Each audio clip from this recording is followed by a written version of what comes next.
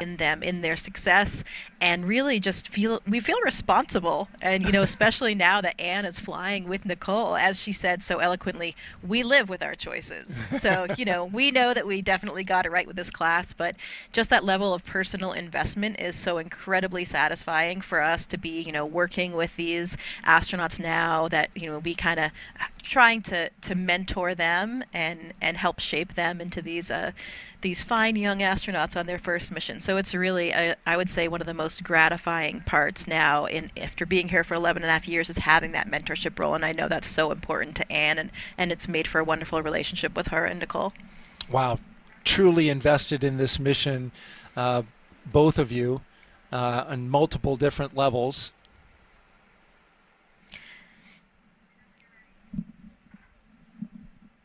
Let's talk now about Takuya Onishi. This will be the second mission for Takuya, going to the space station. He's a JAXA astronaut. He launched aboard the Soyuz MS-01 mission in 2016 and spent 113 days in space as a flight engineer for expeditions 48 and 49. Onishi received a Bachelor of Engineering degree in Aeronautical and Space Engineering from the University of Tokyo, and soon embarked on a career in aviation with All Nippon Airways in Tokyo.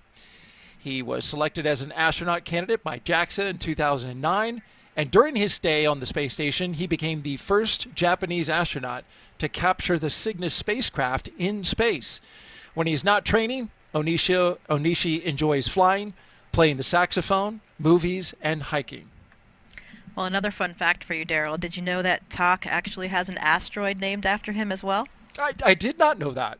Are you serious? Absolutely, yeah. So another thing to add How did to that his come incredibly, about? I'm actually not sure of the whole story, so we'll have to dig into that one a little bit more.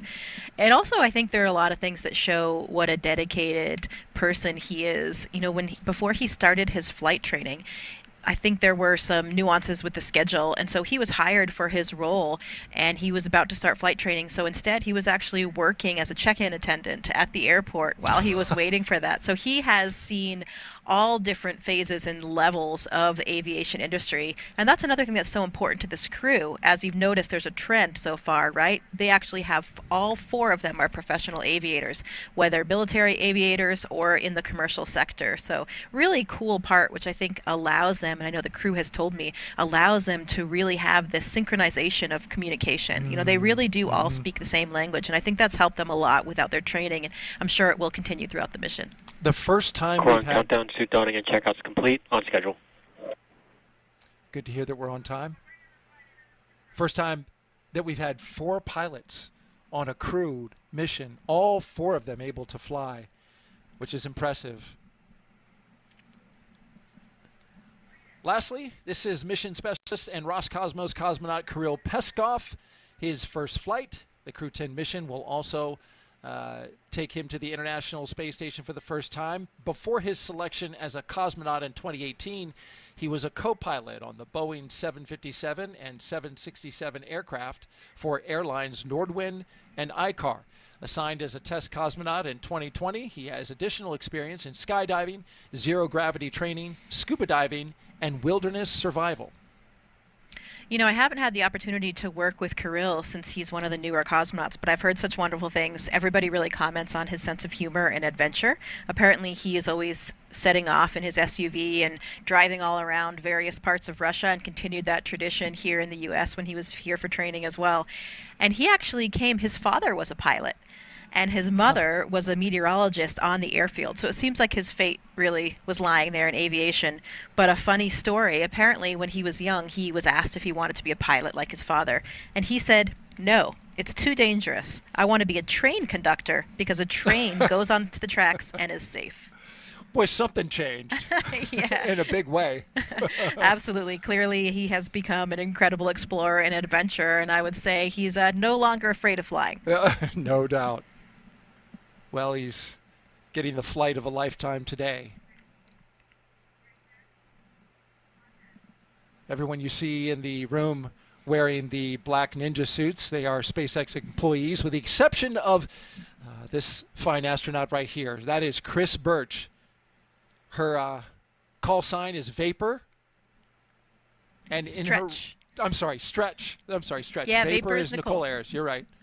But she's in the role of astronaut support person today. Yeah, that's right. So she has been in quarantine with them, helping, complete any of the tasks that she can along the way, and really being that main contact point with our office to assist them with whatever they need during this week. It's a really great opportunity, learning opportunity for her as well, since she hasn't been to space just yet, to see it all from this side. And I think, that will make her even more successful in her eventual mission. There we see the crew getting some photo opportunities inside the suit-up room. I'm sure it's warm in those suits without the circulating air. Yeah, they're probably getting a bit warm about now. How long do these crews train before a mission like this when we get to this day? We're typically assigned, ideally, about 1.5 to 2 years before the mission. So that is, the way they've worked out the training flow to accomplish all the different things we need to do, ranging from the SpaceX training, which you can see right here, which occurs primarily in Hawthorne in Los Angeles, and also all of the space station training, which happens really all over the world, back home in Houston, and then also in all of our partner countries.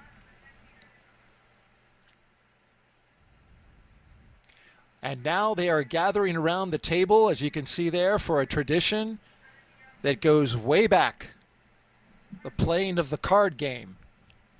Yeah, this dates back at least as early as shuttle times. And the idea here is that the crew plays a card game with the chief astronaut, and you can see here Joe Akaba. And, maybe there's still a little bit of intrigue and mystery involved in the game, because depending on who you ask, you get a slightly different answer. I think the more popular answer is that they play this game. I think it's just going to be a simple high card game here. And they usually play until the commander loses. So that means, they get all of their bad luck out of the way, and then they are ready to go for their mission. There's another version that they play until the commander wins, but I think it's the commander loses. Maybe we'll keep a little bit of that intrigue to ourselves. It looks like they are playing a high card, and she just held back a face card. It's always nice to have a kind of tradition and also a lighthearted moment for the crew to be there with our boss and just to, enjoy one of these traditions along the way. I think it's one of the things that keeps it special.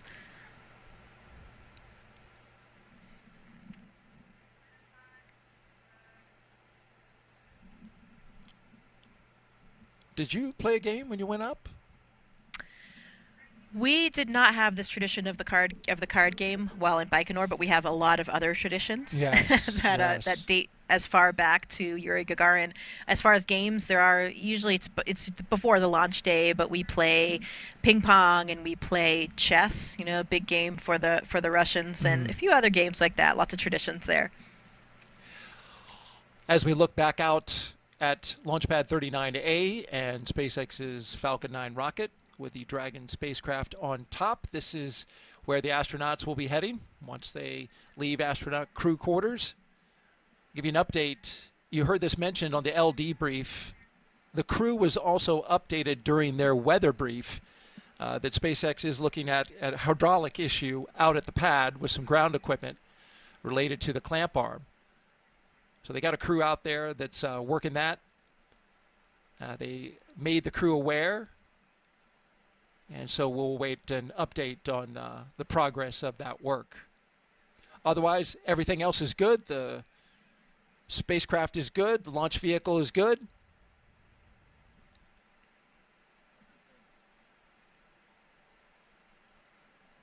An interesting note now about Crew-10. After the long-duration mission is complete, fast-forwarding to the end of their mission, Crew-10 will be the first NASA commercial crew mission to target a return splashdown in the Pacific Ocean.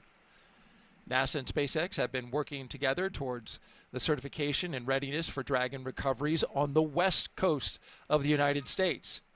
Since 2019, Dragon recoveries have been like this, primarily occurring off the Florida coast. SpaceX is moving Dragon recovery operations to off the coast of California to allow Dragon to complete its deorbit before safely jettisoning the trunk over the Pacific Ocean now, which is comparable to the first 21 Dragon missions. Crew splashdown locations are on your screen now. You see the map. They will be near Los Angeles, Oceanside and San Diego, California. The crew recovery vessel, Shannon, will be stationed in Long Beach, California to support the new operations. This will establish this capability that improves public safety. NASA and SpaceX worked for months establishing a number of things. So they had to get new sites, obtain regulatory approvals. They performed engine assessments, software changes, tabletop exercises, and flight rule updates. So a lot went into this to move this operation out to California. Crew-9 is still targeted to come home the way that we traditionally do, near Florida, off the coast. But this is a change for Crew-10. Yeah, and that vessel named Shannon, that's after NASA astronaut Shannon Walker. These ships have actually been named after astronauts that have flown on the Dragon vehicles. So another nice touch that we like and that's steeped with tradition.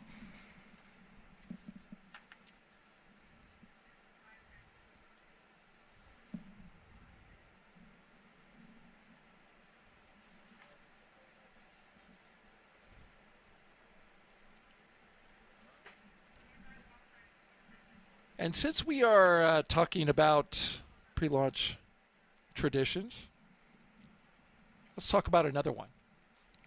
The signing of the patch. Yeah, so here they are. You can see Anne McLean signing just underneath her patch, and there's Vapor doing the same thing. This is signing the mission patch across from the suit room that we were talking about earlier. So one of the traditions that we've started as we're gearing up for our flight. They'll also likely, or they actually did already place a sticker at the exit, and may or may not do another one. I think as they're heading out, I think that one is not necessarily done anymore. I like the other tradition of the license plates. We'll probably get a view of that one. Maybe we can save that commentary for when they see them come out. Yes, indeed. Now, were you able to go out there and see the signing of the patch? No, I'm not sure exactly when that signing occurred. This was a different one. Okay.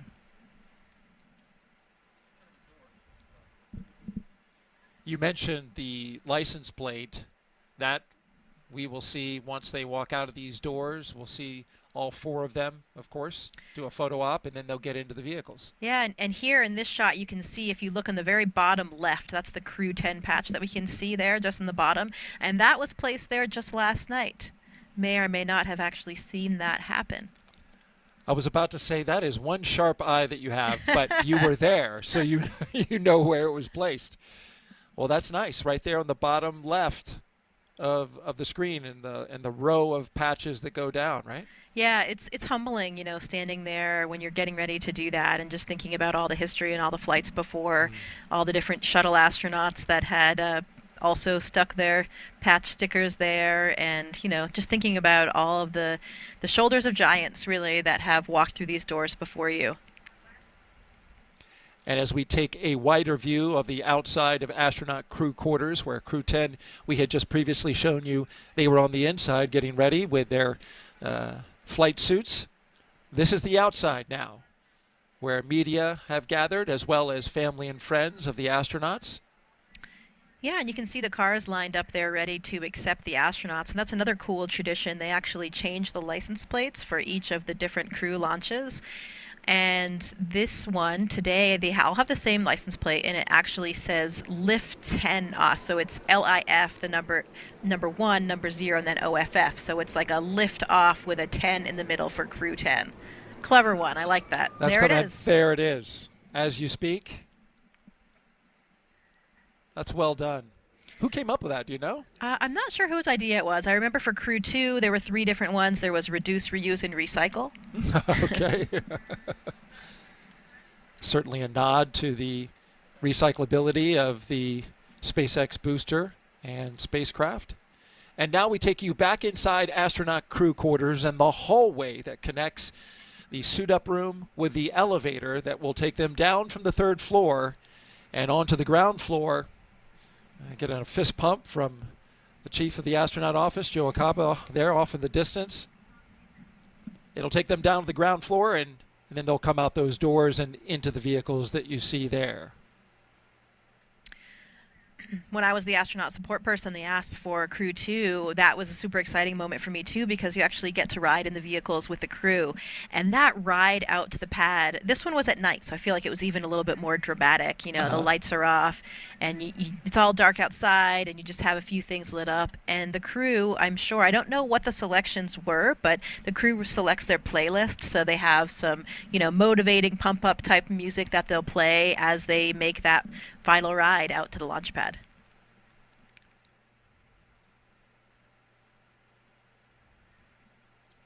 They get that playlist put together.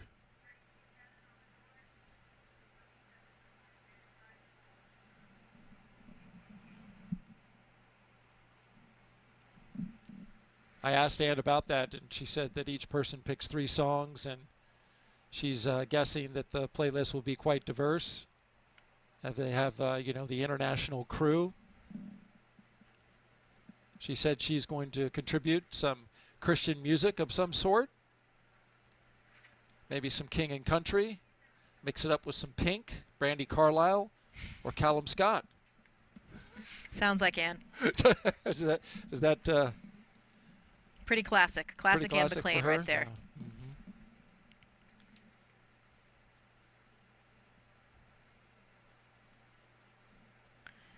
So outside, some of their closest family members are gathered, and a few of our, you know, important personnel, management side for NASA and SpaceX. So it's another cool last moment to have that final interaction, and, you know, real exchange some words, see your loved ones before you head off to the launch pad. Very special moment. A lot of emotions running strong for sure. I'm certain.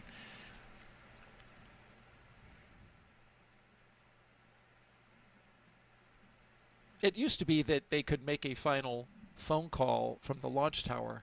I'm not sure if they're still doing that. Yeah, we're not doing those phone calls anymore. That was what, in that previous ASP footage, that was one of the things that I was doing as a support person, is there's that old school phone there up in the tower, and you dial the numbers for the crew members, and they make that kind of final call. But it wasn't really something that was as pertinent as it was back in the day, now that, you know, you're kind of in comms with your cell phone up until the very last minute. So, yeah, something that we're not doing any longer. And there's a grand view from up high here at the Kennedy Space Center, the operations and checkout building, where we will document the journey from the ONC to Launchpad 39A. It's about a 20-minute drive, give or take, depending on how fast they go. But the good news is they get a security escort, so there's no need to stop at any stoplights. Right, you got to make it a little bit more dramatic, you know, with the sirens blaring and the different colors. It adds to the whole atmosphere.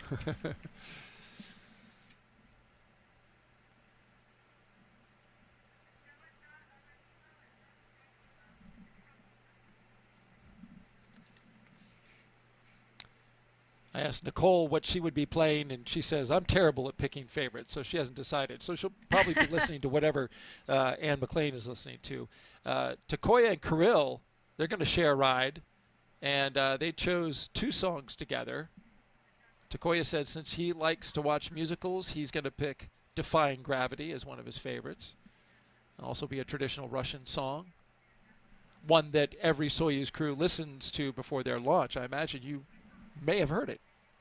Oh, yes, I know exactly the song. I will be excited to hear that one. That brings back a lot of nostalgic memories for really everybody that's flown on the Soyuz.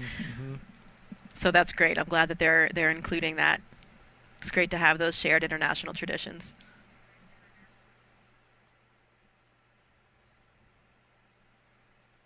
If you're just joining us, we are T-minus 3 hours and 24 minutes until liftoff of Crew-10 from Launchpad 39A here at the Kennedy Space Center in Florida. There is your crew. On the right, countdown, stepping into crew walkout and ONC departure on schedule. big waves, humble hands, and a round of applause from all the support staff there. I always think it's neat that they walk into an elevator with a giant poster of themselves on the back. How long do we wait before the doors close? You know, there they go. Well, it's about 5 minutes. Yeah. which I imagine they get down to the first floor quicker than that, but you know how it is. You got to have timelines, and you got to hit those times right on. So that's right.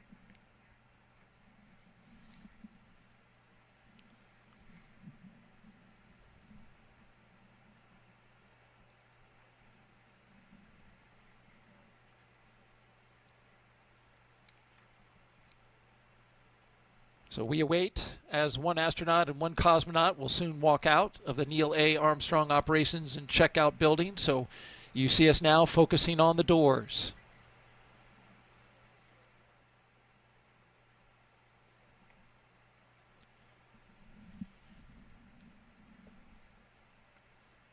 Two astronauts, one cosmonaut, and a JAXA astronaut.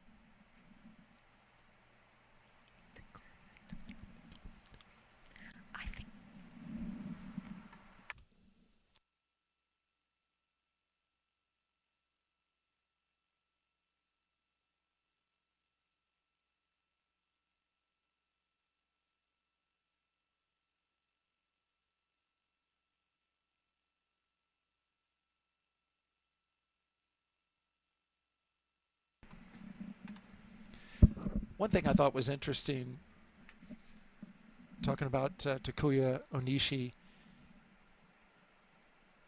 I thought it was really interesting, he said this in the press conference, that after his first space flight, he trained to become a flight controller because he wanted to see the entire operation from the other side.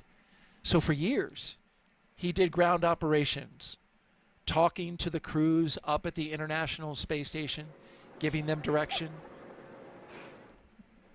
And now here he is. He's going to go up there and be the person that runs the whole ISS. Yeah, he'll be the station commander, and I'm glad that you brought up that role that he had as the flight director. That's not something that we traditionally do as astronauts, but it was something that he really wanted to do.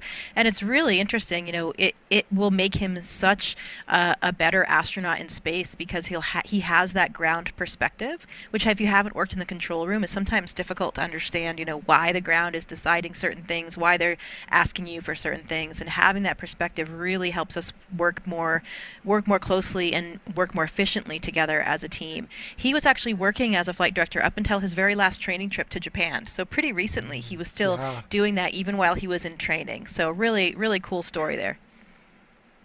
Imagine his confidence is soaring. And I think just in that last shot, we saw Haley Esparza and Katie O'Neill come out. They are really our prime points of contact for all astronaut operations with SpaceX. And here they come. Crew-10 taking their first steps outside as they prepare for their journey to the International Space Station. Commander Ann McLean doing some dabbing.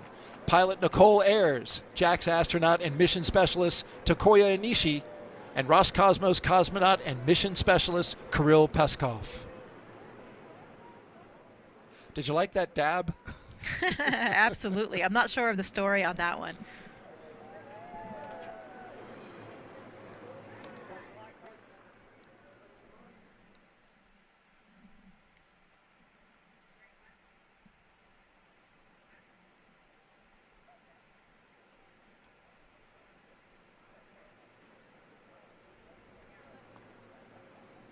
See the astronauts throwing up some heart signs.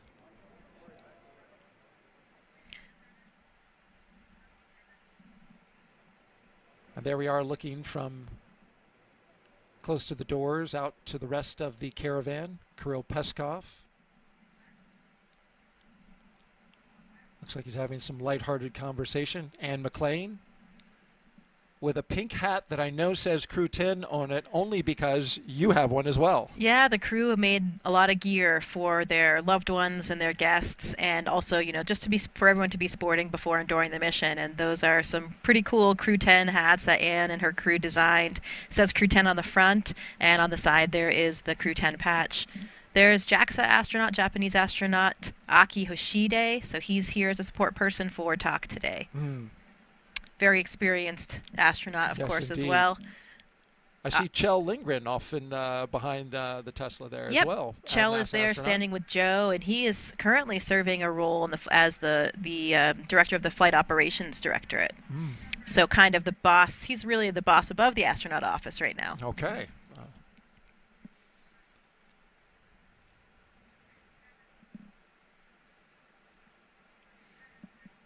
I see some Crew-10 shirts out there as well being worn. We'll talk more about how they design their mission patch coming up in a bit. But we want to focus on the live action at this moment. Gull wing doors are up. But in a few moments, they'll come down along with the windows. And that'll give an opportunity for the crew to say a few words before they drive off.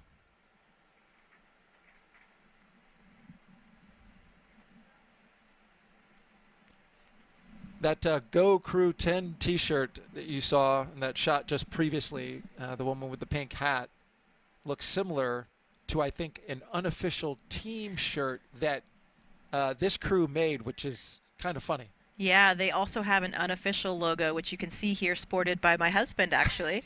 This is a great one, and it's kind of just really shows you the sense of humor of the crew. Anne is certainly not a short woman. She's taller than me. I think she's 5'7" at least, if not 5'8". But her crew is exceptionally tall, if you notice in the suit room and when they were all standing together. So this is kind of their unofficial logo, where they have these 3 giraffes, and then they have Anne, the short little panda. With her call sign, Anne Nemol, below. Yeah. That's right. That call sign is something that she had from her rugby days when she played with the Atlanta Harlequins. So we still call her Animal quite frequently in the astronaut office as well, and it's a call sign that really suits her personality. You don't earn a nickname like that unless you can really lay down a hit, I'm guessing, in rugby. You know what I mean? Absolutely.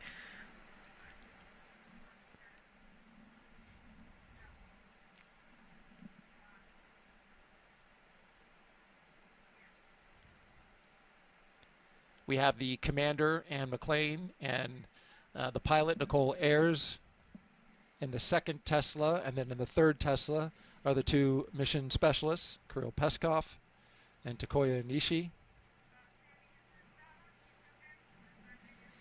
You see there NASA security will be leading the way. And what a beautiful day for all involved to be outside watching the crew drive away. I mean, the weather is spectacular. It's perfect. And that last shot there, we saw Anne's mother by the side of the car and, getting her last goodbye there. And that was Kelly Curtis, who's escorting for our office. Kelly has had an incredibly personal and close role with so many astronauts and their families. So it's such an important role that she plays for us. And there are the windows down as Anne says some words out to the folks who have gathered there. They're clearing the way and will be departing momentarily.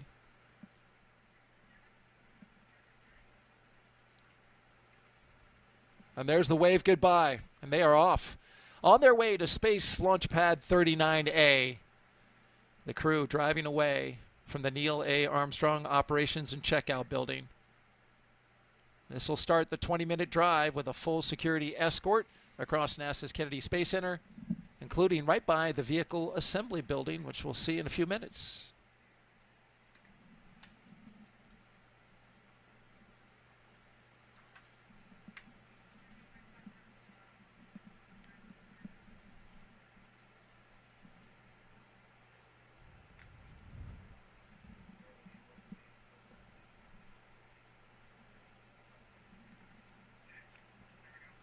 As we watch the crew make their way to their launch pad and waiting rocket and spacecraft, let's hear from the crew. And we begin with Commander Anne McLean.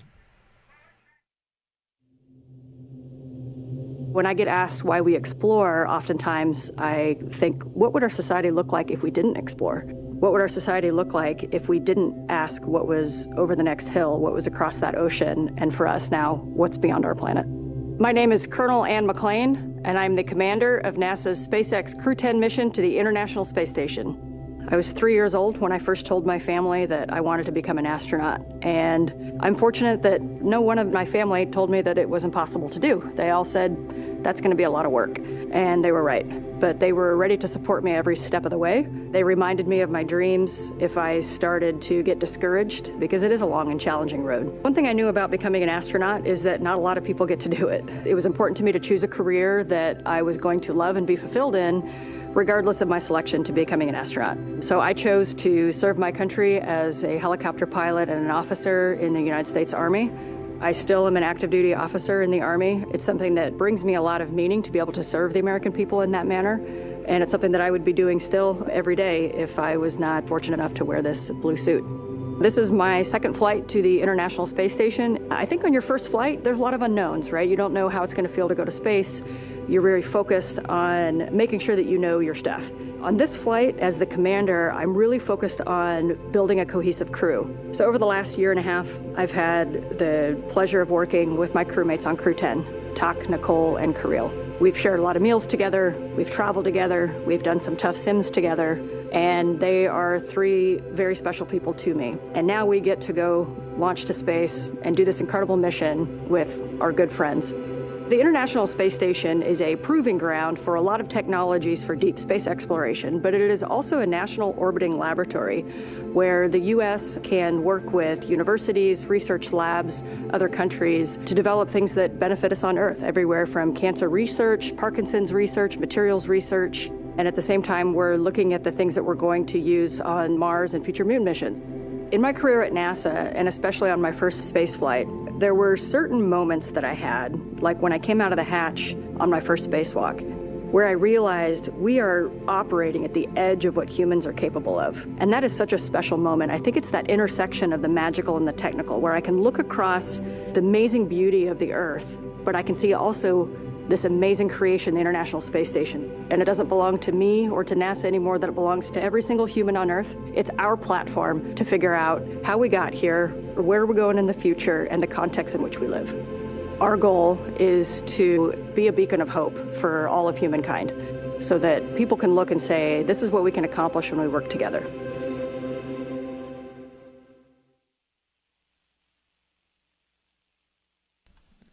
The next member of Crew-10 we'd like to hear from is pilot Nicole Ayers. Space exploration is so important for humanity. You know, we learn so much as we get further away from Earth. Every time that we make a further step, we learn something and we learn how to adapt, and that is so important to humanity. We are explorers, each and every single one of us. My name is Major Nicole Vapor Ayers, and I am the pilot on NASA's SpaceX Crew-10 mission to the International Space Station. As a little kid, I always wanted to be an astronaut from the time that I was about knee-high. Growing up in Colorado really inspired me to go explore. I loved exploring in the mountains and learning how to camp and hike and live in a weird and exciting environment. Growing up as a twin is probably my favorite part of growing up. You have this built-in best friend to get in trouble with, to go exploring with. We grew up right there in Colorado Springs. We got to see the Thunderbirds fly over the Air Force Academy every year, which really inspired me to become a pilot in the Air Force. I always had an affinity for the sky and for space. Being next to the Air Force Academy kind of was the natural path for me. So I was a very serious little kid who set my goals really high and worked really hard and never got bumped off that path. I got my wings in August of 2014, and then I flew F-22s in Alaska, got to do some great flying up there in the mountains. I had a no-notice 6.5-month deployment. From there is when I moved down to Houston to start my job as a NASA astronaut. Crew-10 is a group of pilots who are going to space together to execute science and maintenance. We are about to launch to the International Space Station for a 6-month rotation aboard the orbiting laboratory. We've got a great group of humans who are funny and caring and kind and also wicked smart and capable and efficient. Our major goal is to get to the space station, execute the mission as well as we possibly can, and then come home still funny, kind, and caring about each other. Doing science in space is so important because here on Earth, there's gravity and it's a force that holds things down, and in space we can remove that force. And so we get a glimpse into processes and forces and structures that are too small or too weak, and they can't actually flourish here on Earth. Long duration spaceflight is so important for human research to figure out how humans adapt and what happens to your body in microgravity.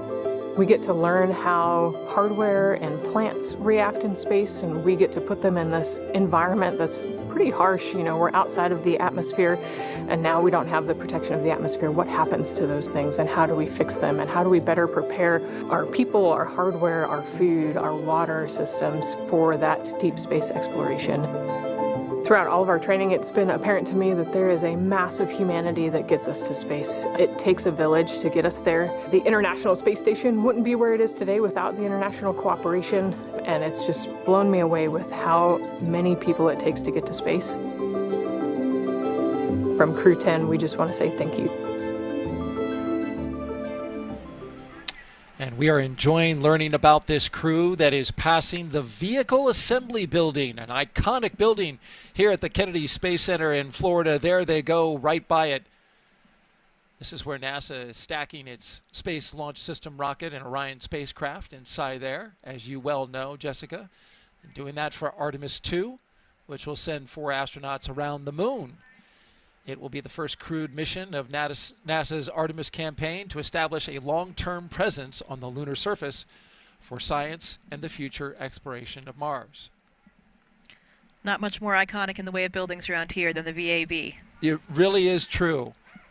And very recently reached a major milestone in that. As you see the VAB in the left-hand part of the screen go out of screen, you see they're building the Mobile Launch Tower number 2 in the upper left. This is inside the VAB, where we're taking care of the twin boosters. Just finished stacking them, both 177 feet tall. They will provide most of the 8.8 million pounds of thrust needed to launch 4 astronauts on a 10-day lunar journey. Since November, crews have used a massive crane to lift and assemble, assembled 10 booster segments, each packed with avionics and motors that will safely detach after launch. Now, with the boosters complete, the focus shifts to integrating the SLS core stage, which you just saw, and we'll do that in the coming weeks. And while we're on the topic, Artemis 2 will carry NASA astronauts Reed Wiseman, Victor Glover, and Christina Cook, along with Canadian astronaut Jeremy Hansen, on a mission around the moon. Here's Jeremy now with an update about a recent training mission for him and his fellow Artemis 2 crewmates.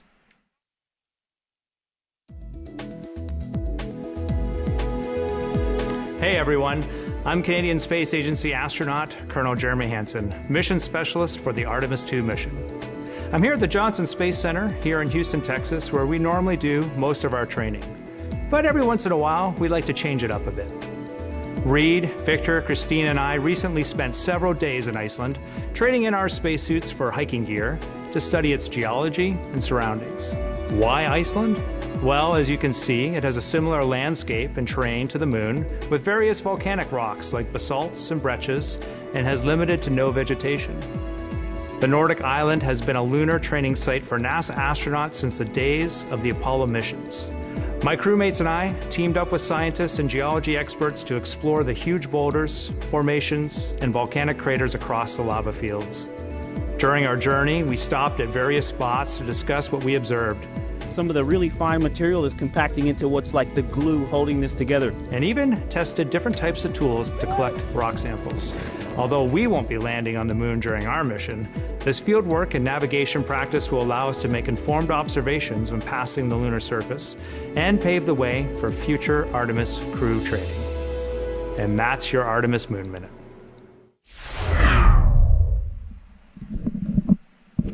For more Artemis updates, scan the QR code on your screen or visit nasa.gov/Artemis-Roman numeral 2 or 2 capital I's. There you are looking out one of the windows of a vehicle in the caravan with the helicopter there following them. What a great shot as they take the NASA Causeway out to launchpad 39A. We're doing a little work, a little construction there on the side of the road, but not to worry. I have to stop when I get to that part of the pad and wait for the oncoming traffic, and then we get to go. But when you got a security escort, you just cruise right on through. And many thanks to our flight team up in the helicopter today, getting some beautiful images overhead on what is a stellar day here in Florida. As you can see there, flying right alongside the caravan as Crew-10 makes their way to the gate that enters Launch Complex 39A. The security, as you can see, pulls off to the side, and the crew continues on.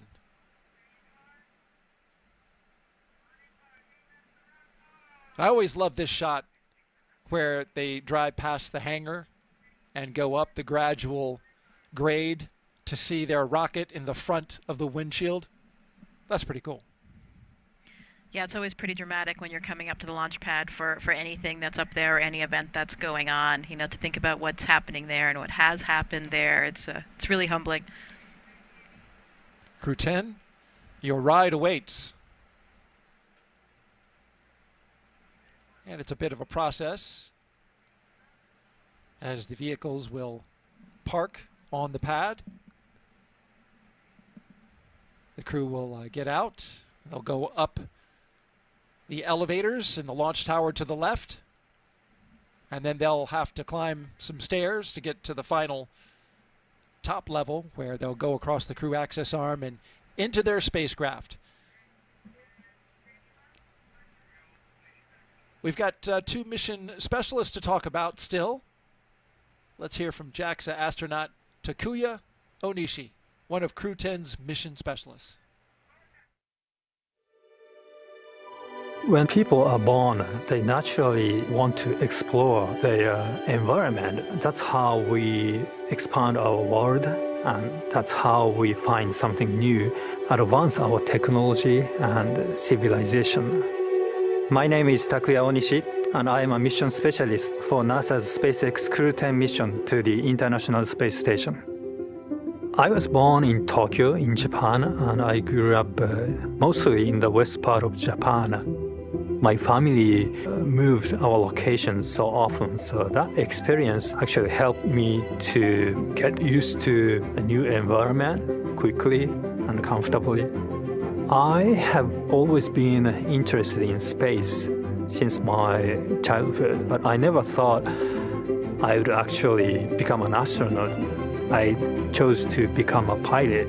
I think I was very lucky because the experiences as a pilot of a commercial airplane really helped me to go through astronaut selection process. Space is hard, very challenging, sometimes unpredictable, and there is no 100% guarantee of success. And that's why I think cooperation is the key to success.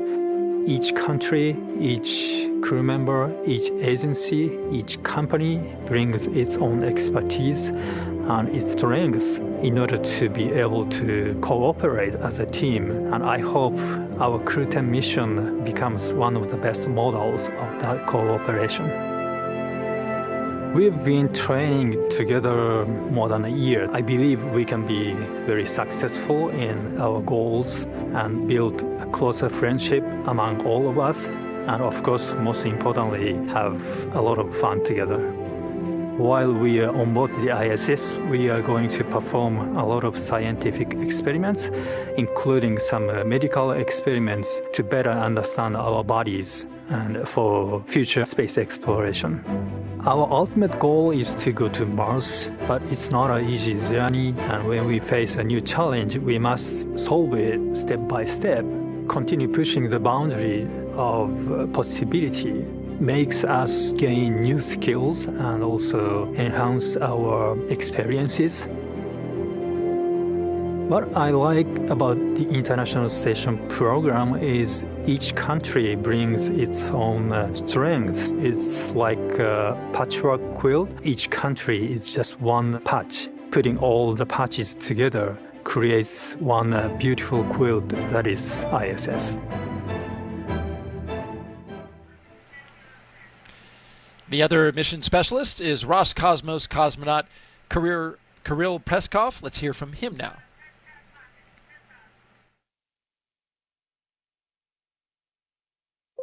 I think that we explore because it's a really deep part of our nature. This is one of my things that makes us humans. My name is Kirill Peskov. I am a mission specialist for NASA's SpaceX Crew-10 mission to the International Space Station. I grew up in a Siberian town called Nazarovo. It's in the middle of Russia, in the middle of Siberia. I decided to be a pilot. Actually, this was my dream during my childhood. And after becoming a pilot, I realized that it's not a limit and we can go higher and further. So I started to work towards becoming a cosmonaut, and now I'm standing here. Our crew is great. I love the fact about our crew that all four of us are pilots. I think that it helps us to understand each other really well, sometimes even without saying a word. Every day we learn something new about each other. The training itself, this is the thing which brings us closer. We do science in space because it's an environment that cannot be created on the ground, and it helps us to develop all kinds of materials, medicines. It helps us to push our knowledge forward. I think doing research is not only on station, but everywhere is somewhere deep inside in human nature. And this hunger for exploration, this is one of the main things which drives us forward and helps us to survive as a species. I think it's hard to overestimate the value of international cooperation in space exploration because it takes much time and effort represented by how much money spent to space exploration. So like more people and more ideas we have, faster the exploration goes and safer and better our life on Earth becomes. I love the space exploration because it's the endless process. When I became a cosmonaut, I was surprised how big this team is. The team who makes these flights possible. It is like thousands and millions of people, and what I would say is to say thank you, not only for aerospace industry agencies, but also for all the people who are involved in creating something and in different kinds of research. You are making the world better.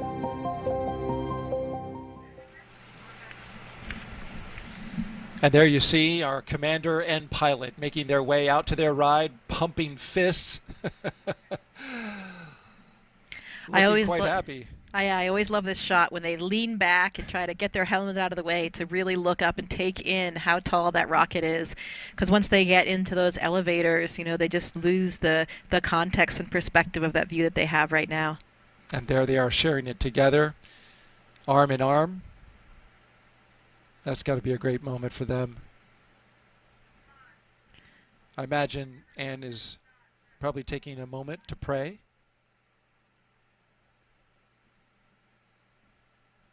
Yeah, there is a lot going on right now in terms of, you know, thinking about all of the preparation that's gone into this and these final moments as you're looking up at the rocket and getting ready to board that elevator. And I can no doubt be sure that Anne is providing some inspirational leadership words as well, because those are the things that she is just natural at. The other thing I love about that elevator is that button that they're going to push to bring them up to the top to get onto the rocket is actually labeled space. There's no floor number, it just says space. So hit that space button and you're ready to go. It's a nice touch once you get in the elevator. But I think it's also kind of funny that when you get out of the elevator, because of the way that Pad 39A was designed initially for not only Apollo missions, but also space shuttle missions, they have to climb one more set of stairs to get up to the level that takes them to space. Space almost. There you go. They'll pop out right there when those doors open up.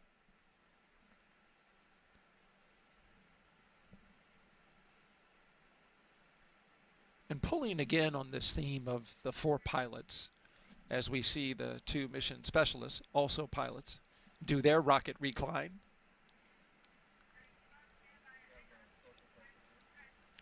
I was struck by what Anne McLean said in a press conference when she said, you know, as pilots, as she ascends the stairs along with Nicole Ayers that we were just talking about, they like to do the pre-flight check, right? Check out the aircraft, look at all the compartments, check the logbooks, maintenance books. But they rely on a very large team to do that when you go to space, because as pilots, they can't do that in this situation. They have to rely on the men and women of NASA and SpaceX to get this equipment ready to go.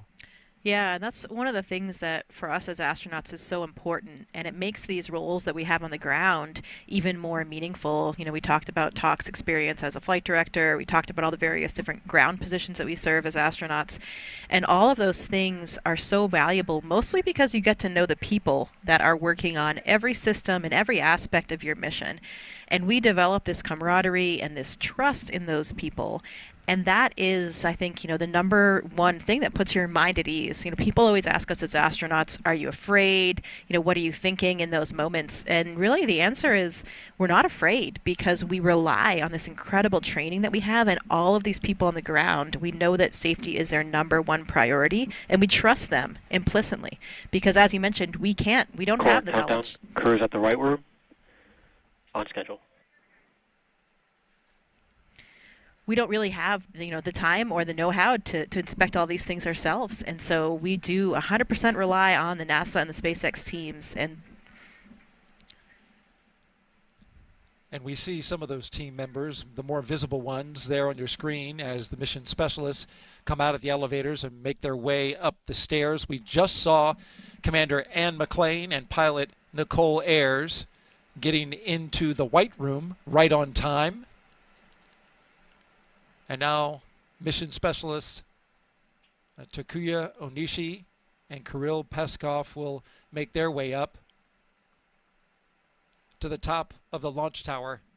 And as you were talking, I was reminded that you have an interesting story about a couple of the astronauts regarding being up this high.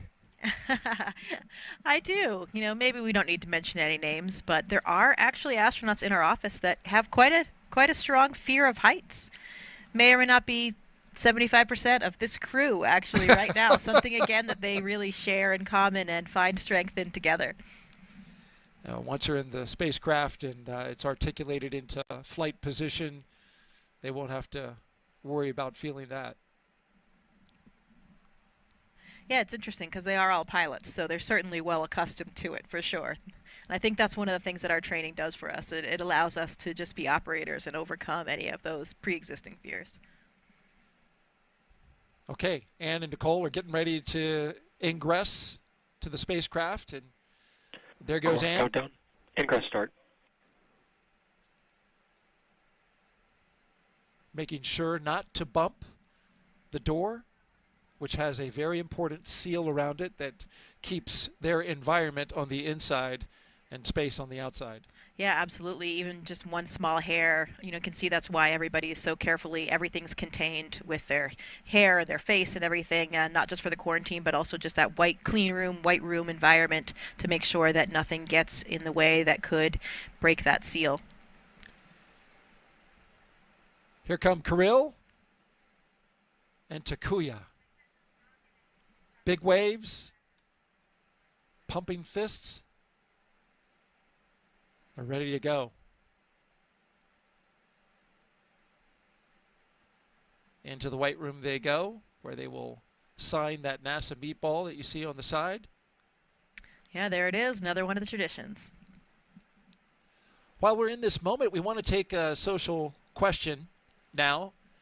If you have a question, please jump on to our social platforms. Use the hashtag AskNASA. Send us a question. Jessica will be doing the answering. She's the expert. And we have our first question now. JVO 9000 asks, how do astronauts deal with stress or anxiety prior, during, and possibly post-launch? Well, that's a pertinent question. I think it really goes to what we were just talking about. Because we have this incredible training and this network of personnel that we rely on, we don't really feel that kind of fear or stress so much because we have so much of this real muscle memory just kind of baked in there. And I think that helps you operate above any latent stress or anxiety. I mean, of course we're humans. Of course we have all the same emotions as everybody else. But when you have that really extensive training and this trust in the hardware and trust in the ground teams, it allows you to be an effective operator and operate beyond that. I was actually talking about this with Ann's mother just today. For us, the launch process is really not that stressful. It's really much harder, much more difficult for the loved ones and the families on the ground because they don't have that same level of training. They don't know exactly what to expect the whole way. They don't necessarily have that trust in the hardware like we do. So they're the ones that I think this day is so stressful for, not necessarily us as astronauts. How about that? I've heard other astronauts say that all of that training, just like you mentioned, it is muscle memory. They have done it so many times that it feels like on launch day, just part of the training. Yeah, and it was certainly like that for me on my launch. You know, people always ask like what you felt like, and we had been through that entire sequence so many times in the really high fidelity simulators that we trained in Russia that I almost had to remind myself that the end of the day was going to be different. You know, I was actually not going to go home to the cottage for dinner. I would be in space at the end, you know, only after about 8 minutes. And then you hear things, you know, you feel the rocket move a little bit, you hear a groan from the fuel system, and those are the things that are like, wait a minute, this is a little bit different. We've got another social question. This one directly to you, Jessica, about your experience. What was your favorite place on Earth to see, presumably when you were up at the International Space Station? Yeah, that's a tough one to pick just one because this vantage point that we have is so unique and special. I think some of the things that I wasn't really aware of were, for example, all of the different colors and textures of the dunes. So if you look in Africa or in the Middle East especially, all these different colors and textures and crazy intricate shapes that I was really not that prepared for. You know, it's if you zoom in with a 400 millimeter lens, it's like a modern art. It's like you're going to a modern art museum and capturing all of these images. It is it's really just jaw-dropping. I really also liked seeing all the currents, the way the water swirls, especially in the coastal regions, the different color swaths that you see, the glaciers, coral reefs, around. I had been diving in the Great Barrier Reef a few years before my mission, so it was really cool to see the reefs off of Australia. The Patagonia ice fields, another favorite spot of mine, where these like glacial tongues kind of come down, and you see these high-altitude turquoise lakes, and it reminds you how beautiful the planet is. And there are so many places that I know now that I need to explore that I weren't even necessarily on my list before my mission. And you saw Antarctica, a place where you did a lot of research. Yeah, given the latitude, given the inclination of the space station, we don't get an incredible view of the Antarctic, unfortunately. I wish that we did, but you can see the Southern Ocean and a little bit in the distance.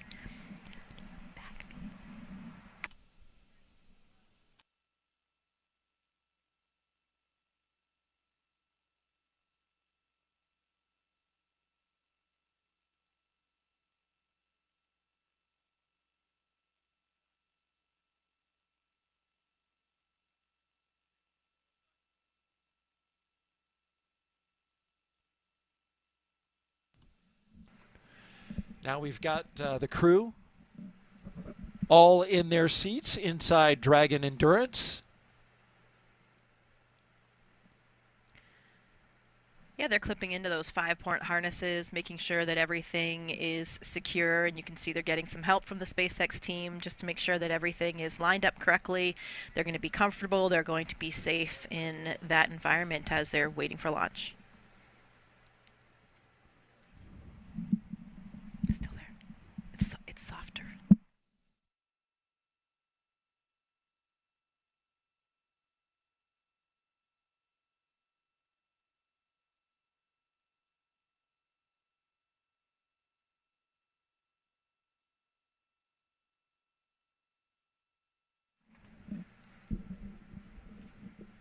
All right, once the crew gets settled into Dragon, we will start hearing a lot more chatter on the mission loops.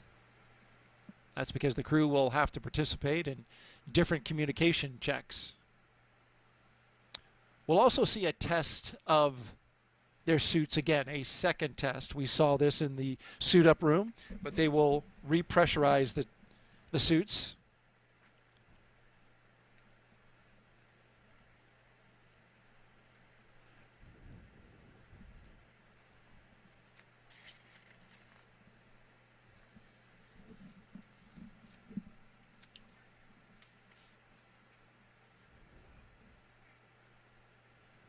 From left to right, we have Kirill Peskov, mission specialist.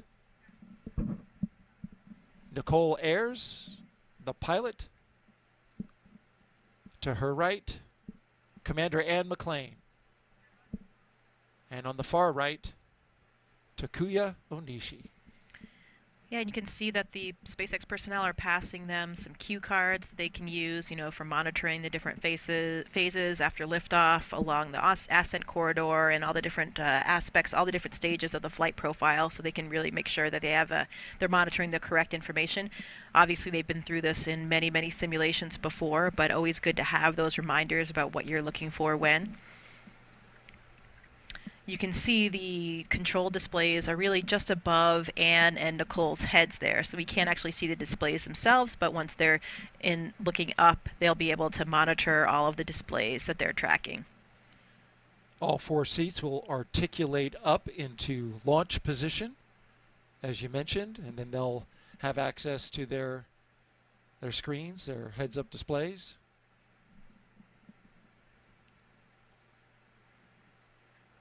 But it's time to suit up right now. They held off putting those gloves on until this moment.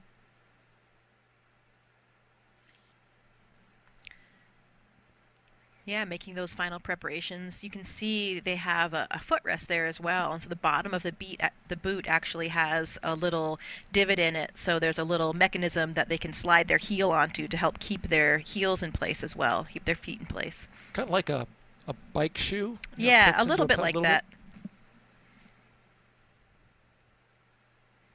Lots of zippers. You need to make sure that you have good integrity in all of those closures to make sure that you can maintain your pressure in any possible emergency when we would need to pressurize those suits. Of course, that's the reason why we wear these pressure suits. If for any reason you had a depressurization of the vehicle, then that suit would be able to maintain pressure to keep you alive, delivering all of the necessary life function. So they're getting oxygen through that suit. They have their communication lines into that suit.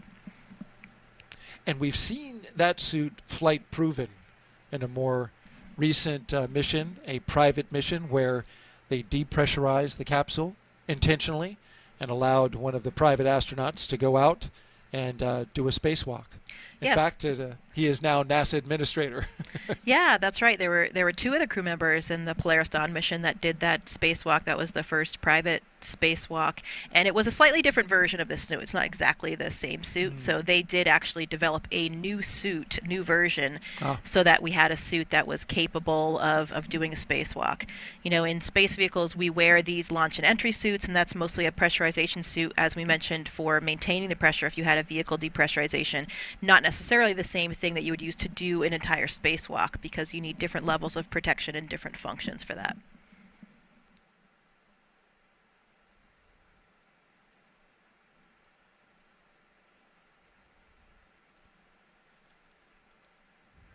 We've got 2 views here. On the right, Crew-10 seated in their capsule Endurance. And on the left, the small box, you can see our flight team here at the Kennedy Space Center orbiting the pad with what has been a spectacular day so far and will continue to be. Just beautiful outside. Temperature in the 70s. Winds are calm. You see a few waves breaking off in the distance. I was out there on the beach this morning. It was beautiful, wonderful sunrise. You can see one of the windows there just by Talk's head as well, and that's one of the cool differences between Dragon and from the Soyuz ride that I experienced. The Soyuz actually has a fairing that covers it until you've lifted off, so you can't see, you don't actually see out the window when you're lifting off. But with the Dragon, you actually have a view as you're clearing the launch pad, so something that's pretty unique, and then starting to see the coast of Florida as you disappear and get kind of further and further up there. Those windows are actually great viewpoints for viewing all things really from space, especially the aurora. You've probably seen some of the amazing photographs that astronauts have taken, particularly Don Pettit, who's up there right now, an incredibly skilled photographer. Oh, he's done a great job, hasn't he? Yeah, his time lapses of the aurora and star trails are really exceptional, and several of them now are taken from these Dragon windows. How about that? He goes into the Dragon to get that shot. Yeah, there are lots of different windows for pictures. We have our cupola. There are some windows in the Russian segment. There's a window called Wharf in the lab that has really good optical quality, and then we have these Dragon windows as well. And folks, if you have any questions for astronaut Jessica Meir, who's been to space, done work on the International Space Station, was part of a historic spacewalk with fellow astronaut Christina Cook back in 2019. Just send your question with the hashtag AskNASA to our social media accounts on Facebook, Twitch, X.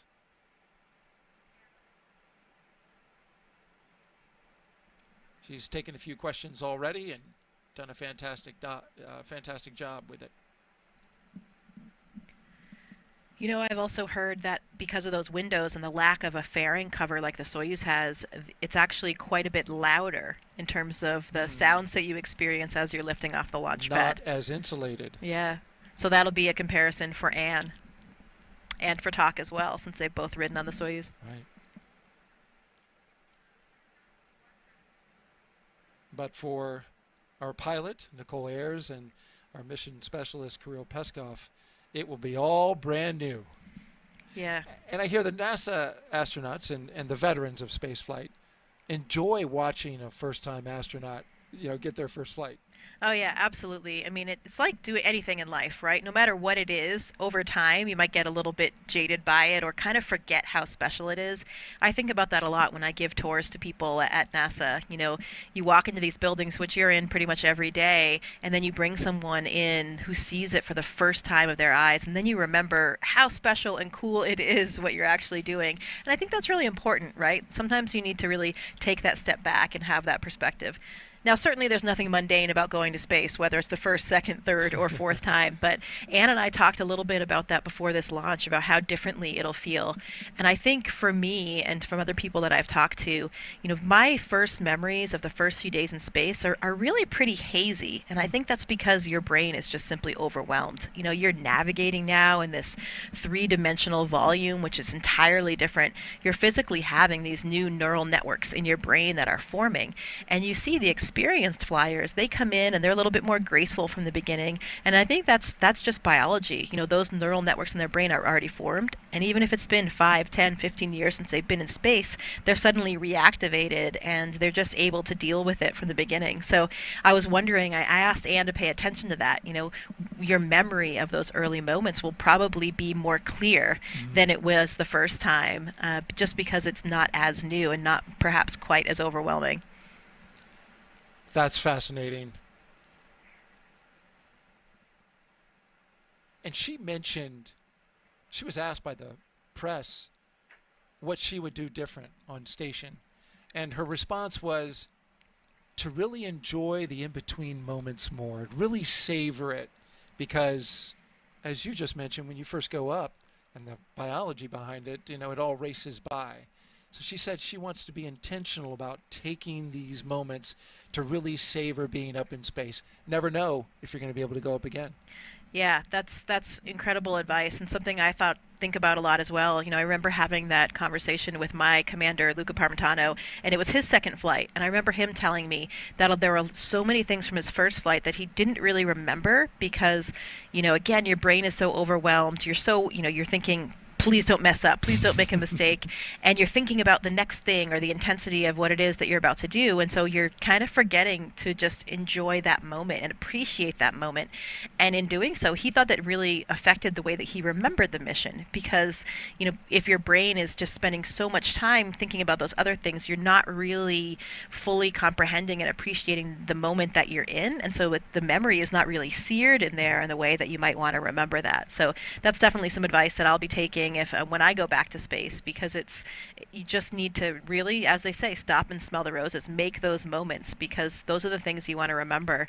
And the space flight, when you're up there, I was up there for almost 7 months. It seemed like a long time, but relative to the amount of time I've been here on Earth, it was very, very short. And now, I've been back for 5 years, and it feels almost like it was a dream. It's hard to believe that it actually happened, because it's just so different and extraordinary compared to everything else you've done your whole life.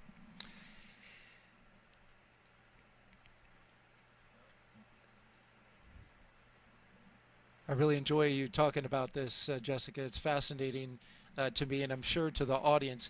If you are just joining us, you are watching live launch coverage of Crew-10, NASA and SpaceX's 10th operational mission to the International Space Station.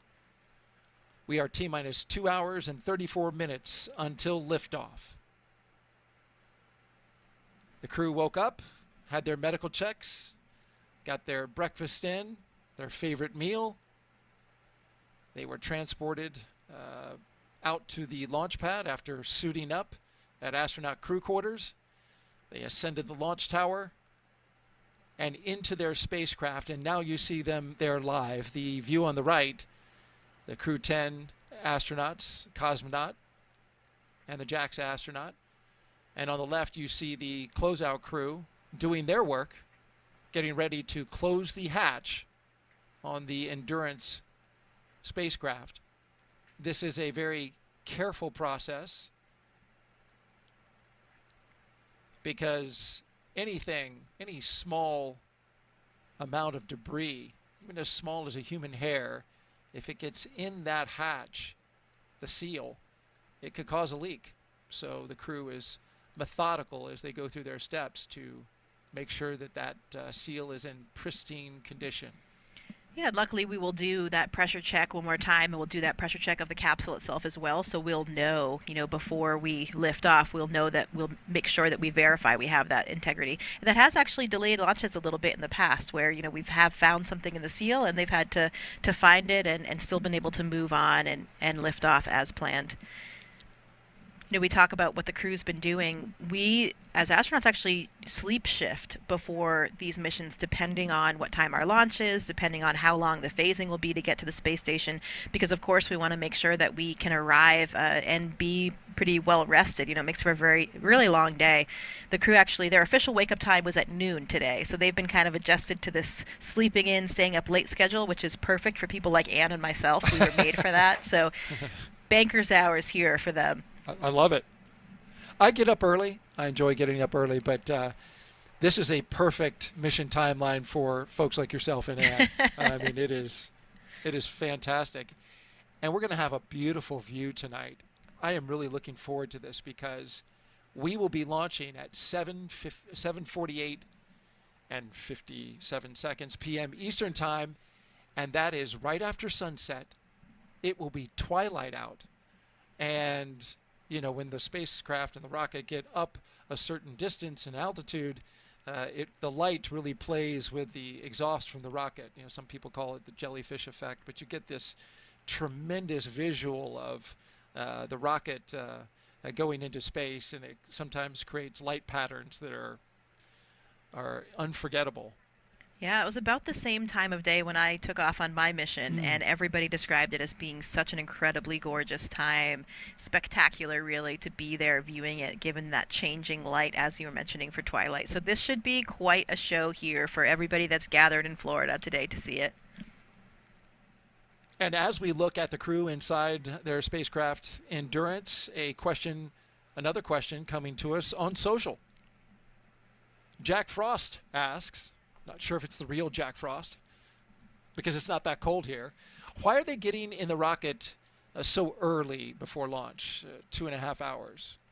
Yeah, so for all space missions, we really kind of have to backtrack the amount of time it takes to do all the things that we require to launch on time. So we want to make sure that we have enough time in the timeline to get the crew safely into their seats, to get them all strapped in, to do all the pressure checks that we talked about, to make sure that their suits have good pressure integrity, good comm checks, to make sure all the systems are functioning normally, to shut the hatch, and again do that another pressure test to make sure that we have good pressure integrity for the vehicle. So for this particular vehicle, the way that this timeline has worked out for the crew gets them in the vehicle, about 3 hours before launch. It certainly has a little bit of padding in there too, because sometimes you might have something slightly off nominal, not according to plan. Maybe you have to address an issue with a suit or something like that. But this is a pretty finely honed timeline, and now that we've had several of these missions, it has changed a little bit over time, but I would say this is probably the maximized timeline in order to shorten the crew day for the reasons that we were talking about earlier, to make sure that they're rested for the long day that they have ahead, but to make sure that we have enough time to accomplish everything safely and successfully.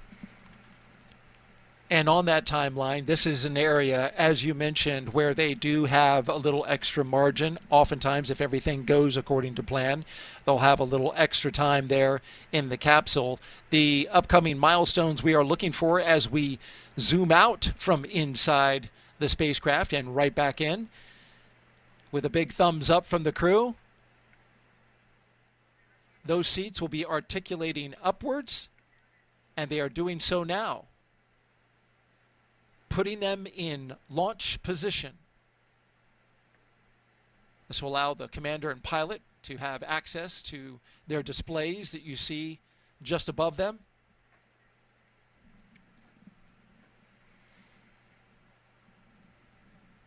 This is also helpful to the astronauts who can't spend forever on your back. It's a comfortable position, I'm sure, but there are SpaceX seats are in the launch position. There are concerns that, and I know this from the Artemis missions, that you can only spend so much time on your back. So with SpaceX and the late load, it's very convenient. It's a very short amount of time that they spend on their back before going up into space. And now we're getting some of those comm checks.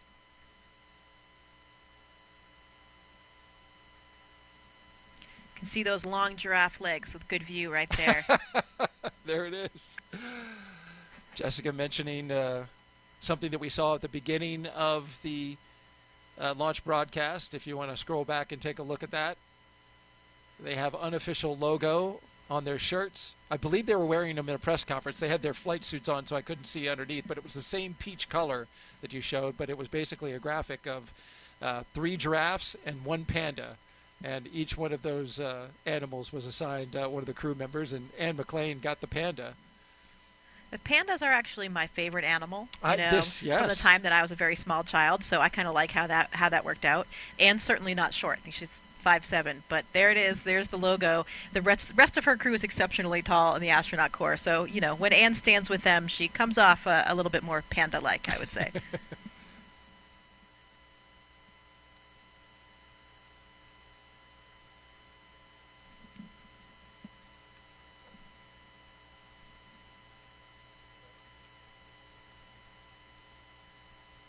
So the next few milestones we should see. Dragon, SpaceX, you are go for Section 2, suit leak check preparation. That's right, is suit leak check. This is the second of the day. Copies, we are go for Section 2, suit leak check prep. So you will, after that brief initial comm check, they will suit leak check. And so you will see the suits inflate. They'll put their visors down. And then when that is complete, they'll do a full complement of communication checks with each one of the crew members. But right now it's suit leak check. So they are about to inflate.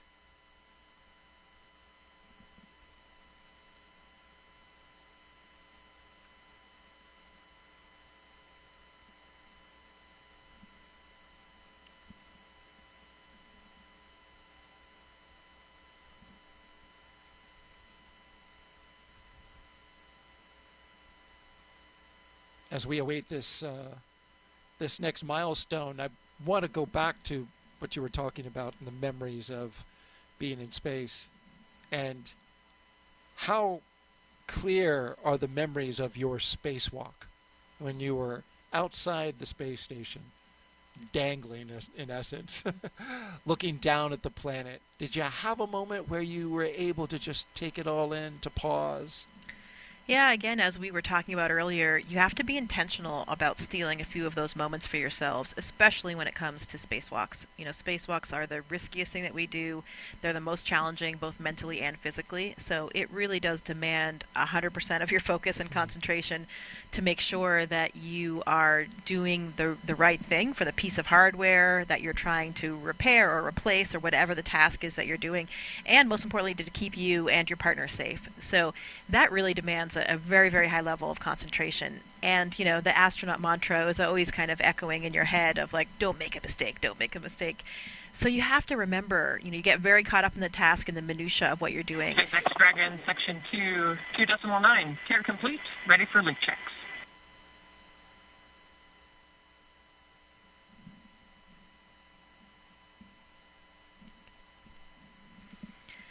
So there were a few moments that I did. I thought, okay, I need to look down. I need to appreciate SpaceX this. copies. You are go for Section 3, suit leak check.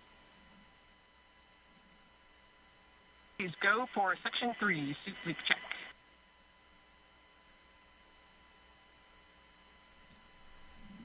And one of those moments was when I was actually in the foot restraint that we have that you really secures you in one position, and I was working with one of the batteries that we had, and Christina was below me, and as I looked down, I saw the view. We were actually coming over those Patagonia ice fields that I was describing earlier, which is one of my favorite spots, and I remember seeing that and just waiting for a second and thinking, okay, wow, this is pretty extraordinary, you know.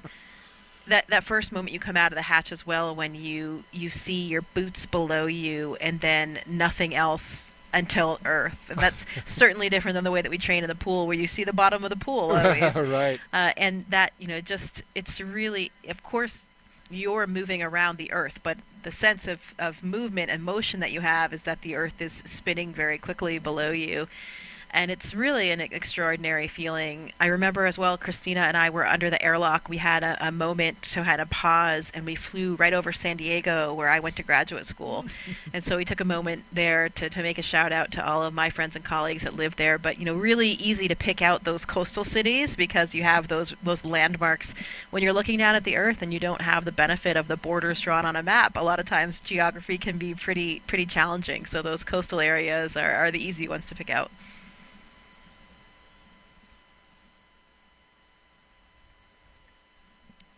Depending on what you're doing on a spacewalk, though, there can actually be pretty long opportunities that you have to appreciate the moment. And I was really jealous. I remember when I was inside flying the robotic arm, Luca Parmitano and Drew Morgan were doing a spacewalk to fix the AMS, the alpha magnetic spectrometer. And there was this one period of time where Luca was just riding the end of the Canadarm, the robotic arm on the space station built by the Canadian Space Agency, and he was just riding it for a very long time. He wasn't holding anything, he was just riding it and really looking off into the solar system and the universe. And if you know Luca, he's a talker, and he started getting quite philosophical as well and talking about what he saw and how he felt. And I was always very envious of that opportunity because I didn't have one of those natural lengths of downtime where you had really the opportunity to do that. But you never know. On my next flight, hopefully I'll have one of those as well. Well, I hope so for you as well, because it just sounds spectacular. What an honor and a privilege to be able to do that.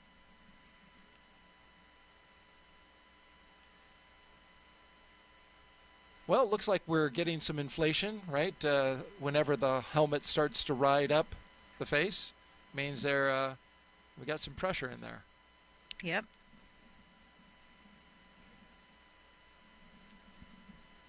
Another social question for you, Jessica. Zryan Dox asks, what happens if the astronauts felt the need to scratch? Oh my goodness. Yeah, that is Hope a they're not good listening. question. Good question, and unfortunately, often there isn't a lot that you can do.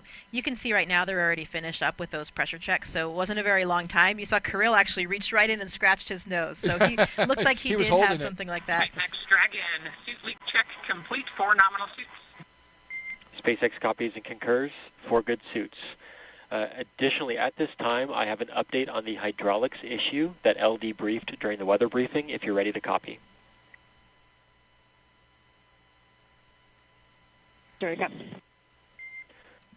All right. The hardware is healthy, but we are currently still evaluating system performance. We want to provide an update no later than T-minus 1 hour.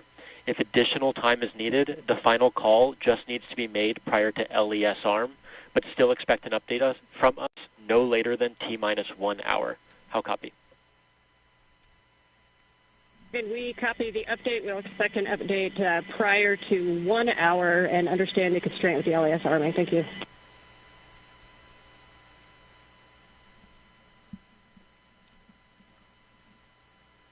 So we've mentioned this at the top of the launch broadcast and another time not long after that, that the crew, SpaceX team on the ground, is evaluating an issue with Dragon hydraulics. SpaceX at this time. Closeout team will perform final closeout steps and exit the capsule. You're go to proceed to Section 4, side hatch close, and report when ready to close the hatch.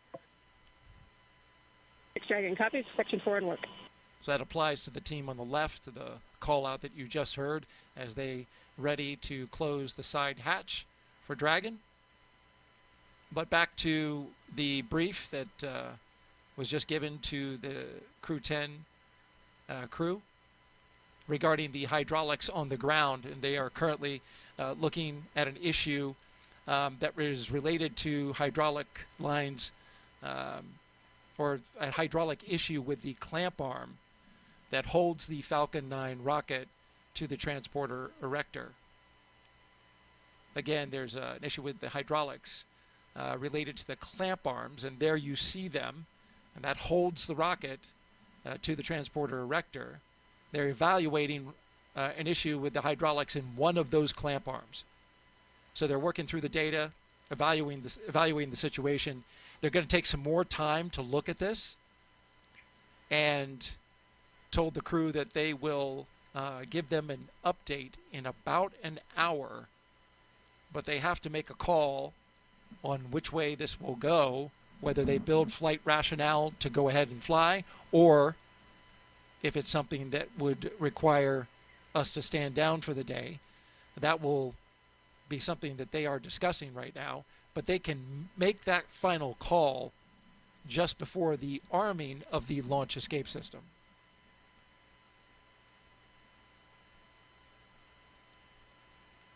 We just completed suit leak checks. Crew-10 is in their seats.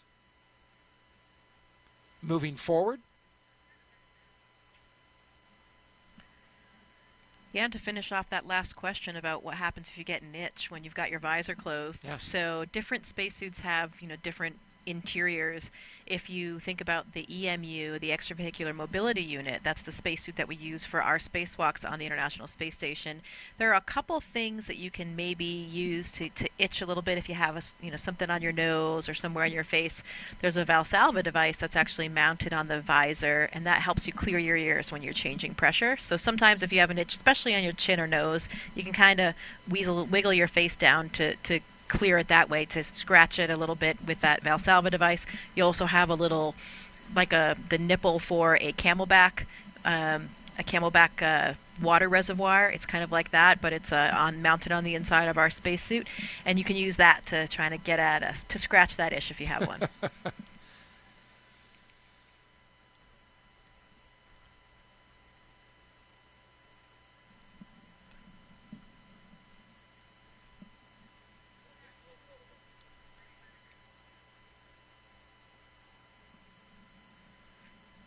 One of the factors that they're looking at on launch day, of course, is the weather, and it couldn't be much better than this. 95% go, winds 12 to 17 miles per hour out of the southeast, temperature 67 degrees expected at launch time. We're in the 70s as we speak, and it has just been delightful outside. SpaceX and NASA not only look at weather at the launch site, though, but also around the world, making sure conditions are acceptable if Dragon has to splash down in the Atlantic in case of an emergency. So, of course, teams are monitoring contingency splashdown locations if the crew had to come back to Earth before docking with the space station. If this were to happen, SpaceX and NASA would coordinate with the Department of Defense and the Coast Guard to ensure crew safety upon splashdown, including ships and air assets to patrol the 10 nautical mile keep-out zone. This is, of course, to mitigate safety concerns for any boaters approaching the area.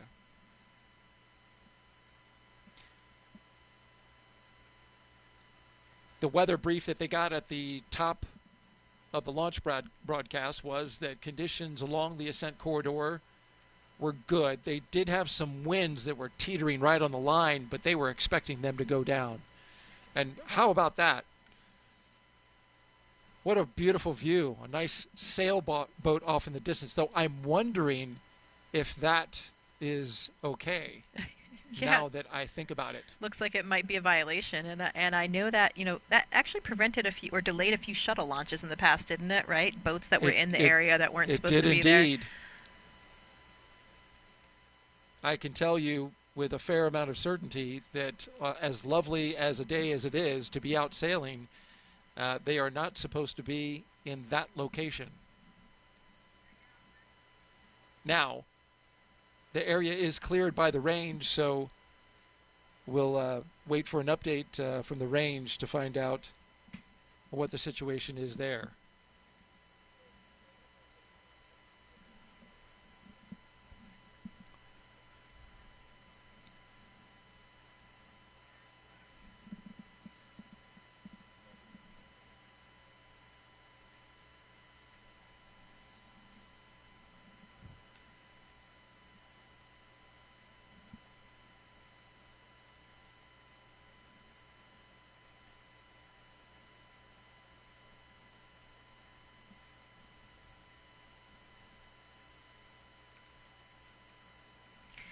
See, there's not a cloud in the sky, so that's another nice feature for the viewing today. Sometimes if there are a few clouds interspersed, you lose your view for a minute or two once it gets above that cloud later, but that should not be a concern for today. Yeah. The high pressure system that's in the area literally swept out all the moisture and storms that we had earlier in the week. We had a cold front pass through on Tuesday, or Monday rather. Dragon SpaceX for hydraulic checks.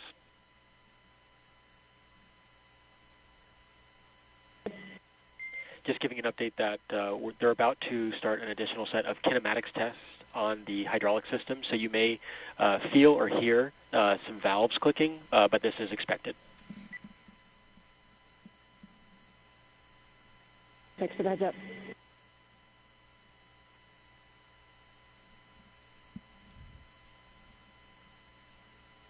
So SpaceX informing the crew that they will be hearing some noise as SpaceX cycles hydraulic valves. This is a situation that they are evaluating in this moment. Dragon SpaceX closeout team is taking final steps in prep for side hatch closure. Stand by for transition to pad hatch closed. Ensure all items remain secure from now through launch.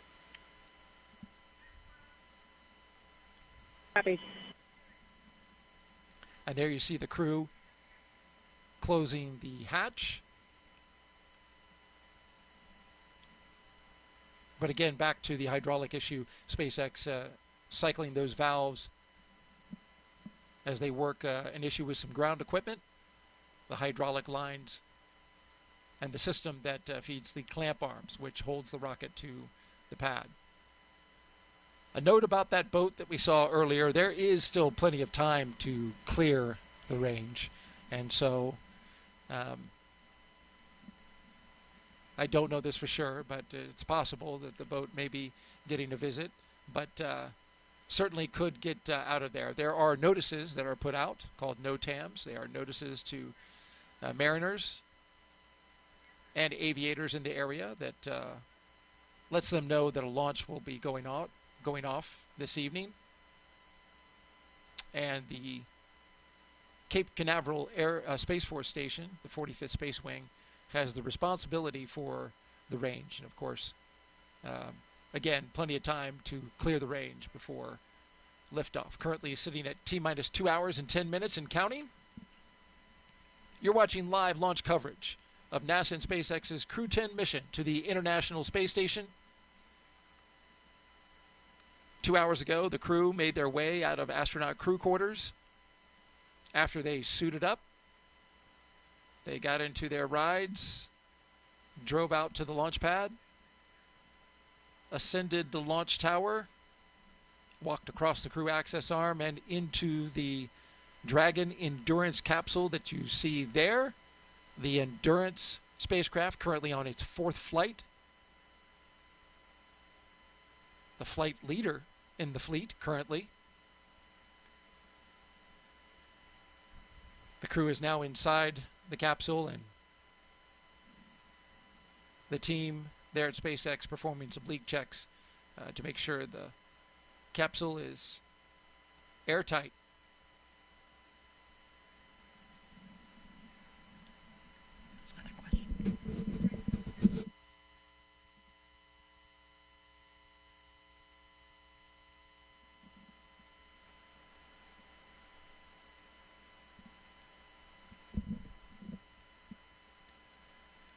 We've been taking your social media questions throughout our live launch coverage. Keep them coming. Hashtag AskNASA on Facebook, X, YouTube, and Twitch. Our next question comes from Spooky Sniper, asking, Jessica, what's one challenge of spaceflight that most people don't really think about? Well, one thing that comes to mind is the challenge that we face when we come back home, because you've been operating in this really intense, novel, exciting environment for 6 months, 7 months in my case, even longer for some of the recent missions.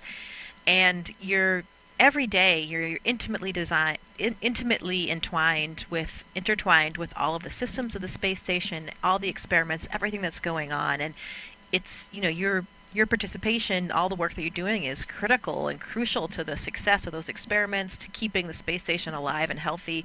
And there's a lot of meaning in your work. You have these very busy days that are all laid out and planned by the ground teams. And then you leave the space station and the transition is quite sudden. You come back, you have to contend with gravity again, which doesn't feel great for your body. And you think about it, you're thinking, well, wait a minute, I left and somehow the space station's up there still doing just fine with another crew that's taking care of it, but you're personally no longer connected to it and responsible for those everyday operations. And it's quite a difference from when you come back. And I think especially for astronauts on their first missions, I've talked to quite a few astronauts about it. SpaceX, are you ready for comm checks with MD, LD, and DC? SpaceX Dragon, ready for comm check. Copy, I'll initiate the teacher's comm check. Dragon, SpaceX, comm check. SpaceX Dragon, loud and clear. Core, loud and clear. Teacher's comm check complete. Stand by for comm checks with DC, MD, and LD in the launch configuration. Dragon, DC on countdown 1, comm check. DC Dragon, loud and clear. DC, loud and clear. Stand by for comm checks with MD. Dragon, MD on countdown 1, comm check. MD Dragon, loud and clear. MD, loud and clear. Stand by for comm check over Dragon to ground. Dragon, MD on Dragon to ground, comm check. MD Dragon, loud and clear. MD, loud and clear. Stand by for comm checks with LD. Dragon, LD on countdown 1, comm check. LD Dragon, loud and clear. LD, loud and clear. Stand by for comm check over Dragon to ground. Dragon, LD on Dragon to ground, comm check. LD Dragon, also loud and clear. LD, loud and clear.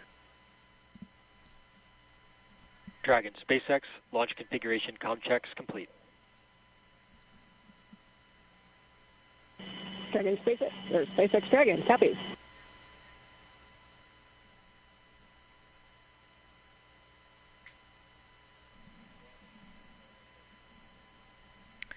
Yeah, so to wrap up that last question, when you return from spaceflight, some astronauts, including myself, have kind of had this feeling of aimlessness almost. You've just accomplished this number one goal that you've had, this dream you've had your entire life from the time that I was 5 years old, from my perspective. And I actually returned at the time of COVID, so it was coming back to a completely different planet. But, finding, again, your purpose and your mission it's probably something that most people don't think about when they think about the challenges of spaceflight.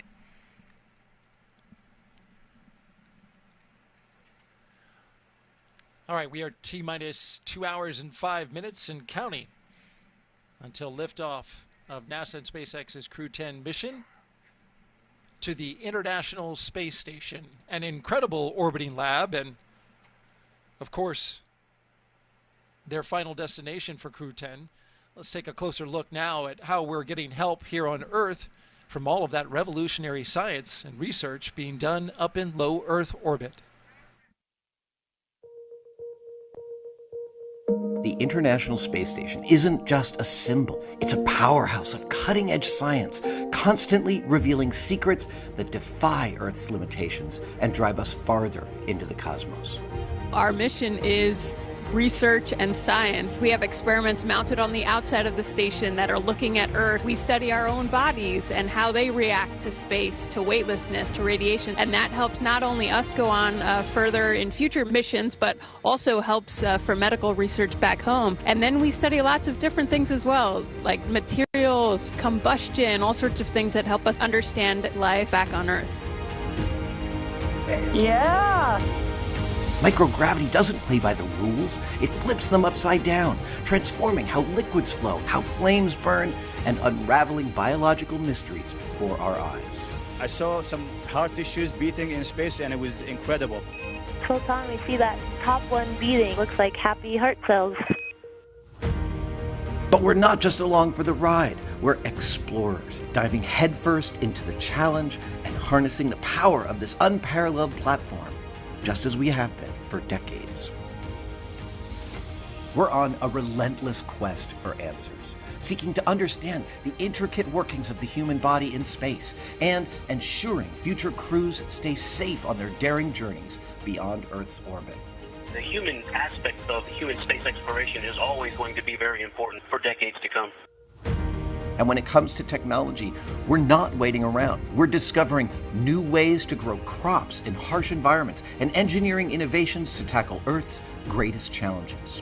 We have amazing technology that allows us to recycle water and create water for us to drink. It's delicious. Microgravity isn't just a curiosity. It's a game changer in the fight against diseases back on Earth, paving the way for breakthroughs that benefit us all and enabling new economic opportunities in space. Welcome, Axiom 3, on board the International Space Station. From our vantage point more than 200 miles above Earth, we are not just spectators. We're gaining unprecedented insights into the world we call home, and we're sharing our findings openly. We're not just achieving results today.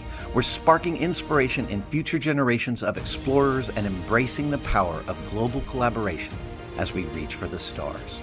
What was your favorite experiment on the International Space Station? Toby, great question. My favorite experiment was the one that I got to eat. It was us growing hatch chili peppers in our plant habitat. Station Huntsville on 2, we have video in Node 1. Look at those chili peppers. And as we soar through space at 17,500 miles per hour, each moment is a step closer to unlocking the mysteries of our Earth, our universe, and propelling our pioneering spirit even farther into space. So come along for the ride aboard the International Space Station.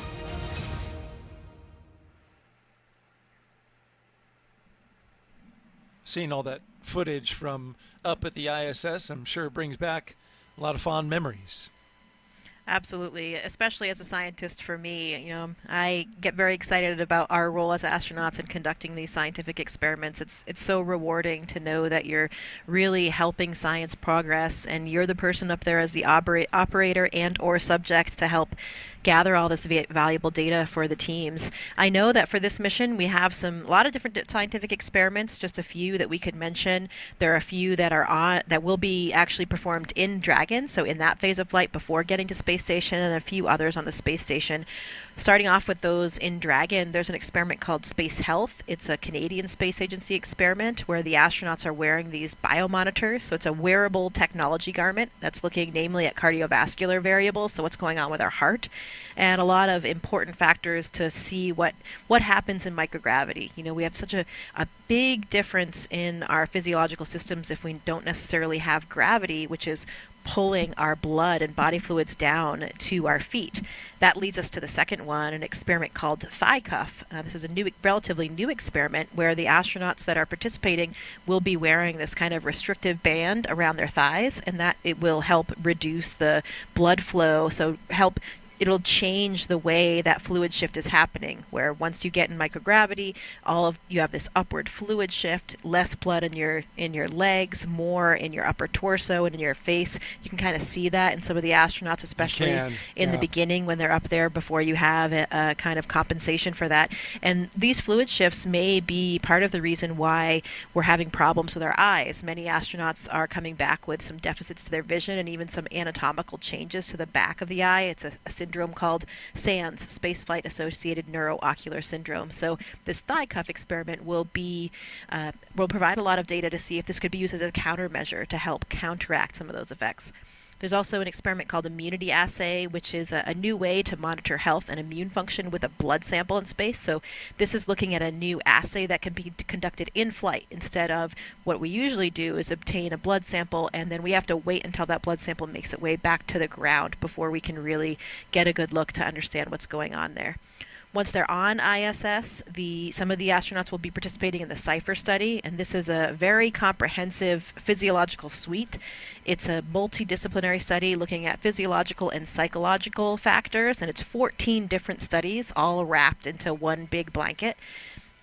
And it's really looking at comparing and contrasting long-duration missions in the future, missions of different durations, and getting a really comprehensive understanding of all of those different physiological systems, again, with some of the applications to SANS like we were talking about.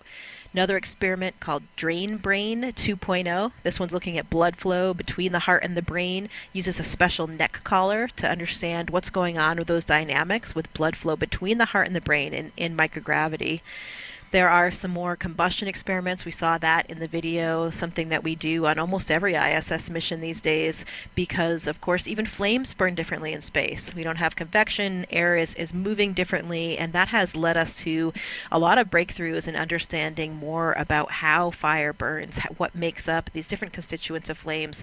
This mission, they'll be doing experiments called SOFI, and that will be looking at the different models for flammability with applications toward future space missions and also some terrestrial applications for combustion models. So as you can see, you heard the astronauts talk about it in the video.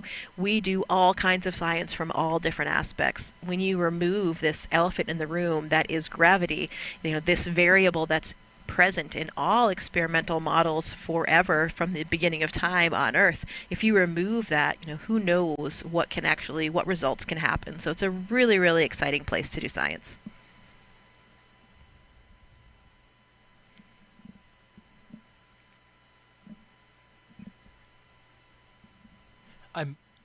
I'm most fascinated by the human aspect, especially what you talked about with how fluid flows inside of the body. Did you notice anything with your vision when you came back?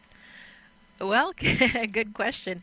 Yeah, I actually did have a pretty extreme case of SANS, and so it was something that when I was on orbit, I did a lot of extra exams and images. So we actually have an OCT machine on board the International Space Station. So this is a machine that we can use to look at the back of our eye, to look at the retina, the choroid, and understand really the anatomy of the eyeball and the surrounding structures. So I actually did have a pretty extreme shift. My only real symptom, and the only thing that has lasted until now, is that I have perfect vision.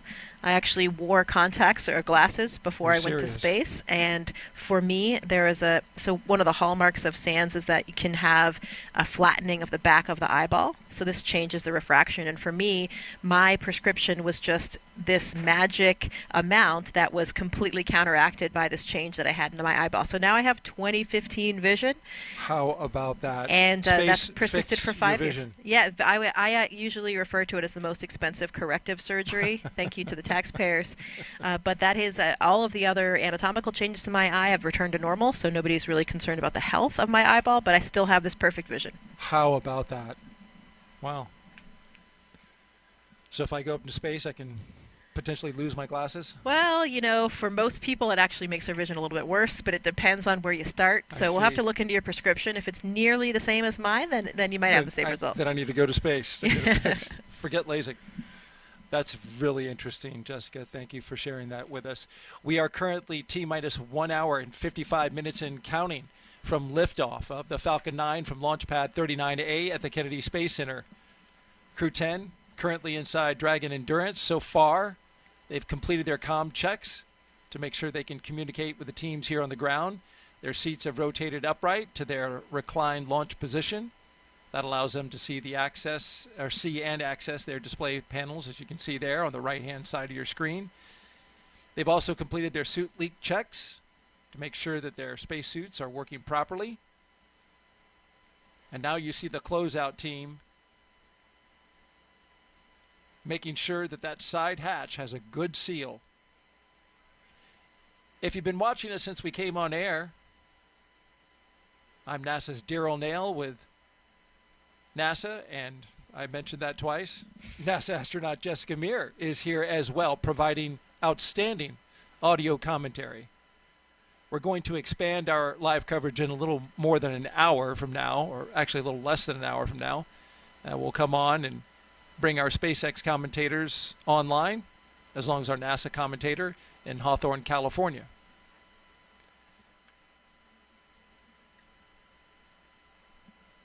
Here's another look at the crew going into space today. The Crew-10 commander is NASA astronaut Anne McClain.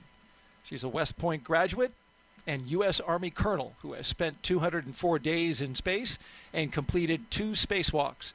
She's a highly decorated Master Army aviator with over 2,000 flight hours, and she even played for the USA Rugby Women's National Team. Yeah, that's right, my classmate Anne. She's a natural leader, and she is exactly where she should be, leading this crew to space today. Your Crew-10 pilot is NASA astronaut Nicole Ayers, a U.S. Air Force major and graduate of the Air Force Academy. Nicole has flown the T-38 and the F-22 Raptor, logging over 1,400 flight hours, including 200 in combat. This will be her first space flight, making history as the first astronaut from NASA's 2021 class to fly. You know, to add another dimension, Nicole also minored in Russian while she was at the Air Force Academy. So lots of, we talked about shared language earlier, and in a literal sense as well here for these crew. Very helpful on this mission and this flight, and better communicating with her mission specialist, cosmonaut Kirill Peskov. Our mission specialist, JAXA astronaut Takuya Onishi. He's returning to space for his second mission. A former commercial pilot, he spent 113 days aboard the space station in 2016 and became the first Japanese astronaut to capture the Cygnus spacecraft. When he's not training, he enjoys flying, hiking, movies, and playing the sax. And when they reach the space station, Anne will hand over her commander duties to Tak. Tak will actually become the commander of the space station, and he'll be the third JAXA astronaut to serve in that role after Koichi Wakata and Aki Hoshide. Taking advantage of his experience as a flight controller on the ground that he did right after his first space flight. The second mission specialist is Roscosmos cosmonaut Kirill Peskov, a former airline co-pilot. This will be his first trip to the International Space Station. Trained in skydiving, zero gravity, scuba diving, and wilderness survival, he's ready for the challenges of space. Kirill is always finding adventure on this planet. He has that sort of adventurous spirit, so he's always exploring every environment he's in, and I'm sure that this will be even more special for him, having that natural sense of exploration and adventure in him when he sees the Earth for the first time from above. A fine crew, all 4 of them pilots. 2 military pilots, 2 commercial pilots. They all speak the common language of aviation. We are T-minus 1 hour and 50 minutes until liftoff of NASA's SpaceX Crew-10 mission.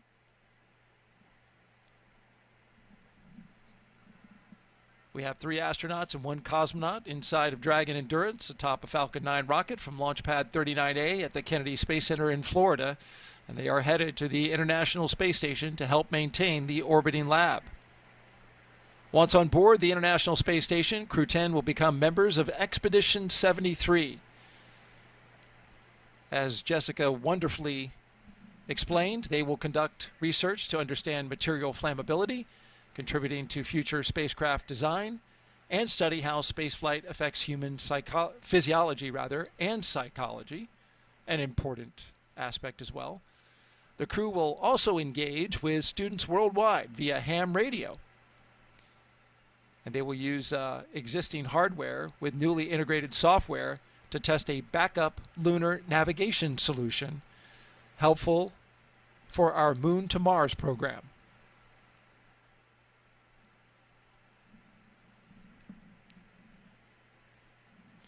Yeah, just want to clarify, they will become part of Expedition 73.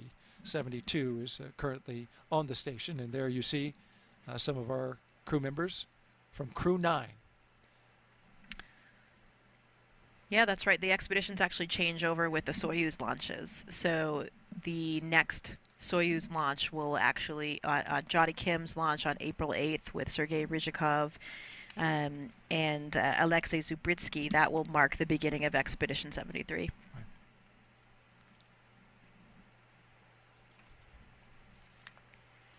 So far, we've had a pretty smooth countdown. Everything going well with the astronauts. As you can see, they are inside the spacecraft Endurance. The spacecraft is in good shape. The launch vehicle, the Falcon 9 rocket, also in good shape. The crew, they're ready to go. Flight controllers in Houston are also ready. The only issue that they're currently working is regarding a hydraulic system that feeds one of the clamp arms on the transporter erector. That clamp arm helps hold down the Falcon 9 rocket before liftoff. The crew was updated about this, and SpaceX is currently working it with teams from NASA. They expect an update in about a half hour, and they can make a final call on which way they're going to go prior to the launch escape system being armed. That happens around T-minus 45 minutes. Let's take you now inside Mission Control in Houston, where flight controllers are constantly monitoring the International Space Station and the people living on board. I believe we have Leah Cheshire with us live at the Johnson Space Center in Texas. Good afternoon. That's right, and thank you, Daryl. This is Mission Control Houston in the International Space Station's flight control room here at NASA's Johnson Space Center, where the team continues to prepare for launch, and they are led by Flight Director Ron Spencer. Today, we will be launching the 10th rotational crew mission to the International Space Station under the agency's Commercial Crew Program. Now, following Crew-10's arrival, the space station will have a total of 11 crew members aboard for just a few days. Part of those 11 crew members include the Crew-9 cadre, and that's including NASA astronauts Nick Hague, Butch Wilmore, and Suni Williams, alongside Roscosmos cosmonaut Alexander Gorbanov. Now, during the next few days, Crew-10 will go over handover procedures with the off-going Crew-9. That includes a safety briefing and an orientation, and then the new crew will jump right in to help advance scientific knowledge and demonstrate new technologies. After a few days of handover activities, the members of Crew-9 will prepare for their undocking and return to Earth. Those direct handovers between the crews allow for continuity of the activities and help to ensure a continuous U.S. presence on the International Space Station, which, if you can believe it, we're now at 24 years and counting. Ahead of Crew-9's return, NASA astronaut Suni Williams already turned over command of the space station to Roscosmos cosmonaut Alexei Ovchinin. In just a few weeks, NASA astronaut Johnny Kim and Roscosmos cosmonauts Sergei Ryzhikov and Alexei Zubritsky will join the on-orbit crew. Shortly after the departure of the Soyuz MS-26 with NASA astronaut Don Pettit, he'll be coming home, and that'll mark the commencement of Expedition 73, led by the new commander, JAXA astronaut Takuya Onishi, who is launching today. We are now at 1 hour and 45 minutes until liftoff, so I'm going to send it back to you at Kennedy, Daryl and Jessica.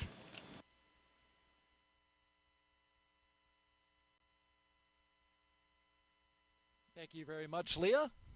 Appreciate the update there from Mission Control in Houston, Texas.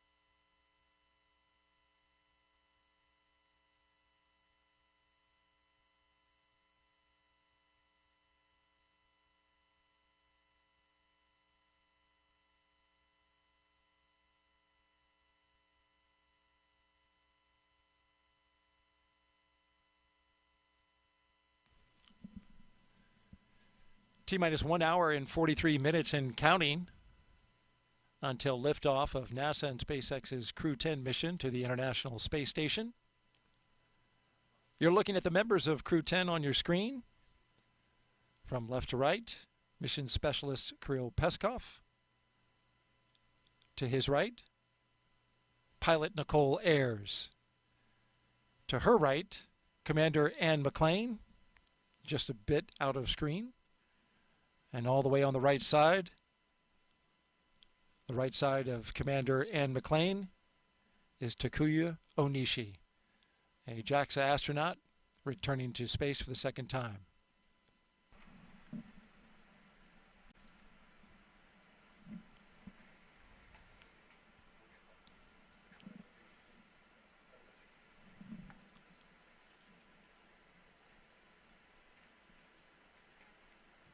As Crew-10 prepares to launch, they are allowed to have a few personal items with them for their roughly 4-month stay in space.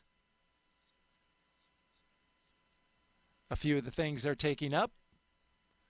We asked Anne McLean. She said that her and her crew were able to pack some personal gear to meet them on the ISS. It's going to go up on SpaceX 32 in April. She packed some sports team shirts and schools she attended, along with some holiday gifts for the crew. Commander McLean said, most importantly, she was able to pack a memento for multiple people who worked on this flight to support either her personally or the mission as a whole. And of course, she's going to bring those items back and return them to their owners after flight. And they include things like pins, necklaces, and rings. For Takuya, he's taken a lot of pictures of his family, friends, and colleagues up with him. Also some school banners, which is pretty common with the astronaut corps to take up various school and university paraphernalia. I think I remember your brown university sweatshirt. Departed the crew arm.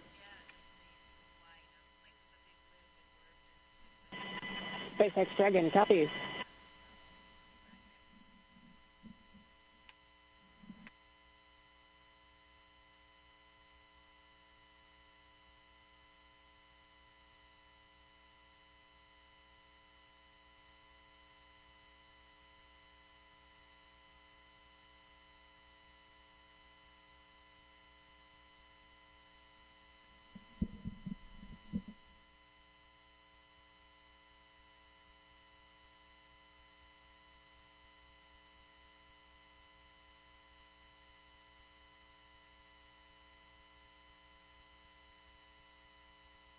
There you see the closeout crew, Jessica, making their way off the launch tower, something you remember well from Crew-2.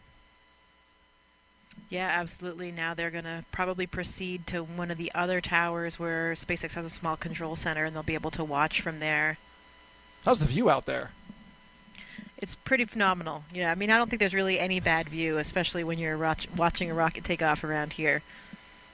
I think that is one of the closer viewing areas, though, so maybe a little bit closer than some of the other viewing sites. The closeout crew, if you missed it earlier, of course, is mostly SpaceX members, but it does include one member of the astronaut corps. In this case, it's Chris Birch, a NASA astronaut who is helping out.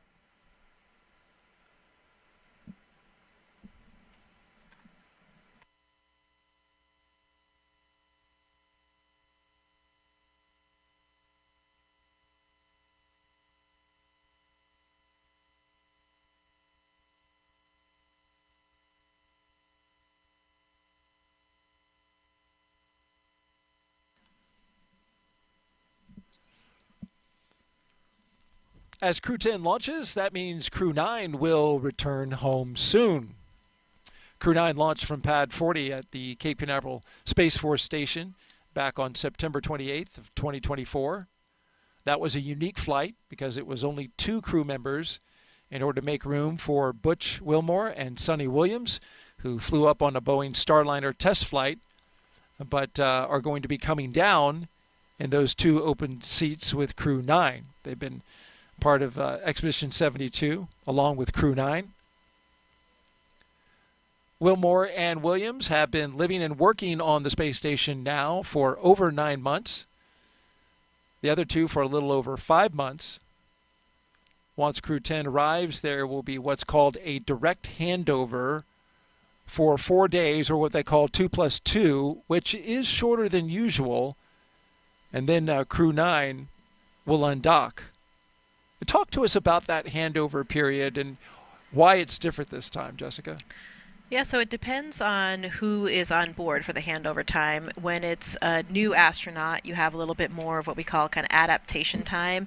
It really is dependent on what's happening on the space station as well, though. In particularly busy times, if there are a lot of repairs or a lot of experiments that have to happen in that specific timeline, the amount of hours that we have for the handover available will vary. But we try to have certain periods of allotted time where you have time to just have some really handover with the existing crew up there so they can show you the ropes. You know, we have such incredible training, really extensive on all the pieces of hardware and some of the experimental pieces of hardware as well, but nothing really prepares you for the nuances of what the actual situation is on board. So it's really important to get those tips and tricks from the experienced astronauts, and even for the second-time flyers like Anne and Tak, the space station is a different place than it is when they were on it previously. There's probably some different pieces of hardware and some different systems. Things may be done a little bit differently than when they were there before. So they'll get a lot of insight into operations up there and just really kind of get used to doing things.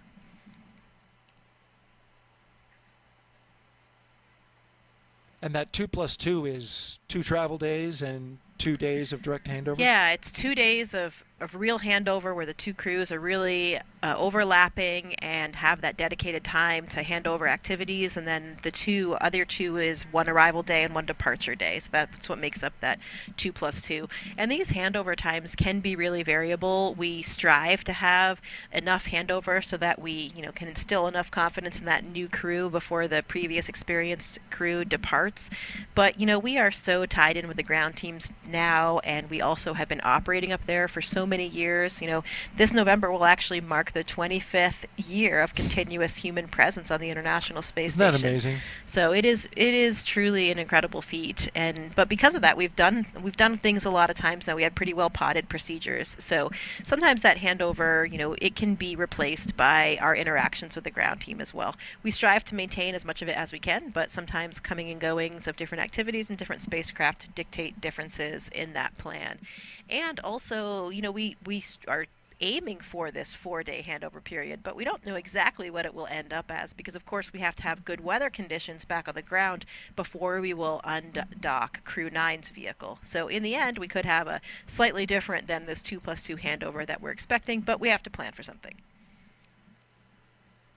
It really can vary, as you mentioned, because splashdown weather is a critical component, as you mentioned, before the crew can come down, and that's pretty unpredictable for where they will be coming down. Though I was talking to one of our meteorologists here at the Kennedy Space Center, and I asked, well, we have such wonderful weather this time of year.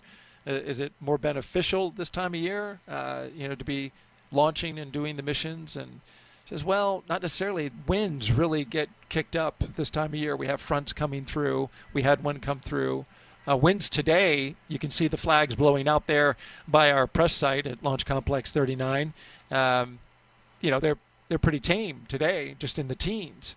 But earlier, when that front first went through, we even had a tornado pop up in the central Florida area. So winds are a watch item, and they will certainly be something that they will be looking at in the Gulf and the Atlantic, where we have opportunities for the splashdown sites. But to the point of weather, they added a location in Tortuga, which is not far from Key West, just to give them more options for getting ideal weather in ideal sea states. One thing you don't want is the astronauts bouncing around after they've just gotten back from space in seas that are like 10 feet, That would be terrible. Right, exactly. Certainly would not be appreciated by the astronauts, but more importantly, those limits exist because of the structural components of the vehicle itself. So we want to make sure that we still can make everybody and the people inside in the vehicle safe when they're landing, and that's why we have those wind requirements, which relate also to the height of the waves. We are currently at T-minus 1 hour and 32 minutes and counting until the Crew-10 flies to the International Space Station. We're getting ready to do a health check in just a few minutes of the launch escape system.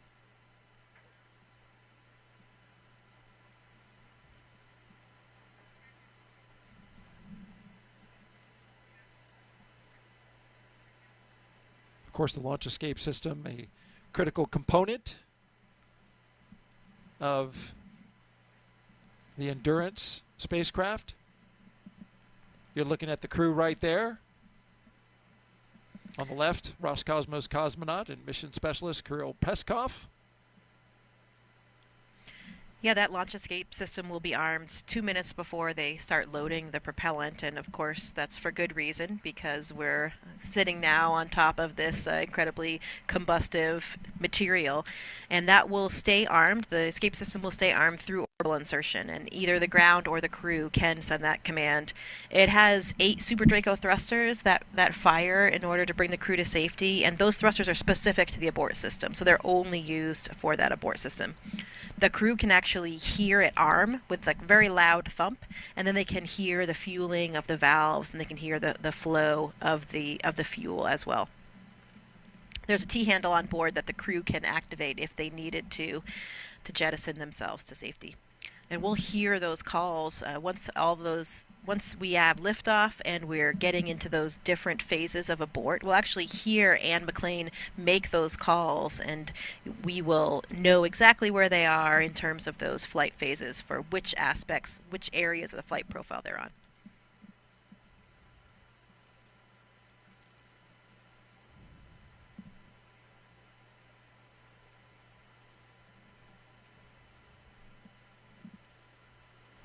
We will hear that health check coming over the loops here in just about a minute, a little less than a minute.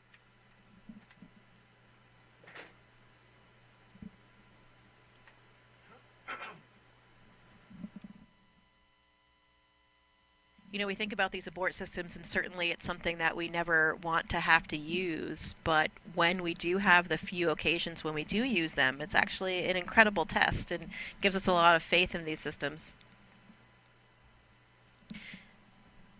Yeah, that escape system I was reading can move Dragon half a mile in only 7.5 seconds, equivalent to a peak velocity of 436 miles per hour.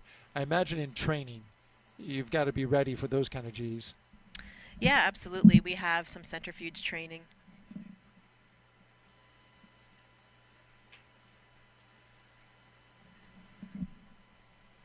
Yeah, we have centrifuge training in order to familiarize ourselves with that G profile. So, for example, for me as a Soyuz flyer, we went up to about 8 Gs, and that is to prepare for any off-nominal entry. Normally an entry, like for my entry, I experienced only about 4.1 Gs during the landing profile.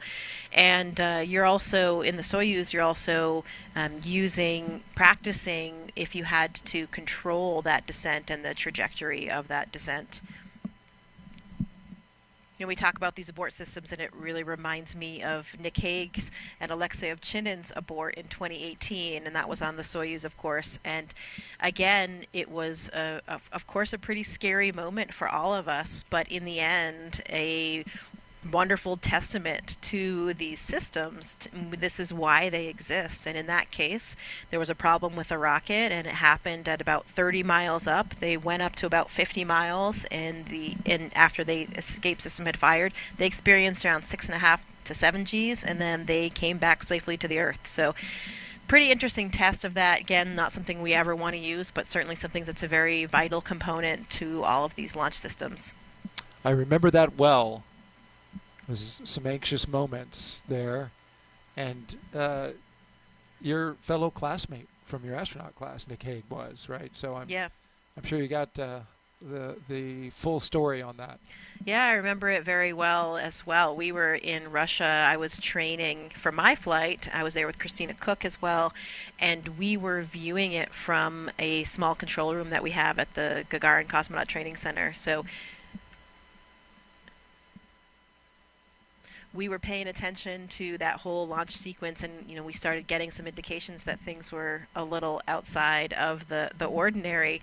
And I'll never forget that moment when Nick was back. I mean, he was back with us at the cottages in which we live in Star City in a very short amount of time. And I remember coming back from class and jumping off my bicycle, and both Christina and I ran over to him and just gave him the biggest hug. And it just seemed so strange to see him back there when we knew that he was supposed to be leaving the planet for quite some time. And that was Right. just, the day prior.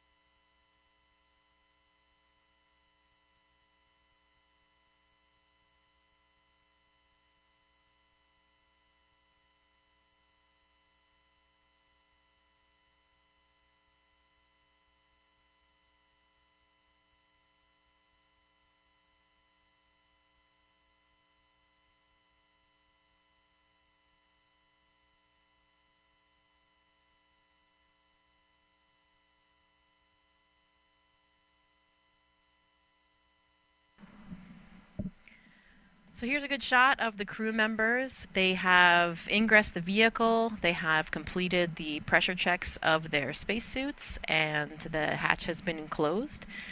So we are standing by, getting ready for the propellant load pull, which would be the next big milestone for the crew today.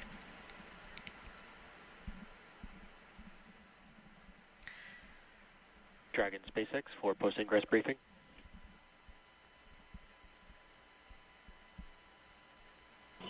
SpaceX Dragon, go ahead.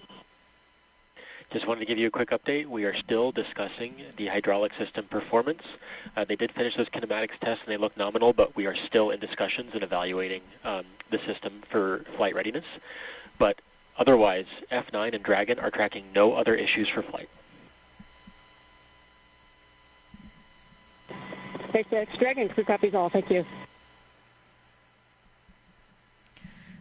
So you've just heard that update from the SpaceX teams. They are still monitoring the hydraulics for the clamp arm system that's holding the Falcon 9 in place. And so still making some evaluations there. The good news is they're not tracking any other technical issues. So hopefully we will get to a good place with this one and can continue on toward launch today. Speaking of launches, NASA and SpaceX joint launches, there was a very interesting launch just last night from the Vandenberg Air Force Base on a Falcon 9, and that was the Sphere X and Punch missions. The Sphere X is a spectrophotometer that is really looking at the history of the universe, and it is using near-infrared spectrometry as a near-infrared space observatory that's going to be what's providing comprehensive all-sky survey of the near-infrared spectra of 450 million galaxies. So really cool stuff here that it's basically a telescope that's taking images of our skies in the infrared and providing a map of the universe, and it will allow us to interpret a sort of history of our skies, as one of the scientists described, like time travel, so that we will see what happened even 1 second after the Big Bang and start having a better understanding of the origins of the universe.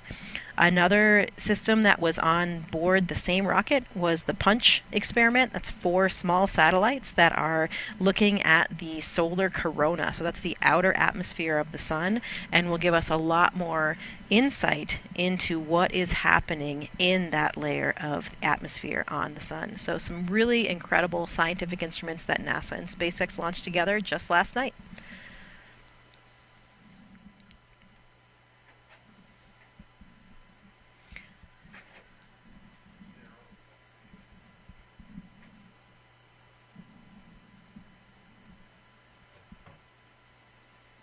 Another view of the crew here waiting patiently for their next update.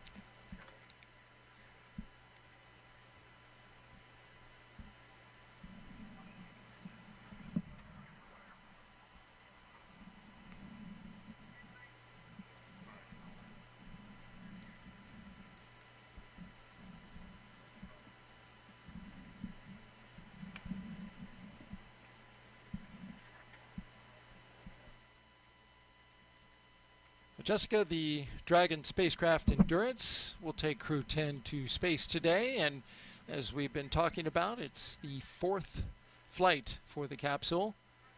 Since its first flight in 2021 for Crew-3, SpaceX's Endurance Dragon has been a workhorse for NASA's Commercial Crew program, flying mission after mission. It has safely carried astronauts to the International Space Station. With Crew-7, Endurance proved its reliability yet again, marking its 3rd journey to orbit. In all, Endurance has flown 10 astronauts and 2 cosmonauts to and from the International Space Station, and it's supported crews from NASA, ESA, JAXA, and Roscosmos.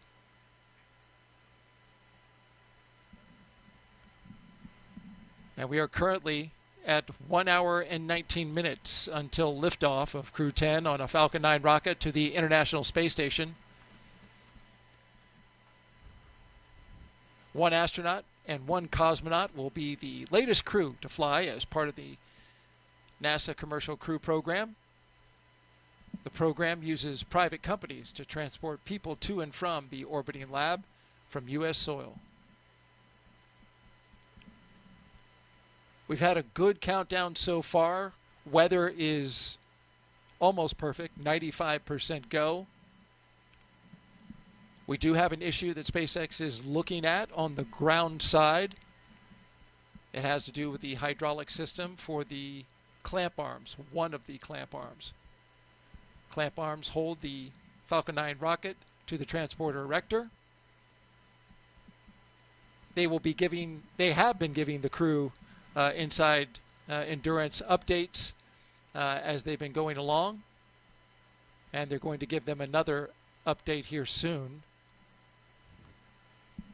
We know that they also let the crew know that they would be testing that hydraulic system.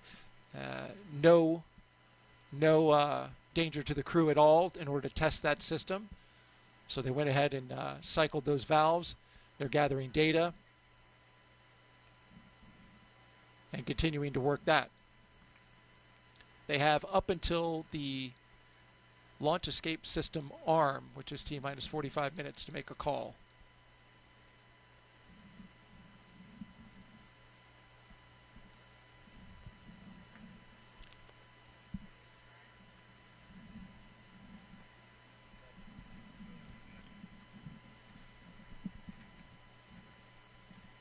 Just inside the spacecraft.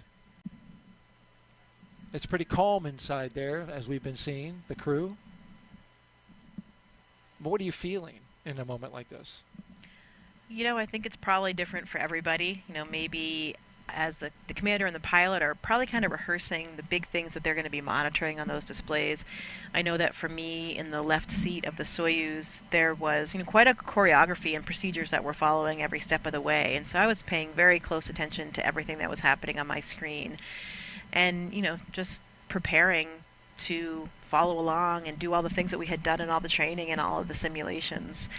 And we are thinking about everything that's going to happen, you know, thinking about what happened earlier today, saying goodbye to our family members. And most likely, though, I would say really just concentrating on the job at hand and the task at hand. You are really intimately connected with everything that's going on board that vehicle through all of these intense simulations that we've done. And so you are waiting for that next big moment and are ready to do what you've been trained to do.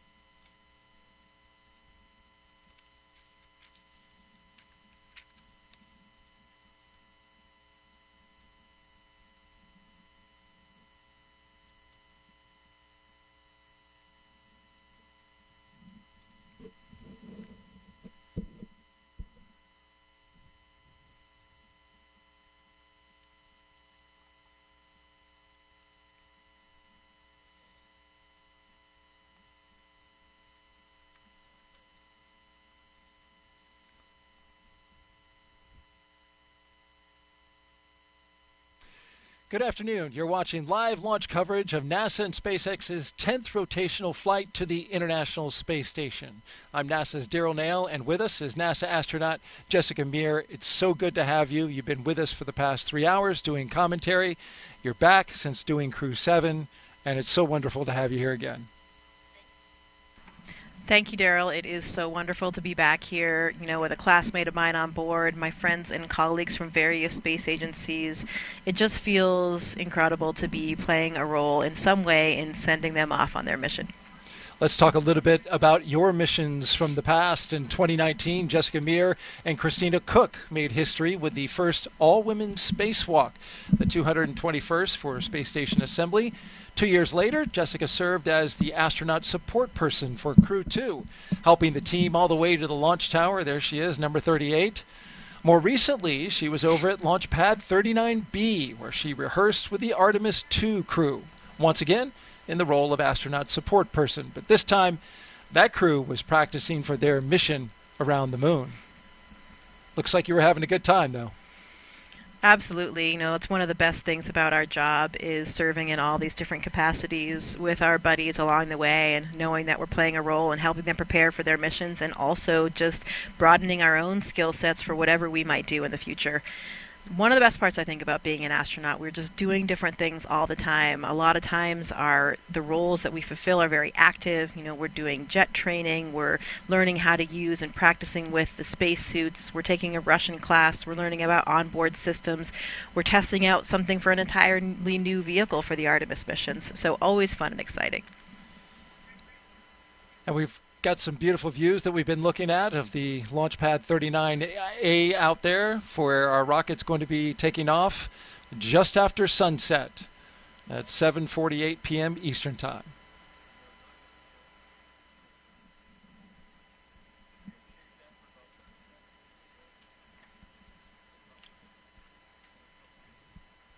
We're expecting a beautiful launch tonight, Jessica.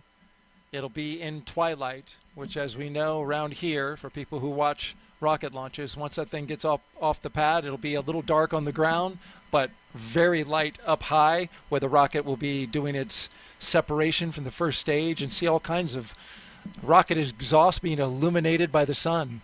It will definitely be a gorgeous view. Very special lighting in that twilight period. So it will be quite a show for everybody on the ground here in Florida. Looking forward to watching it with you. Jessica, of course, has been gracious enough to spend the last 3 hours providing her insight analysis about the pre-launch operations and milestones as we count down to launch of Crew-10. Liftoff time still holding for 7:48 p.m. Eastern Time and 57 seconds for those who like to know it right down to the dot. Crew-10 ready to go. All right, let's check in with our team at SpaceX, who will be providing us commentary, along with our NASA commentator. How are you guys doing this afternoon?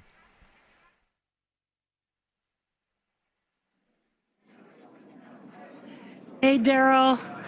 I'm Jesse Anderson, a Senior Production and Engineering Manager here at SpaceX. And I'm Anna Schneider with NASA Communications. We're excited to be joining you from Mission Control here in Hawthorne as we count down to liftoff of Crew-10 just over an hour from now. Of course, Crew-10 is our 10th operational mission with SpaceX, flying astronauts for long-duration missions to the International Space Station. Crew-10 will have 2 first-time flyers on board, as well as a veteran NASA astronaut and veteran Japan Aerospace Exploration Agency, or JAXA astronaut. And the multinational crew also represents 3 different space agencies, with NASA, JAXA, and Roscosmos all represented on board. Today's crew will fly aboard the Dragon spacecraft named Endurance, which previously flew the Crew-3, Crew-5, and Crew-7 missions. Overall, this will be Dragon's 46th visit to the space station and its 14th human spaceflight to the orbiting lab, which includes NASA's Commercial Crew Program missions and private astronaut missions with Axiom Space. And over the last 3+ hours, Crew-10 has been going through the detailed process of getting ready for their mission to the International Space Station. So let's go ahead and take a moment to introduce you to the crew flying today. In the commander seat is NASA astronaut Anne McClain. She's making her 2nd trip to low Earth orbit. The Spokane, Washington native and U.S. Army colonel was selected by NASA as an astronaut in 2013 and has spent a total of 204 days in space, completing 2 spacewalks totaling 13 hours and 8 minutes outside of the orbiting laboratory. Next to McClain in the pilot seat is Nicole Ayers, who was selected as a NASA astronaut in 2021. The Colorado native graduated from the Air Force Academy and is in Colorado Springs and is a major in the U.S. Air Force. This is the first spaceflight for Ayers. Serving as a mission specialist is JAXA astronaut Takuya Onishi. Today's flight will mark Onishi's 2nd trip to the space station, and he was selected as an astronaut by JAXA in 2009, logging 113 days in space previously. Now, to round it all out is Roscosmos cosmonaut Kirill Peskov, also serving as a mission specialist. Peskov was selected as a cosmonaut in 2018 and will be making his first spaceflight today as well. Once on board the International Space Station, Crew-10 will briefly become members of Expedition 72 and then Expedition 73 in April. During their mission, they will conduct space station maintenance along with scientific research to understand material flammability, contributing to future spacecraft design, and study how spaceflight affects human physiology and psychology. The crew will also engage with students worldwide via ham radio and use its existing hardware with newly integrated software to test a backup lunar navigation solution. Now, to date, SpaceX has flown 56 crew members to space since the Demo 2 mission in May of 2020, almost 5 years ago. Now, coming up here at T-minus 45 minutes, we'll be listening for the team to report their readiness for propellant load with a final go, no-go poll. It continues to be a smooth countdown so far, and we're looking good for an on-time liftoff at 7:48 p.m. Eastern Time from Launch Complex 39A in Florida. Now, here on the ground, the teams will be staffed around the clock in mission control just behind us to monitor Dragon and the mission, not just today, but throughout the entire mission. That's from liftoff to Crew-10's arrival at the space station, all the way through splashdown when the astronauts return back home. And on console or headset in mission control, which you can see there on your screen, there are 6 key positions. The mission director is in charge in the room and tasked with making real-time decisions to ensure mission success. Now, the person that you may hear talking to the astronauts is the Crew Operations and Resources Engineer, which you'll hear us refer to as the core throughout the broadcast. And the 4 additional team members are focused on vehicle systems, including avionics, navigation and control, software, propulsion, life support, and communication with ground support teams. Now, apart from mission control, our Falcon 9 team is currently located in the Launch and Landing Control Center at Hangar X. And with with just over an hour until launch, they are settling in for final checkouts, propellant loading, and launch. And NASA has its very own team members as well at NASA's Mission Control Center in Houston, Texas, who have been preparing the International Space Station for Dragon's arrival. After launch today, Dragon is scheduled to dock to the International Space Station early tomorrow morning on March 13th. And the teams in Mission Control Houston recently gave their go for launch, confirming the space station is ready to receive Dragon and the new crew.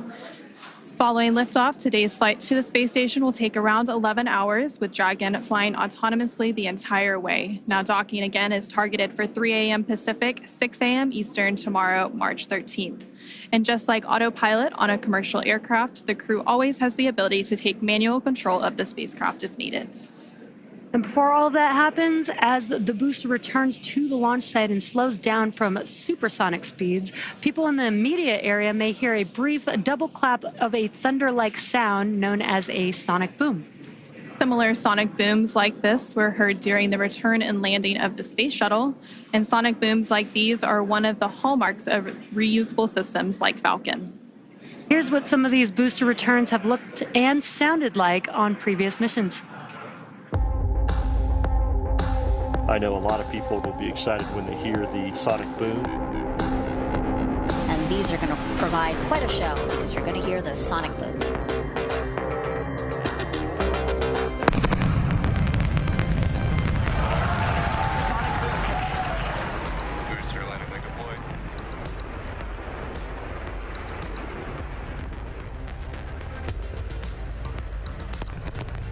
That sonic boom is great for us. That thunderclap broke the sound barrier.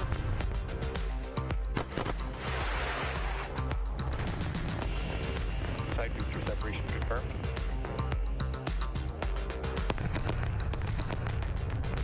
Just heard the 2 sonic booms here in the room. Booster landing confirmed.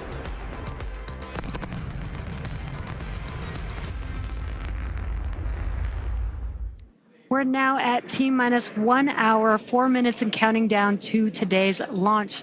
While we wait, let's check in with NASA's Leah Cheshire at Johnson Space Center to see how things are shaping up at Mission Control in Houston. Leah? Thanks, Jesse and Anna. I would really love to hear one of those sonic booms in Florida, but today we are here at the Mission Control Center at Johnson Space Center in Houston, Texas. This is really NASA's hub of human spaceflight, and the team here is ready for launch. The International Space Station is ready for the crew to lift off as they begin their journey to the orbiting laboratory. Now, in the home stretch of the rendezvous, NASA and SpaceX flight controllers will enter into integrated operations. This means both flight control teams will conduct a series of go, no-go polls for Dragon Endurance's docking to the space station. Rotation missions like Crew-10 help NASA continue to maximize the important research and technology demonstrations made possible only in the International Space Station's unique microgravity environment. The space station is critical for NASA to prepare for future commercial low Earth orbit destinations and to understand and overcome the challenges of long-duration spaceflight necessary for a long-term presence on the Moon and crewed missions deeper into the solar system. Yes, I am talking about Mars. Now, here's a closer look at the mission and what Crew-10 will have to look forward to during their stay aboard the International Space Station.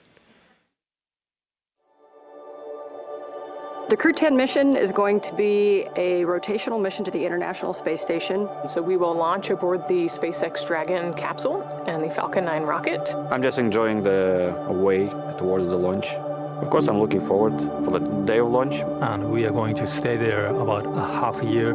So the first goal of Crew-10 is to continue learning about the Dragon and the Falcon 9 rocket that we're going to be flying on to enable SpaceX to continue their development of rockets and even private astronaut missions in the future. The other mission is to get us safely to the International Space Station so that we can crew this incredible national orbiting laboratory that we have and continue the science experiments that we have ongoing there. One of the unique characteristics of the International Space Station is microgravity. We get to learn how humans and plants and other types of hardware react in the space environment and the microgravity environment. And it helps us to develop all kinds of new materials, medicines, and it helps us to push our knowledge forward. The discoveries that we make on board the International Space Station then inform what we do on Earth, and it allows us to further both humankind here on Earth and get to further places in the universe. So I've often been asked why we explore, and I think it's different for everybody. When people are born, they naturally want to explore their environment, first as babies, and then as kids, and finally as adults. That's how we expand our world, and that's how we find something new. Every time that we make a further step, we learn something and we learn how to adapt, and that is so important to humanity. This is probably the main things which drives us forward and helps us to survive as a species. There are so many unknowns in space, and as explorers and as humans, we want to find out what's in that unknown. For me, it's the fact that I get to be a small piece of figuring out what the unknown is and taking that next step to get to the Moon and to Mars and the Artemis program. Our ultimate goal is to go to Mars, but it's not an easy journey, and when we face a new challenge, we must solve it step by step. I think that's one of the biggest benefits of the International Space Station. We're outside of the atmosphere, and now we don't have the protection of the atmosphere. What happens, and how do we better prepare our people, our hardware, our food, our water systems for that deep space exploration? It's really important on the space station that we learn those lessons now when we're in low Earth orbit. That way we know what we need to bring with us when we go onto the Moon with the Artemis program.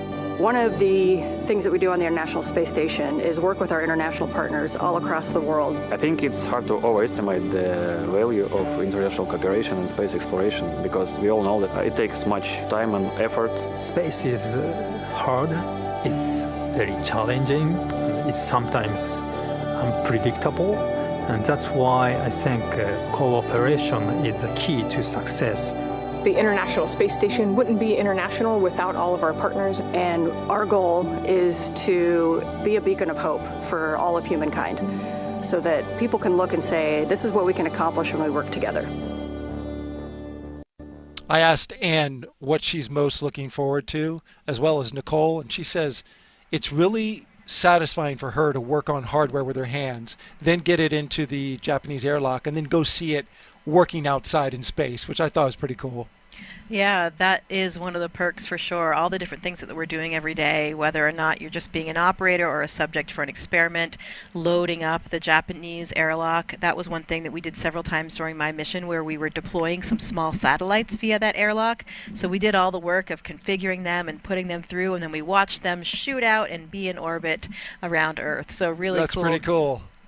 That's neat. And Nicole said that she's looking forward to anything that has to do with fluid dynamics because that's what she got her master's in. So looking forward to that. We got some social questions for you. You've been doing a great job for the past 4 hours answering them.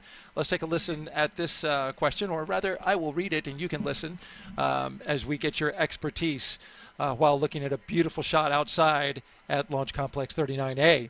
The question from Oxidized 93 is, how do you brush your teeth in space? Well, the short answer is just like you do on Earth, but a few nuances. Water behaves so differently when it's not falling down, so the surface tension is much more important. It keeps those water droplets together, so you can just get a small water droplet on your toothbrush either before or after your toothpaste. Brush your teeth just like you do on Earth, and then no sink, unfortunately. So you got to figure out what to do with anything else that's in there. Some people might swallow it. I usually would spit mine out into a small wipe or a towel, and we have go through a few towels per week. I favor the latter, like you. We have another question. Let's pop it up real quick. Peter Stefronik asks, do astronauts get any music played in the capsule before launch? Hold music. Yeah, in the Soyuz we did for sure. While we had a long wait period, we had actually curated our own lists. We each contributed a few songs. So 4.100. SpaceX Dragon, go ahead. We are continuing to track the hydraulics issue and will provide an update as we get closer to LES arm. However, at this time, you are go for Section 5. When ready, report go for launch. SpaceX Dragon, copy 4.100, Section 5 in work. All right, you heard SpaceX update the crew there that they are still working on the hydraulic issue for the clamp arm, building their flight rationale. They'll have an update for them. We'll find out how they're going to proceed forward. But in the meantime, they're moving with the next milestone, getting ready to arm the launch escape system. Let's get out now to Megan Cruz, who is with a special guest at a nearby launch viewing location. Megan? Hey, Daryl and Jessica. Yeah, you might be able to hear the crowd, but I promise you there is a big crowd here just off the camera over here. And they're here on the 5th floor of a nearby building that really gives an incredible view of the launch pad just to the left of me. But yeah, let's introduce you to somebody that we have with us today. There are people across Florida as well as Texas, California, all working the launch. And one of those folks is Mike Ravenscroft. He's with NASA's Commercial Crew program. And he just stepped off console a few minutes ago to be able to chat with us. It's really great to have you here, Mike. Hello, Megan. I'm glad to be here. Thanks. Appreciate everything. Crew is go for launch. All right, Mike, I know. Copy. Crew is go. Mike, it says crew is go for launch. Why don't you talk to us about the issue with the clamp arms that we've been tracking? I think we just heard the decision about that issue with the clamp arms. Yeah, so the team's been really hard at it. The SpaceX and NASA team's working hard on a ground hydraulics issue on the vehicle release system. So they've been actively working this. I think we just heard them talk to the crew and give them a heads up of the issue, and they're still actively working that. This is a concern basically of just how the vehicle is held in place and during release when the vehicle is at liftoff. So teams are actively working that, and hopefully we get resolution soon and can continue on with countdown. And Mike, we just said that you stepped off console. What does that mean to be on console? And yeah, what is your team listening for, particularly with this issue that is currently being worked? Yeah, so the team's looking for any issues with respect of how the performance is. They compare it to previous history. Was there anything abnormal from when we had static fire to today? And so they're off actively looking at that data, and between SpaceX and NASA teams discussing if we have a path forward and if we can continue and get resolution. Okay. Well, Mike, why don't we let you get back on console? We know that, again, we are actively working an issue with your teammates there, so we really appreciate you being here. Thank you so much. Thanks, Megan. All right, guys, let us get another update with our SpaceX counterparts and our NASA counterparts over at Hawthorne.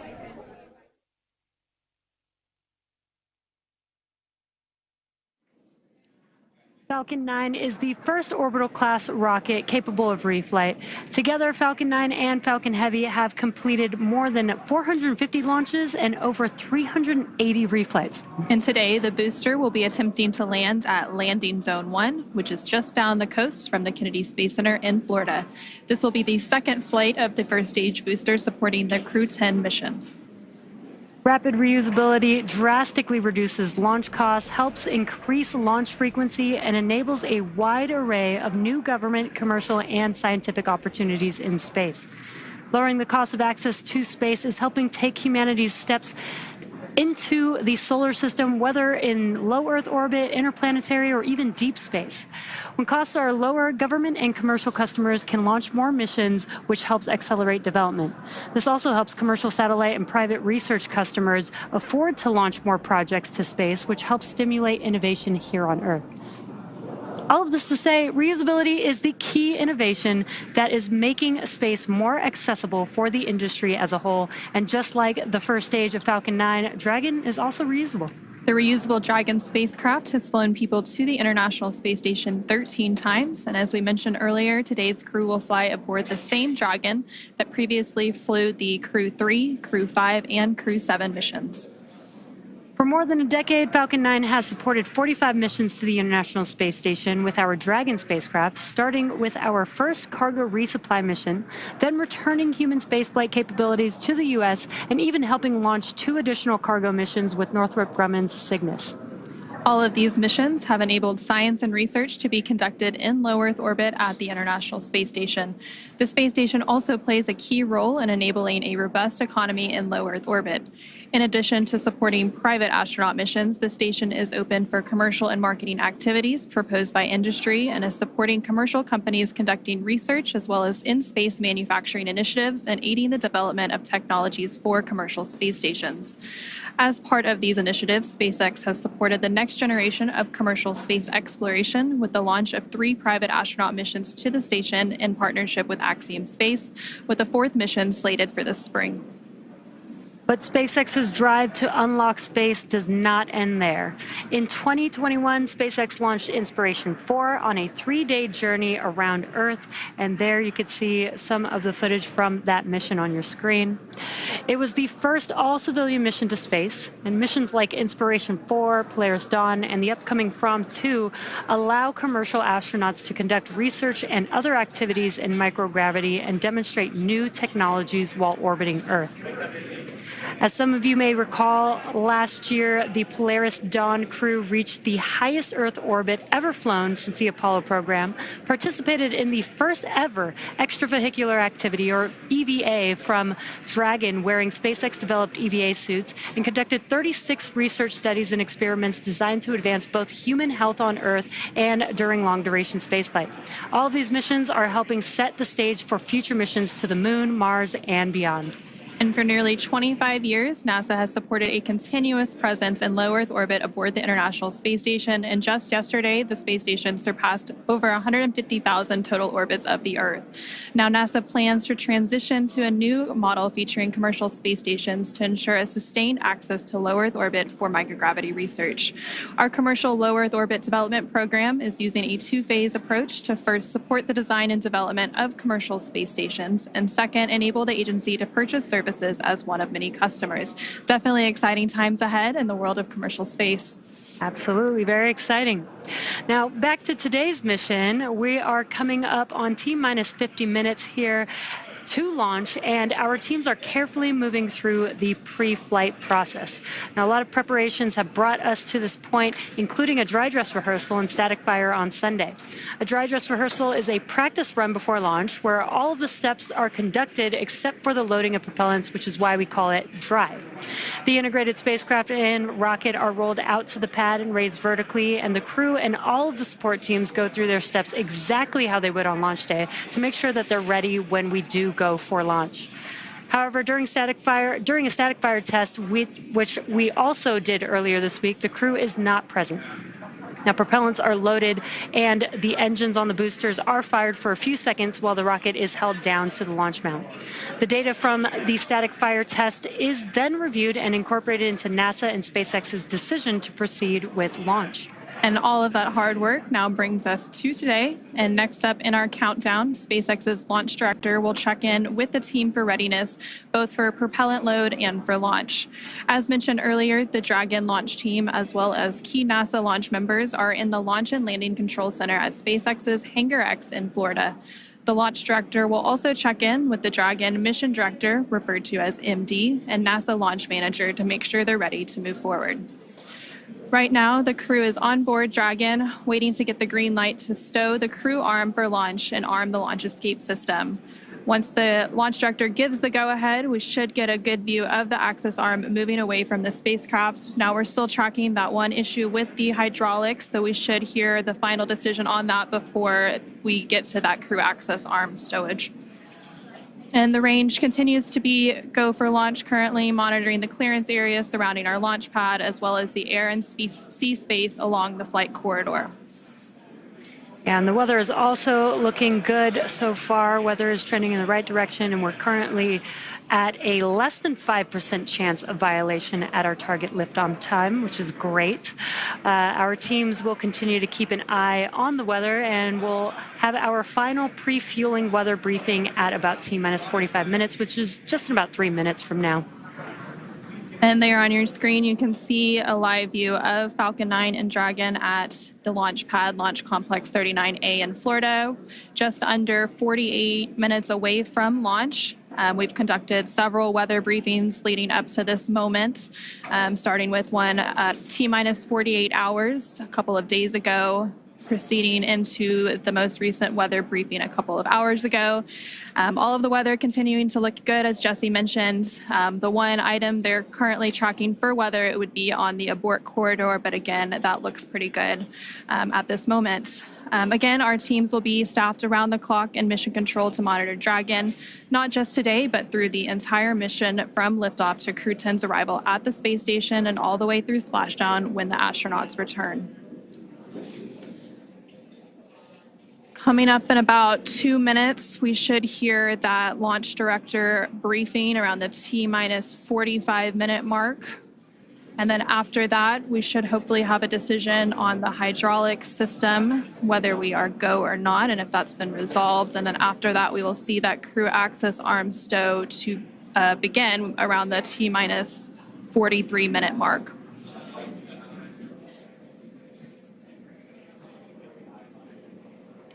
And as you mentioned, Anna, all the rest of the systems are looking really good for T0. We are just working this one issue as a ground side issue, but the vehicle is healthy, the crew is healthy. They're currently strapped into their seats inside of Dragon on top of Falcon 9 as we speak right now, patiently waiting for an update. Yep. And once Crew-10 does get to the International Space Station, they will, of course, have a brief handover period with Crew-9. And then after that handover, once weather looks good for a splashdown, Crew-9 will return home shortly, bringing the end to their mission. So it's a busy time as we complete these crew rotation transitions at the International Space Station. Now at just under T-minus 46 minutes, so we should be coming up on that launch director briefing here shortly. Continuing to see a live look at the launch pad 39A at Kennedy Space Center in Florida. You can see the clear skies all around. Dragon, LD on countdown 1.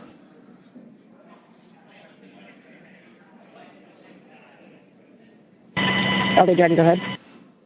Hey, for awareness, team needs a couple more minutes here, wrapping up this hydraulics issue. We'll get back to you in about another 4 minutes or so on the answer. Sudden copy, thanks.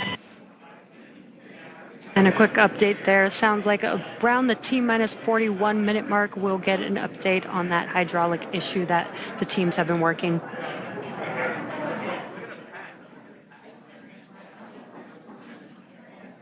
These views are great. Like Daryl said, we might have a nice twilight launch over there in Florida. So if anybody is in Florida and able to go outside during T0 for liftoff, you might get a really cool view of the launch tonight.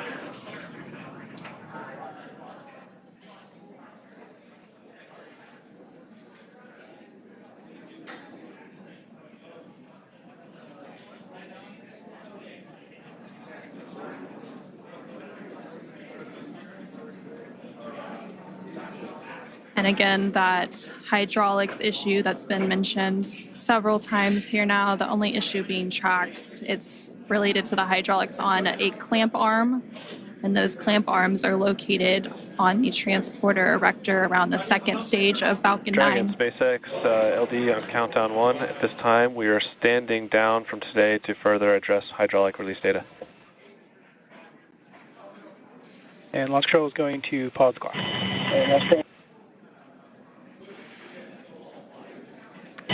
Hey, SpaceX Dragon, we copy all. Space flight is tough. Humans are tougher. We'll be ready when the equipment is. Yeah, sorry about the unfortunate result today, but we'll get you back up here in the air soon.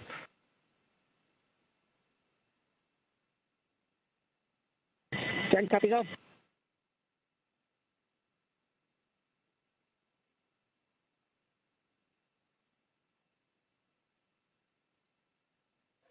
Dragon SpaceX, you are go to start 5.100 launch scrub. SpaceX Dragon 5.100 launch scrub and work.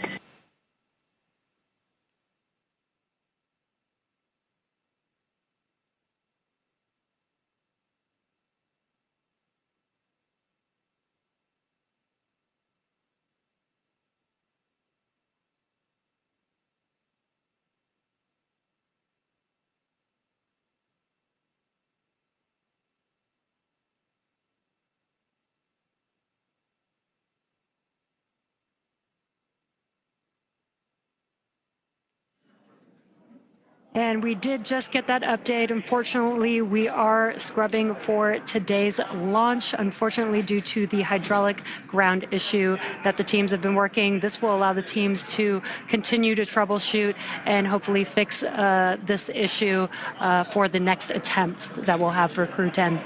Yeah, and there's several other attempts this week. We'll see where we end up, but there's another opportunity about 24 hours from now that they could potentially take if that issue is addressed. So from here, the crew and the team will have to begin egress steps to get the crew out of Dragon and off the launch pad and back to their quarantine facility in Florida, where they'll just get a little bit more time with their families. Yeah, and the good part is we have not started loading propellants, so we don't need to offload any propellants. The vehicle is Dragon safe. SpaceX will be in section 3 of 5.100. We'll be there. I expect that you should be standing by in step 3.2. And SpaceX Dragon, copy. We are complete through 3.2, and we can give you 3.3 that we are ready for seat rotation. SpaceX copies. Crew report ready for seat rotation, and 3.3 we'll report when we step into those ops.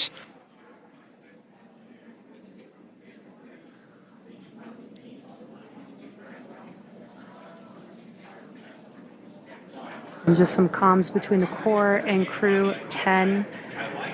They are preparing for egress. You are going to hear some procedures being called out as they work through that egress procedure. And like we were saying, the crew is safe, the vehicle is safe. It was a ground side issue that they've been working, that the teams have been working. And so what we'll see coming up is the seats will rotate. We did have the closeout team already leave the pad. They're going to come back and help the crew egress the Dragon vehicle. And there on your screen, you can see a live look at the crew and Dragon Endurance working through those steps. Leading up to the scrub today, they did go through lots of activities, obviously making it all the way through crew ingress, which happened around 4:58 p.m. Eastern earlier today. They then completed all of the suit leak checks, closed the... And for crew awareness, proceeding into scrub site safing, expect some venting from the vehicle ACS system. Dragon copies.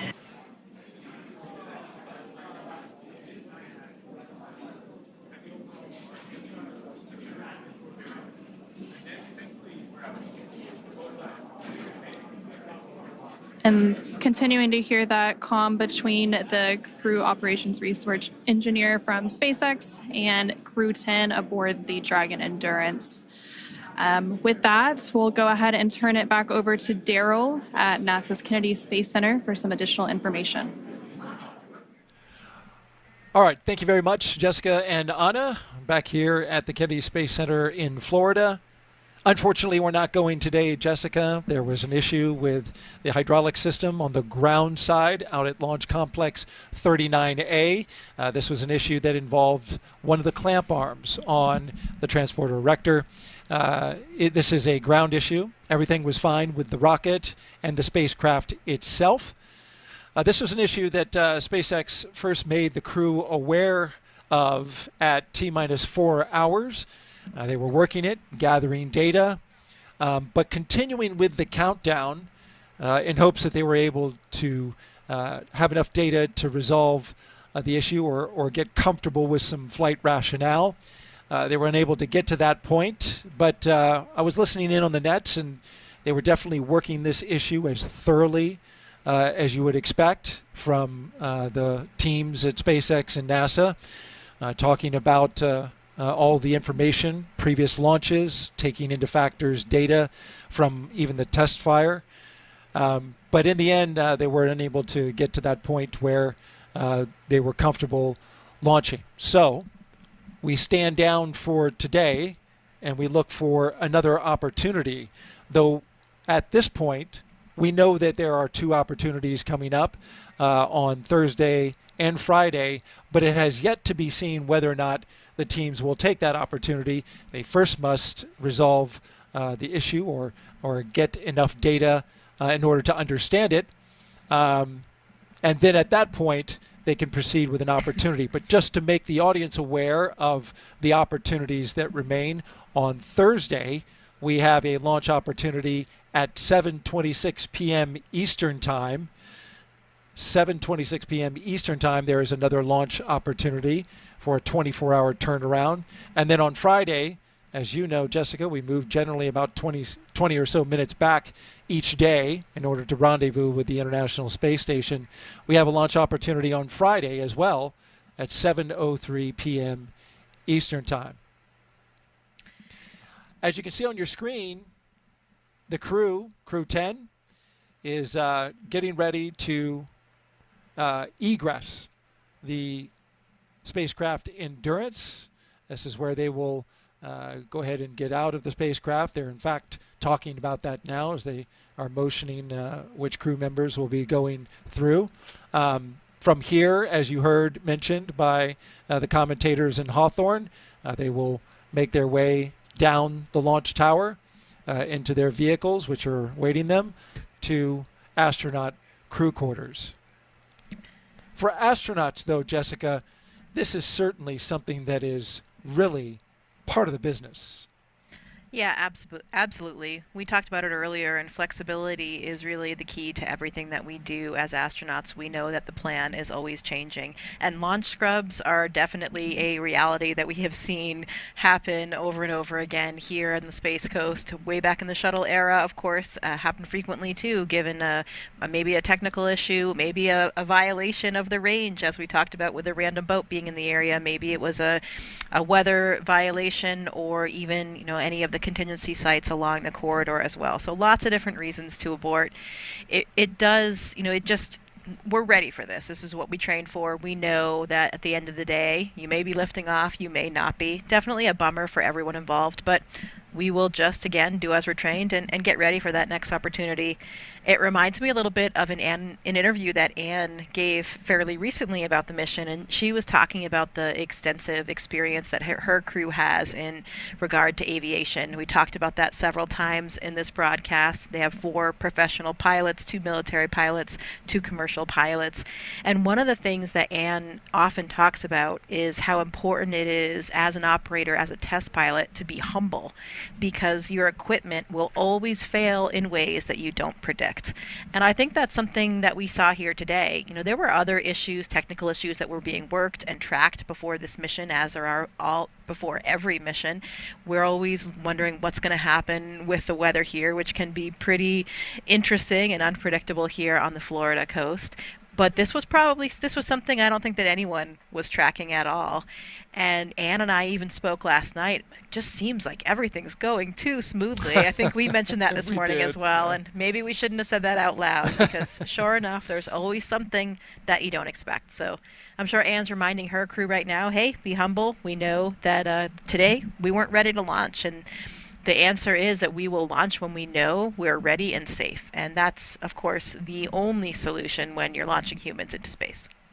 And a hint that the crew is taking it well, as you said, that we just saw moments ago. Kirill Peskov appeared to use his tablet to take a selfie with the crew. So you feel like they're doing okay and certainly understand what is happening right now. They were aware throughout the countdown that this could be a possibility, but they get yet another practice run in at getting out to the launch pad and getting into their seats and preparing to go. That's right. Another.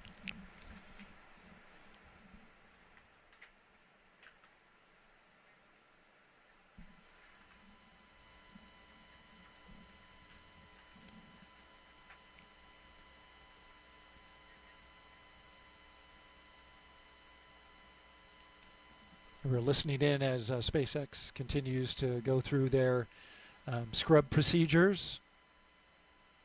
Again, another highly detailed list of procedures to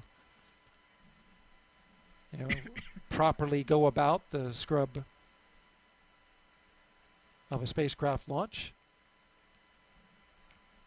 Coming up next is our crew egress. The crew has loosened up their seat And belts. for crew awareness, there will be some additional tank venting here as we get back down to nominal tank pressures. Copy.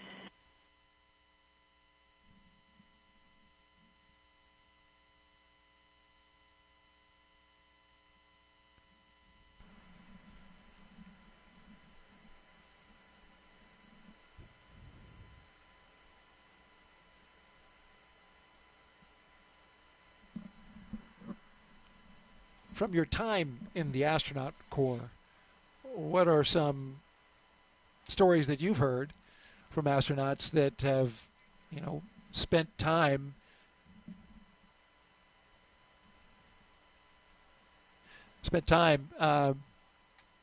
waiting for the next opportunity? Well, there's certainly a lot of stories. I mean, there were some shuttle missions that scrubbed numerous times. I mean, over and over again. You have different launch windows for different vehicles, too. Sometimes it's an instantaneous window. Sometimes you have a prolonged period, so maybe you might be able to resolve a problem in time. But, in some ways, it could actually make the crew a little bit more relaxed, because they've already done all of their final preparation things. All of those, all that last minute work, the last minute email, the last minute message that you wanted to send a friend, they have all of that out of the way. And hopefully that will give them a chance tomorrow to really just be able to relax and appreciate it, and maybe just think a little bit more, philosophize a little bit more, be ready for that next attempt without all of those little annoying must-do task list type things. So we'll try to put a positive light on it and think about how maybe for their psychological state and getting ready for the next opportunity, it would actually make things a little bit more relaxing and a little bit more routine. Like you said, they've gone through it all. Of course, they had gone through most of those, pretty much all of those steps except for the propellant loading in the dry dress previously, so they'd been through it at least once. But when you're not training for the real deal, it always feels a little bit different. So I think they'll be even more psychologically, mentally prepared for the next opportunity that they'll have, whether that's tomorrow or a subsequent day. If you're just joining us, you're watching launch coverage of NASA and SpaceX's Crew-10 mission that was scrubbed today at 7:06 p.m. Eastern Time, T-minus 43 minutes.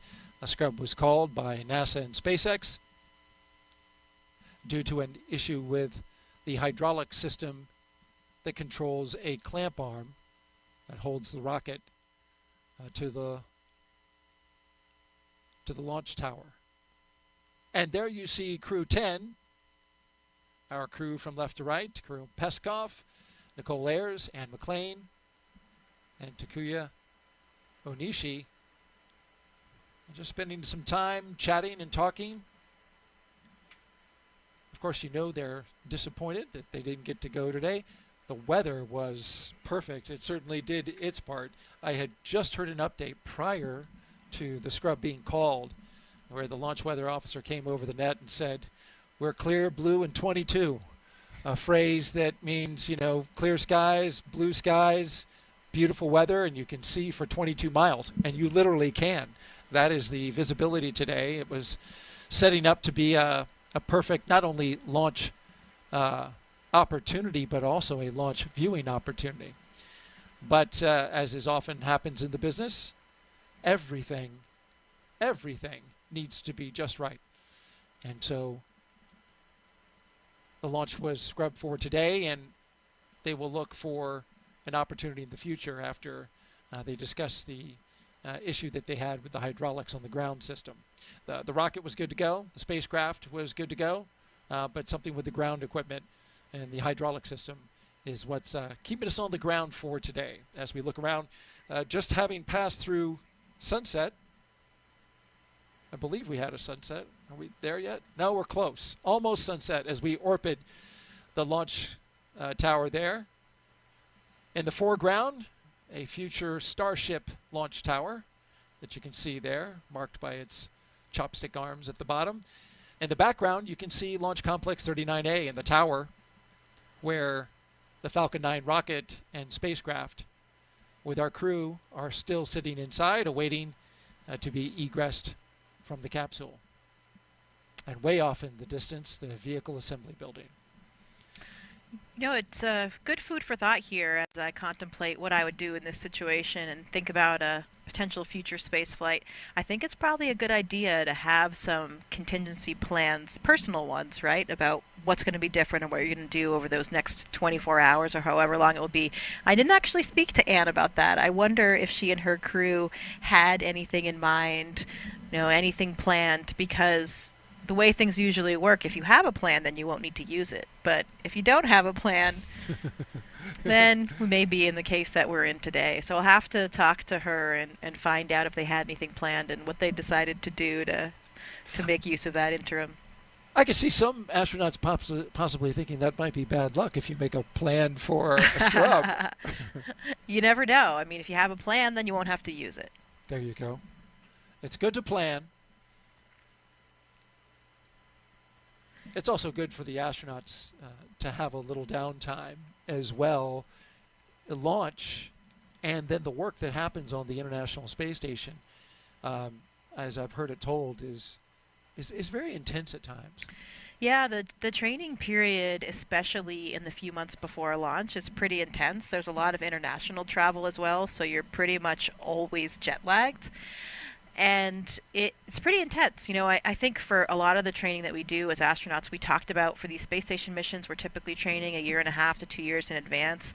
In the beginning, it's usually not as engaging, not as time consuming, not as much travel, but really things get progressively busier, unfortunately, even though you'd personally want it the other way around. If you think about it, everybody wants to have their training and their exposure as close to the flight as possible. So those final months do get quite busy.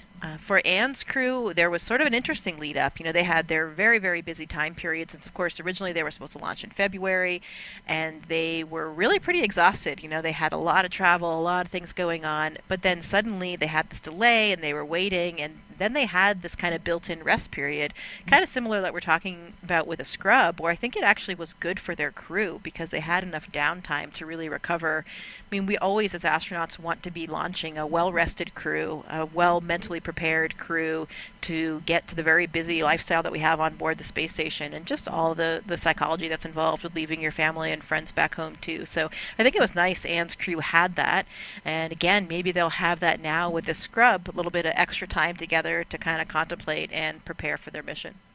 That delay that you mentioned from February to March, of course, brought about by the decision to switch capsules from a brand new SpaceX capsule to the Dragon Endurance, reliable one with 3 previous crew missions under its belt, Crew-3, Crew-5, and Crew-7. When they made that switch, though, they needed to do some more data analysis on that spacecraft in short order, and It takes time because of the amount of data that the commercial crew program has to go over in order to make sure that everything is right with the spacecraft before loading up the astronauts on it.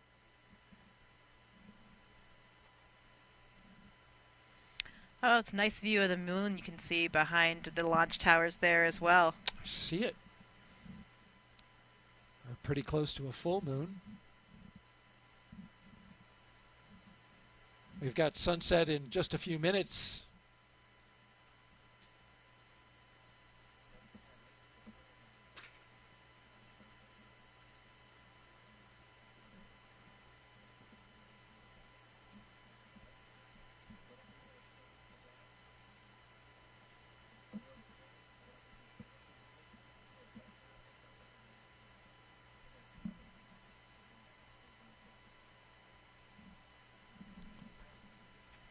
Dragon SpaceX, just an update.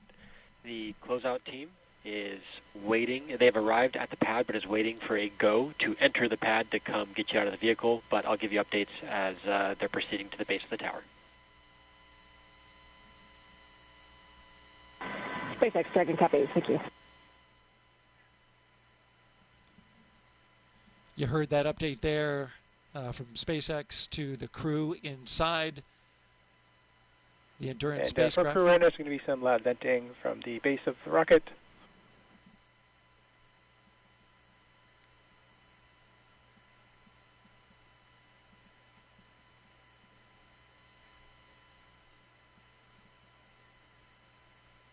Of course, they have to wait before the closeout crew can ascend the launch tower there because everything needs to be safed first before you allow people to go into the launch area. So these are standard precautions that are taken before the closeout crew goes in.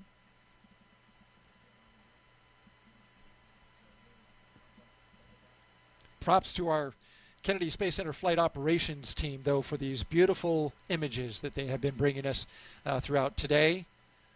Going around the launch complex, we're able to see for 20 miles off in the distance, and we've had some pretty spectacular views.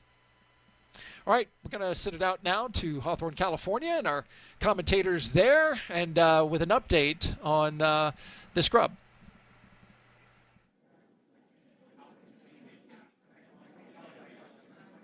Thanks, Daryl. Not what we were expecting today, but the good news is that the vehicle, the crew are all healthy, and this is standard procedure, right? We heard. We're hearing some comms. We heard the comms that the closeout team is going to make their way back to on the crew access arm to the White Room and help the crew egress the vehicle.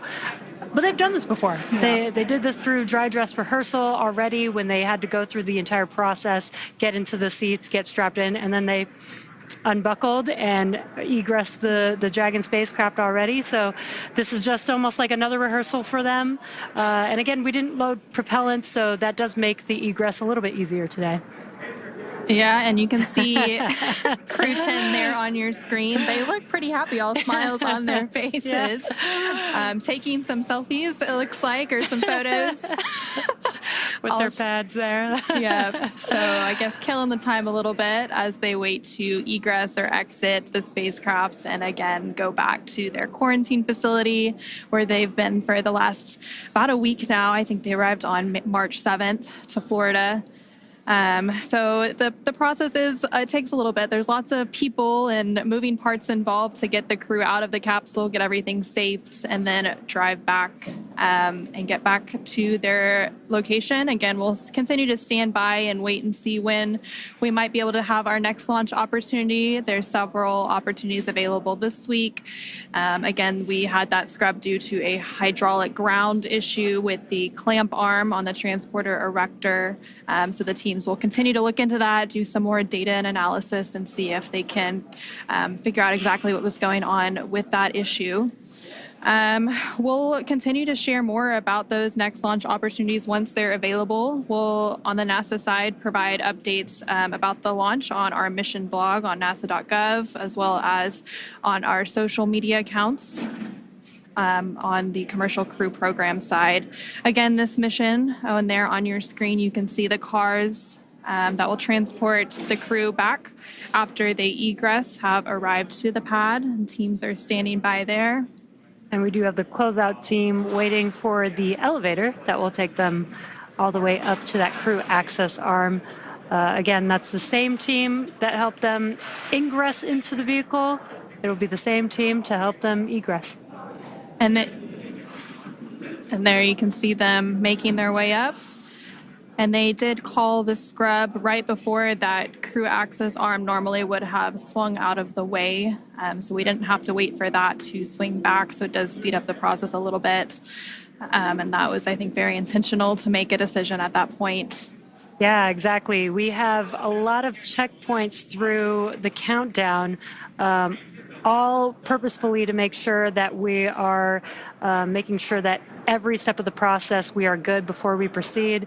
And again, just like Anna was saying, this is exactly why we do that. We were able to make this call prior to propellant loading, prior to removing the crew access arm, making the steps to almost go backwards a little bit easier and a little bit safer. We are doing, you can see on your screen, just making sure that we are good to open that hatch for Dragon. And again, Crew-10 is the 10th rotational mission for SpaceX carrying crew to the International Space Station. Their crew currently inside Dragon that will egress soon is comprised of 2 NASA astronauts, so NASA astronaut Anne McClain and Nicole Ayers, as well as a JAXA astronaut, Takuya Onishi, and a Roscosmos cosmonaut, Kirill Peskov. And then once we do have a new launch date and a launch time and we get the crew off the pad and into orbit, they will have a long duration mission at the International Space Station conducting science and research activities. It's really great to see the crew in good spirits. They train for this and, spend a lot of hours working through each one of these procedures, and you can see the closeout team making their way across the crew access arm there over to the White Room. But yeah, this is all part of procedure, and it's really great to see the crew just in good spirits despite, unfortunately not being able to launch today, but we will have some other opportunities. And again, we will not launch unless we know that we can launch safely and reliably. And this is exactly why we do all of these checks throughout the countdown. And really everything has to go right for a launch to be successful. So we want to take the time and make sure we understand any issues that arise. Along with all of the engineering systems on the rocket and Dragon, we also have to look out for things like weather to make sure we're safe to fly and launch into orbit. So again, the teams will continue discussing the hydraulics issue, continue looking at the weather for the next few days, and see when our next launch opportunity may be. You're continuing to see a live look inside the Dragon Endurance. And again, this was going to be the 4th flight of that spacecraft. It previously flew on Crew-3, Crew-5, and Crew-7. Live look there at the launch pad, Launch Complex 39A at the Kennedy Space Center in Florida, as the sun looks like it's pretty much fully set at this point.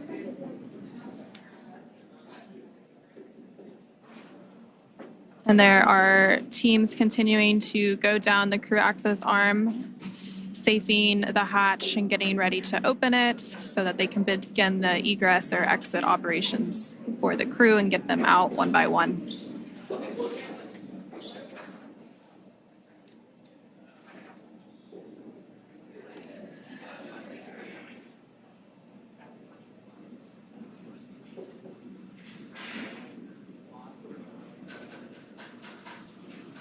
Crew-10, again, there on your screen, patiently waiting for that hatch to open. Once that hatch opens, they'll egress one crew member at a time. And again, they still need to follow, ensuring that we are not bringing any FOD in or into the Dragon spacecraft and the crew arm itself. And so you saw the closeouts team in those closeout suits there. Dragon SpaceX, the closeout team is in the white room. They're doing final preparations for hatch opening, expected in just a few minutes from now. SpaceX Dragon copy. That was the core speaking with the crew, just providing an update. They are inside of Dragon, so they can't see outside from the seats that they're in. So the core is just letting them know that the closeout team is inside of the crew access arm, inside of the white room, and preparing to open that hatch shortly. And confirming those calls on the crew side is the commander for Crew-10, Anne McLean. She's in the center right of your screen. So from left to right on your screen, you have Roscosmos cosmonaut Kirill Peskov, NASA astronaut Nicole Ayers, NASA astronaut Anne McLean, and then JAXA astronaut Takuya Onishi.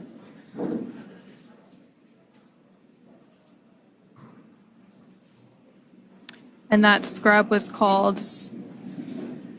about 45 minutes ago now, continuing to work through those procedures to get the crew egressed from the spacecraft.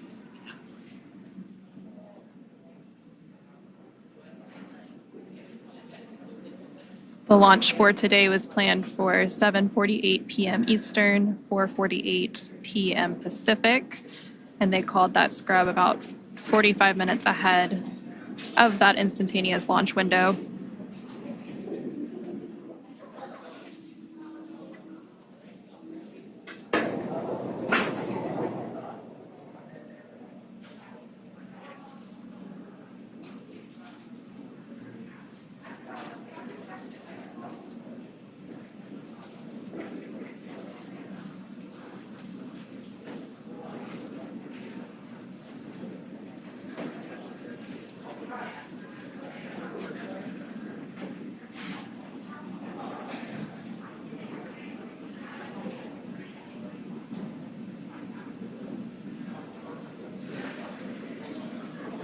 Again, if you're just now joining us, we did have a scrub for the Crew-10 launch today.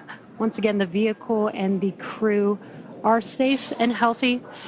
The scrub was called for a ground side issue with the hydraulic system that opens the access arm around the vehicle which is attached to the I'm sorry, not the access arm, the clamp arm on the transporter erector. And the countdown is exactly what we use. This is the framework that the launch team uses to make sure that all final checks are made in the right order to make sure that we have a safe flight and a safe launch. And what's happening during these countdowns is the rocket computers, the ground computers, the launch teams are all monitoring the checks along the way, making sure that every step of the way, all the way to T0, as well as all the way through launch, that everything is healthy and operating nominally. And so we were going through those procedures today. And as we were working through each one of those checks, we did notice that there was an issue with the hydraulic system on the clamp arm. And teams began to work through that, trying to see if we could resolve it in time for the expected T0 today. Unfortunately, around, I believe, T minus 45 minutes is when they made the official call. Again, that was about 8 minutes before, or 10 minutes before we load propellants onto the vehicle. And again, this is why all these checks are there. This is what terminal count is for, is to make sure that the vehicle is safe. And that we can make a call in time to prevent going through unnecessary procedures as well. So again, we didn't load propellants on the vehicle. That does make this egress a little bit easier, a little bit faster for the crew. And that clamp arm that we keep referencing, so those clamp arms are on the transporter erector that the Falcon 9 is on top of, and they are located around the second stage of Falcon 9. There you can see them on your screen right above the lower thirds. And they stay around the second stage of the Falcon 9 until we have the strong back retract, which takes place in the final minutes of the countdown around the T-minus 4.5 minute mark. Exactly, and the purpose of the transporter erector, the strong back, is we have the propellant lines, avionics, umbilicals attached to the vehicle. It also provides support and brings the vehicle vertical for launch. And just about 4.5-5 minutes before T0 is when we open up those clamp arms, move the TE just a couple degrees away from the vehicle to prepare for liftoff, and then at T0, the TE moves even further away to clear the way for the vehicle as it lifts off. And so, unfortunately, we had an issue with the clamp arm. It wouldn't have been potentially able to open up fully. So the teams are working through whatever that issue, that root cause of that issue is, to make sure that when we do go for launch, those clamp arms will fully open and will clear the way for the TE to be able to recline appropriately for liftoff. And there you're getting a great 360 view of the launch pad. You can see some of the other launch complexes in the background as well. Again, it's a very active launch area down in Florida. Launches are constantly happening. This one was scheduled to take place from Launch Complex 39A there on your screen. And you can see Falcon 9 standing tall with Dragon atop, with Crew-10 currently inside as they work through those egress procedures with the SpaceX team. Again, there is a lot of coordination that went into today's preparations leading up to the final minutes before we scrubbed. Communication between the NASA teams, the SpaceX teams, everyone is working to make sure we're all on the same page, we're all comfortable and ready to launch. And of course, we'll launch once everything is in tip-top shape and we're ready to go fly the crew to the International Space Station.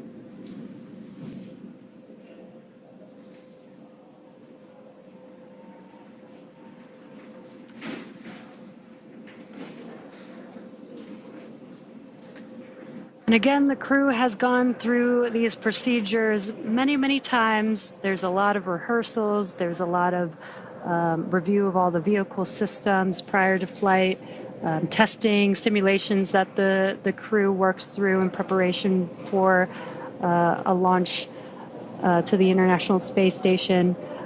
So all of these, the crew did go through several of these before. We did a dry dress rehearsal. This is almost just like a second dry dress rehearsal for them. And when the vehicle is ready, I'm sure the crew will be ready to go and excited to go to the International Space Station. Practice makes perfect, so the more practice, the better, really. Exactly. And the crew, there you can see on the right hand of your screen, they've been training for their mission to the International Space Station for well over a year now, getting ready for all of the different science and maintenance activities that they will do on board once they make it to the International Space Station. Once on board the International Space Station, they will complete a brief handover period with the Crew-9 crew that is currently orbiting on the International Space Station. Once that handover period is complete and the weather looks good, Crew-9 will return home, splashing down off the coast of Florida, bringing it into their mission. And again, this is part of the rotational crew missions that we do to the International Space Station about every 6 months or so as part of NASA's Commercial Crew Program. Anna, you mentioned the science that they do. So preparing for a launch is just only a very small portion of what they're training for. They're preparing to do a lot of science experiments, and 6 months is a very long time for them to get a lot of work done on the orbiting laboratory. Yep, and the International Space Station will actually celebrate its 25th year of continuous human presence this year. And in that time, there have been thousands of experiments conducted in microgravity. And that microgravity environment in low Earth orbit really provides a unique environment for science and research technology demonstrations that just can't be done here on Earth. And some of those science and research activities that the crew is planning to conduct includes a thermally assisted material flammability test to understand fire growth and reaction in microgravity. And this research could contribute to future spacecraft and facility designs. They'll also engage with students worldwide via ham radio.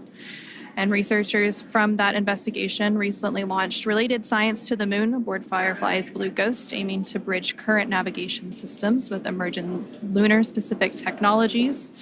And then the astronauts there on your screen themselves also serve as test subjects. So we have NASA's Human Research Program that does a multitude of different human studies on the crew themselves. And one of those studies that began a couple of years ago is known as CIPHER. So one of the crew members is part of that human research study to provide valuable insights for future deep space missions. But again, that's just a sampling of the more than 200 different investigations that they will participate in and help researchers on Earth conduct while they complete their mission at the International Space Station in low Earth orbit.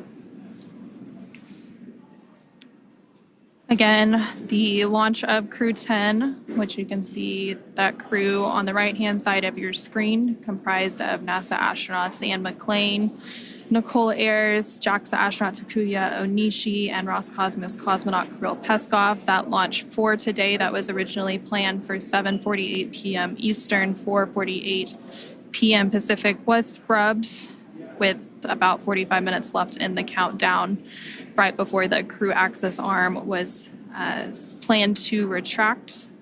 It was scrubbed due to a hydraulics ground issue related to the clamp arm, which is there are two clamp arms holding the Falcon 9 rocket in place on the launch pad aboard the transporter erector. Those clamp arms are located around the second stage of the Falcon 9, which you can see there now on your screen.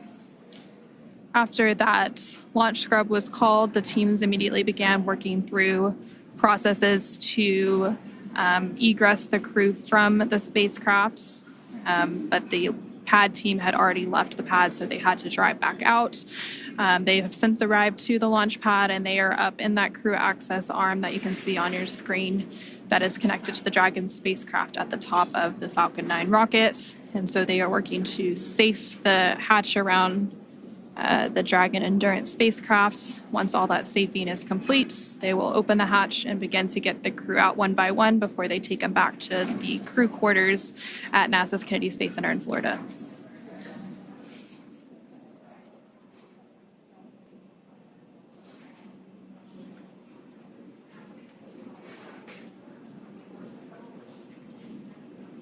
So leading up to today's launch attempt, the crew actually ingressed or entered the spacecraft around 4:58 p.m. Eastern, so several hours ago now.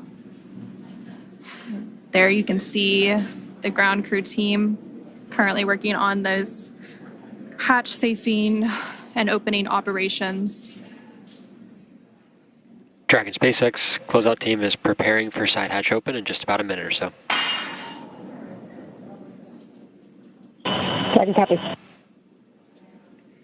again, some comms from the core here in Mission Control at SpaceX in Hawthorne, California, communicating with the crew, just letting them know that the closeout team is there outside, just right outside of the hatch, working on opening that hatch for them. Again, they're still inside of the Dragon spacecraft, and there you can see them in their seats. So they can't see what's going on outside of the vehicle, which is why the core is there to help communicate. They might be hearing some noises from the closeout team working on opening that hatch. This allows them to just know and understand what to expect, that those noises that they're hearing is expected, and that they can anticipate that hatch opening here shortly.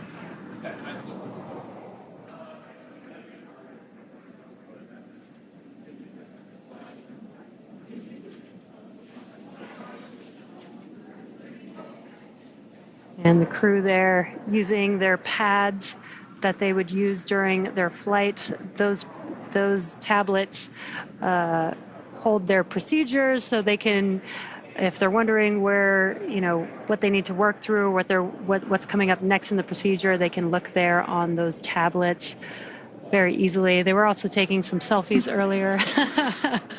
Maybe some good memories of what's leading up to their future launch to the International Space Station. You got to make the most of it, that's for sure. Absolutely. And the two of the crew members there on your screen are veteran astronauts, so they've flown previously. So Anne McLean as well as Takuya Onishi have both been to the International Space Station before, so I'm sure they're familiar with launch scrubs and all the procedures and processes that go into that. Again, this is exactly why, we go through a countdown. We have automated checks. We have automated checks. We have manual checks.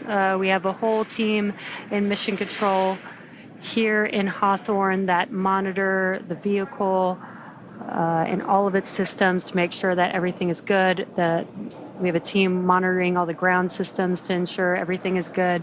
Again, if we are not 100% sure that we are safe, that we can launch safely and reliably, we will call a hold on a launch just like we did today, and we will wait until we are ready with another backup opportunity, hopefully in the next day or two. And again, there are several other opportunities this week. The earliest is tomorrow, about 24 hours from now. But again, waiting for confirmation from the NASA and SpaceX teams on when they will schedule that next opportunity, whether it's tomorrow or sometime later this week or even next. And there on your screen, you can see the closeout team. It looks like they're beginning to work to open the hatch. And then once the hatch is open, the crew will begin exiting one by one with some assistance from those ground teams. And just by the number of people you can see on your screen there, you can see just how big of an operation it is to launch people. Dragon SpaceX, stand by for side hatch open. SpaceX Dragon, copy.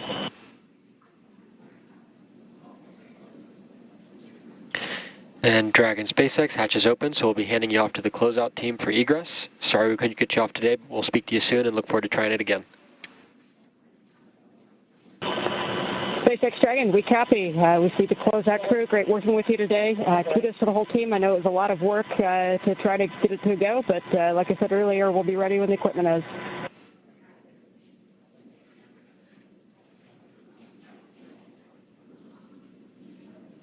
And there you heard some nice words from NASA astronaut, the commander of Crew-10, Anne McLean, talking about the scrub, but also talking about how grateful they are for all of the teams and the work that they've put into today's opportunity, even though it didn't go as they planned. But again, there are additional opportunities that will be available once the teams work through those ground issues on the hydraulic system for the clamp arms. And again, we also heard and saw on our screen a moment ago that the hatch for the Dragon spacecraft Endurance has now been opened. So those closeout team members will begin removing the crew members from their seat one by one. And then from there, the crew will go down and get into their vehicles and be taken back to crew quarters.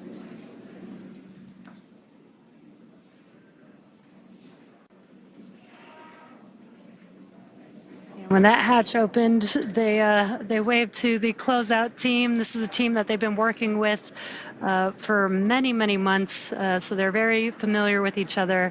And as Anna, you were mentioning, There's a lot of teams involved with a launch like this. Several teams helping to make a crew launch like this happen. The closeout team working with the crew side by side, obviously the crew itself, the operations team that helps train the crew for launch. Then there's a lot of training with NASA for the science. So there's several teams that are involved with a mission like today's. And it's okay that we're not going today. We will go when every single one of those teams is ready to go. Yep, and we also have the SpaceX mission control here in Hawthorne, as well as NASA's mission control team for the International Space Station in Houston, Texas, as well as the launch control teams in Florida. So really a huge undertaking to launch humans to space successfully. And we've been launching people now to the International Space Station for almost 25 years, with that 25th anniversary of continuous human presence coming up later this year. Yeah, and the NASA astronauts have been flying with SpaceX for the past 5 years, since Demo 2 in May of 2020. And this will be the 10th rotational crew mission, making the 11th with NASA and SpaceX. Yep. And those crew rotations, they're also intricately timed. So the crews typically spend around 6 months aboard the International Space Station once they get up there. So the current crew rotation that's up there is Crew-9, which was the 9th rotational crew mission for SpaceX flying NASA astronauts to the International Space Station. And once Crew-10 launches and gets to dock to the International Space Station, they'll complete that handover period with Crew-9 before Crew-9 makes their way back to Earth. And then there on your screen, you can see the Crew-10 crew members working to get their hands free out of their launch and entry suits. Yeah, these suits are intravehicular suits. They are designed for being inside of the spacecraft only. They help keep the astronauts cool. It's almost like they have a mini self AC system, but it also helps protect the crew in case of a cabin depressurization during a launch. So they're not going to egress those, or egress. I mean, the suits are kind of like a miniature spacecraft, but they won't be getting out of their suits now, but they are just getting their hands free so that they can help safely climb out of their seats and out of the spacecraft. And typically, once we launch and the crew is safely inserted into orbit, the crew will often get out of those suits for the phasing ride as they catch up to the International Space Station to get a little bit more comfortable, since that can be sometimes a lengthy ride. If we had launched today, it was actually on the shorter end for phasing. It would have been about 10 hours to get to the International Space Station.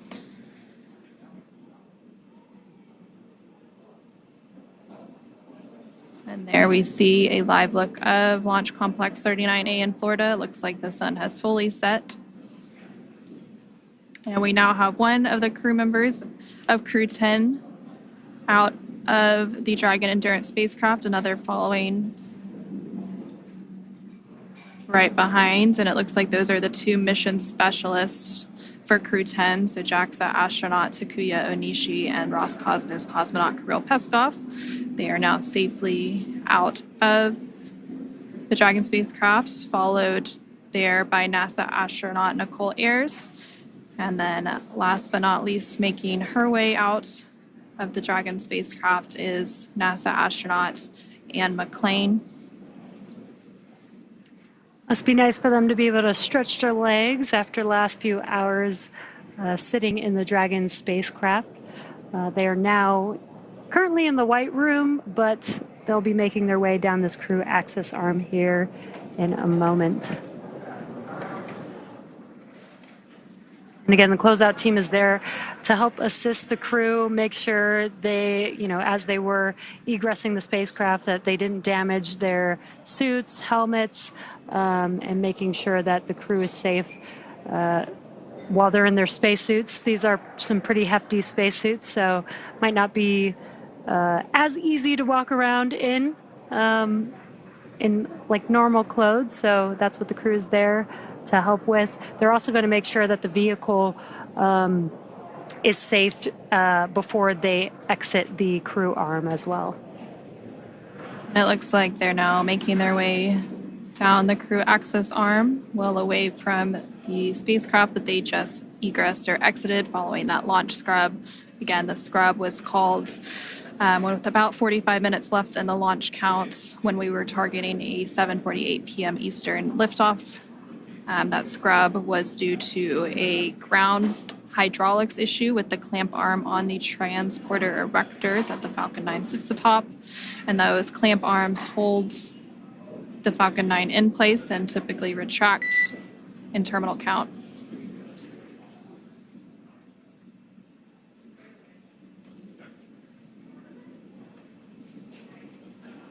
And the crew will now begin to make their way down to the base of the launch pad, where they will then get into the vehicles that brought them here several hours ago and return to crew quarters. Once they're back at crew quarters, they'll likely have some meetings with some of the SpaceX and NASA teams to talk future opportunities for their launch.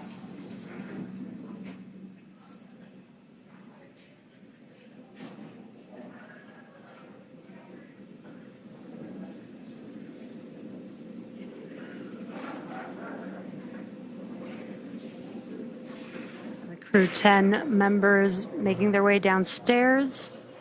This is where they will get access to the elevator that will take them down the tower to the base of the tower to their Teslas that will take them back to their crew quarters.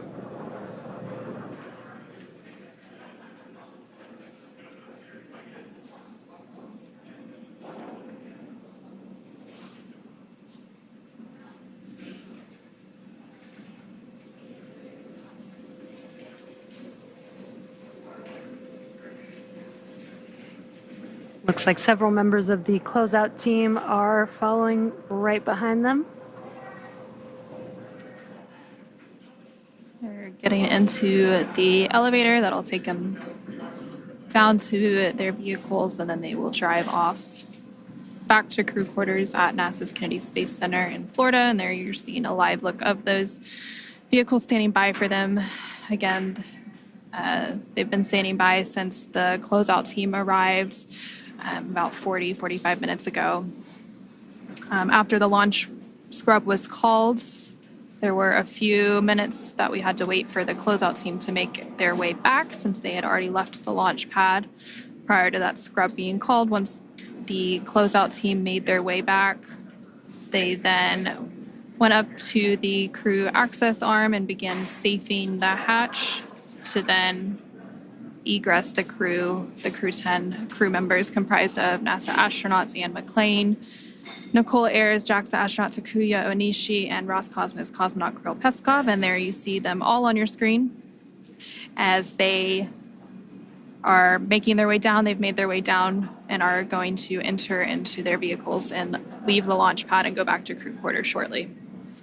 Yeah, they're going to get into their Teslas. These Teslas are special made for the crew, where they have the ability to attach their umbilicals to help keep cool air flowing through their suits. Once they enter those Teslas, again, they'll make their way back down to their crew quarters, where they will stay quarantined until they have their next launch opportunity. And there you can see the crew now ingressing those vehicles. And that's going to wrap it up for us here in Hawthorne, California at SpaceX here at, next to Mission Control. We're going to send it back over to Daryl at KSC to follow the crew the rest of the way. Again, it's unfortunate that we did not launch today, but again, always better to be safe and make sure that we launch when we're ready. Yep, and we'll continue to provide updates on NASA's blog for the Commercial Crew program, as well as our social media accounts once we have that new launch time ready to share with the world. But for now, we'll go ahead and wrap it up here in Hawthorne, and we'll see you again soon once we have our next launch attempt for the Crew-10 mission. And with that, we'll hand it back over to Daryl at NASA's Kennedy Space Center in Florida. All right, thank you both, ladies, for walking us through the egress of the astronauts from their spacecraft down the launch tower and into their waiting vehicles.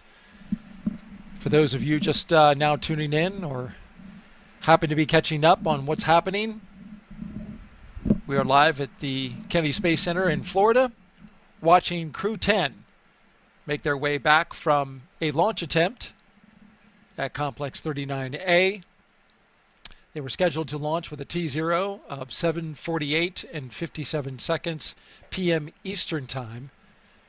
However, the launch was scrubbed less than an hour before that due to an apparent hydraulic problem with the launchpad 39A Falcon 9 hold-down clamp arm system, the system that holds the rocket to the strong back. And so NASA and SpaceX teams made the decision to call off the launch for today. And there you see the crew, along with the closeout crew, our crew of 3 astronauts and 1 cosmonaut, leaving their rocket for another day.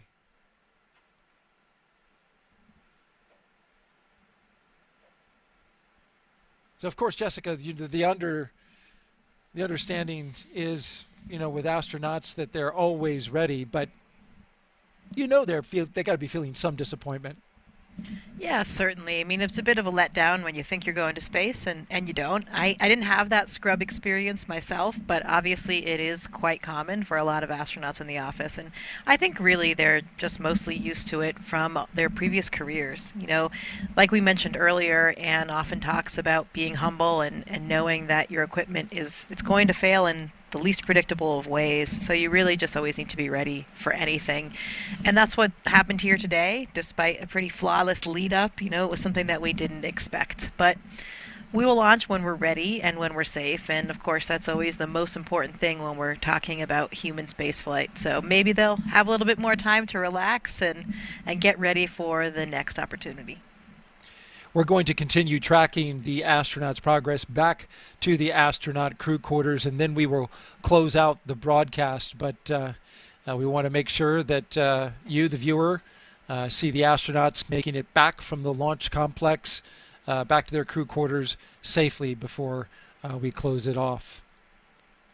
And then it's a little bit like going home. Anne was talking earlier about appreciating the home-cooked food, and we have an incredible staff there at the quarantine facility. So, hey, another day of that, probably some other family visits, and they'll find a way to make good use of that time now that they have all the annoying taskless stuff out of the way that they thought they had to complete before yesterday.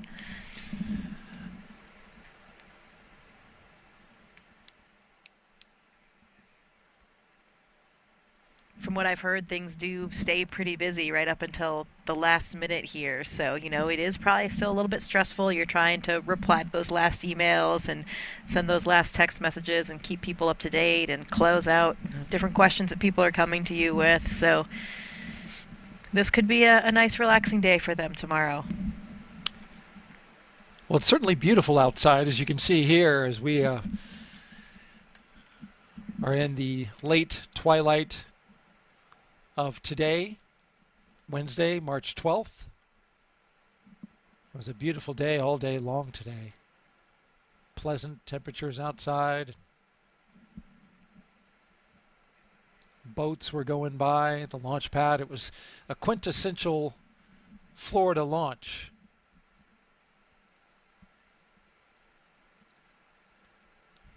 This is that kind of scene that I was talking about earlier when the cars were going in the other direction, and now at night it's even more dramatic with all of the lights. And and the entourage leading them back. I wonder if they're playing their theme music again. Maybe not. Maybe this time they're kind of sitting in silence. And will they play the same songs on the next opportunity? That's another answer I'll have to find out. Yeah. I mean, it's an opportunity to change up your playlist if you've got the time to do so.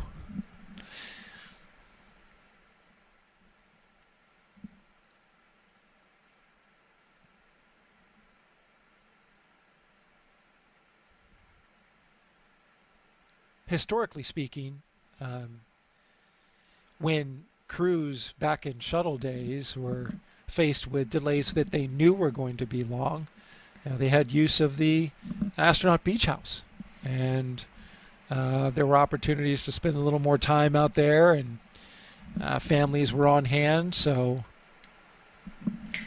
yeah, and there could be, we still do use the beach house in this pre-launch quarantine period where the astronauts will go out there with their families, and it's a really nice, iconic, idyllic, gorgeous setting if you've ever seen it. Nice access to the beach and to the ocean, and it just has that real beach house vibe that's pretty relaxing. So I'm not sure whether or not they'll get another opportunity to do that, but you know, always a good option. Maybe a final run down the beach. What I love the most about that beach house location is the solitude. It's the house and the way Florida looked before anything, came around. It's so natural. The only really significant thing that you see towering launch pads off in the distance. But we like that. Yeah, but that's right. Around here, we like that. But it's so pristine, and because obviously this is a national wildlife refuge, and it's a secure area, there's so much solitude out there. It's so isolated, and it's so natural. Those sea oats waving in the breeze between the beach and the beach house. My parents had a place just a little bit further up the coast here, so same kind of familiar coastline, and my mom was always commenting on the sea oats and how beautiful they were, and it's so nice to keep all those natural elements. So if they don't get a chance to go out there and relax, and maybe they can use those images that they had when they were out there earlier this week and get into a relaxing kind of state of mind. That's the one thing about the ocean, right? There's always just something so relaxing about looking at the water. It is so true. Peace and tranquility. It's hard to not have that wash over you when you're out there gazing over the ocean. And that is just what the doctor ordered when crews are tired from a long day of launch operations and preparations. But we don't know if that's where they're headed at this time. We should caveat, because the decision has yet to be made about when the next opportunity will be, whether or not there will be some work that's required, or whether or not they have enough data to move forward with flight rationale.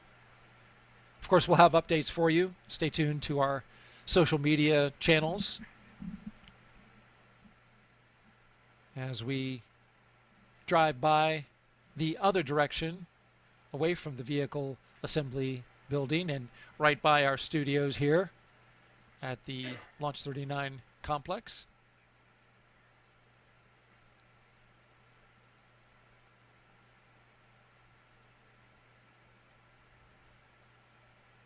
If you were commander of this crew, what would you do?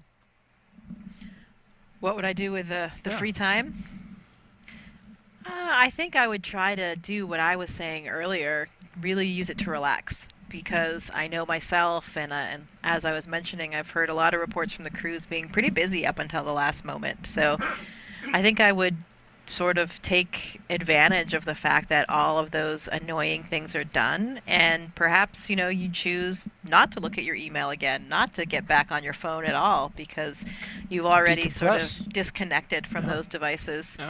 I know for me, when my happy place is in nature, going camping and hiking, and when I'm on a long trip without any technology, without my cell phone, I find it to be incredibly invigorating, and can get a lot of recuperation out of and something liberating. like that. Yeah, absolutely. Yeah. So I would probably not be in any rush to turn my phone back on. And that's the other thing, things are pretty planned. Like you said, we don't know for sure when the next attempt will be, but there certainly will be a plan, and they have to remain, of course, in their quarantine. So I would probably just try to relax, maybe avoid technology, and see how it all plays out. Could be some great crew bonding opportunities, I think, for them.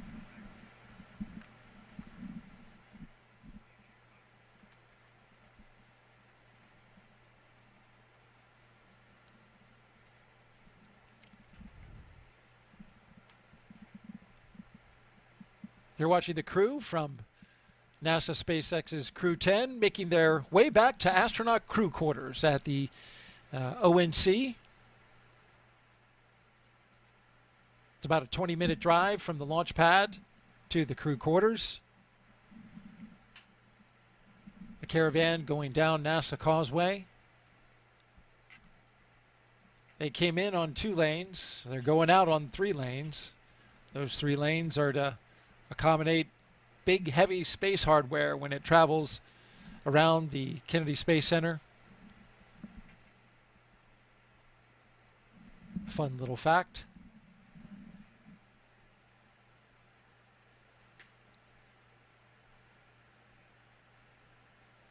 Certainly a great time of year to be launching, though. This weather has been phenomenal, and it's so pleasant to just be outside, which is not always the case here in Florida. Yeah, you were asking me, prior to coming out here, like, how's the weather? I'm like, oh man, it's so good from our previous launch coverage that you and I did, Crew-7. First of all, it was overnight. Yep. Second of all, we were outside. I believe bugs were a factor. Yes. We were collecting quite a few of them on the on the launch desk.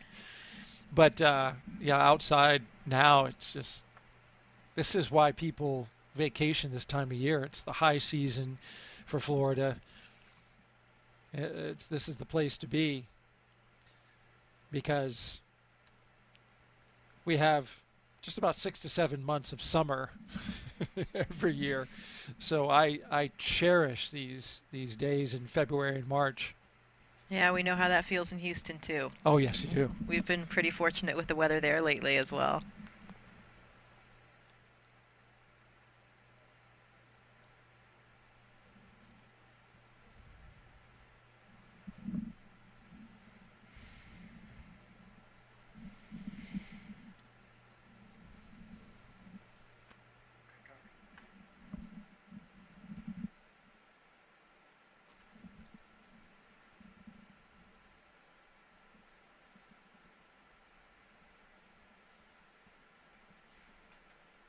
Hopefully the friends and family that are here as well will be able to stick around for a little while and see what's going to happen. That's always something, when we have these constant changes that can kind of become a stressor for us, is that it's difficult for people to change their schedules and their time off work to be here. So we always feel for that. And I know that happened once already with the change that they had moving off of the February plan. So see how it all works, but we will be here supporting them, and our colleagues at NASA are in it until the end for sure. So we're here to support them all the way and send them off eventually to space. 100%.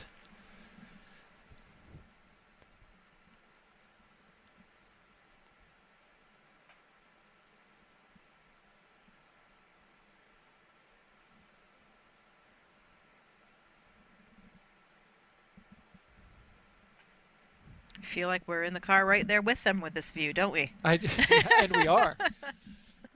I wonder if they're putting in their order to the fine cooks and chefs at crew quarters for dinner tonight, because it's been a while since they ate. Yeah, absolutely. And probably that will be definitely a bright spot on the horizon, because their meals in Dragon, there's no way to heat up the food. So it has to be something, you do get some choice in what you can bring along. You can use you can bring along some of the elements of our standard food menu that we have on ISS and some other kind of off-the-shelf varieties as well. But there's no way to heat it, so you have to have something that tastes good at the ambient temperature. So at least they will have a hot meal tonight, which they wouldn't have had otherwise on Dragon. Absolutely. A little bit less fun when your food's not floating, though, I have to say. There is that fun factor. Absolutely. It's room temperature, but capturing it out of midair. Yeah, it's okay to play with your food in space. Don't tell your kids. Right. That's not something that you and I, as parents of toddlers, are currently doing. Yeah, exactly. It would be a different ballgame with a toddler if all of the food was floating. Oh, imagine that. Can you imagine that? Wouldn't that be like such an impetus to get them to eat? Toddlers in space would be cute, but very messy. Oh, no doubt about that.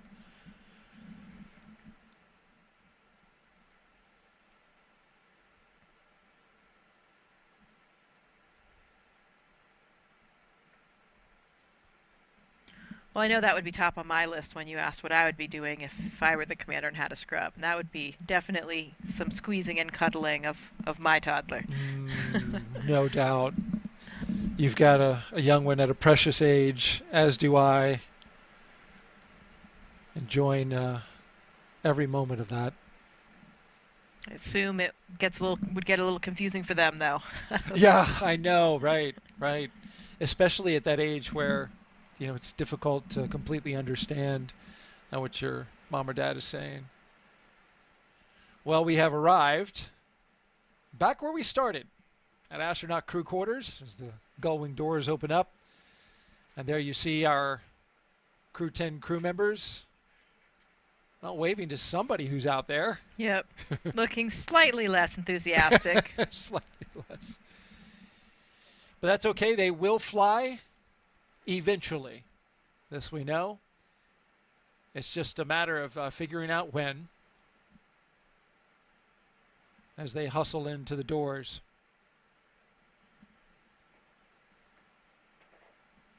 Well, folks, that's going to do it for us today.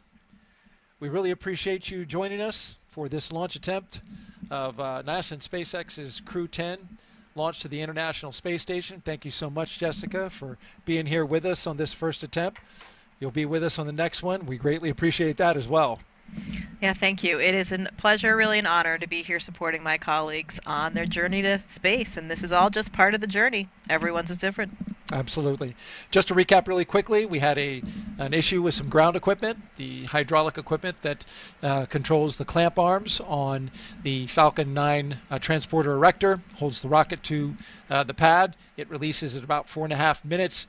There was an issue, and they're going to look at that, look at the data, and then decide whether or not to have some work to do or maybe some further data reviews before they decide on a launch date. So make sure you stay tuned to updates that we will have for you. Just head to nasa.gov/blogs/Crew-10. You see it at the bottom of your screen there. We'll have all the information you need to know once we have that available on the next launch attempt. For everybody here at NASA and SpaceX, I'm Daryl Nail for Jessica Meir. We'll see you next time.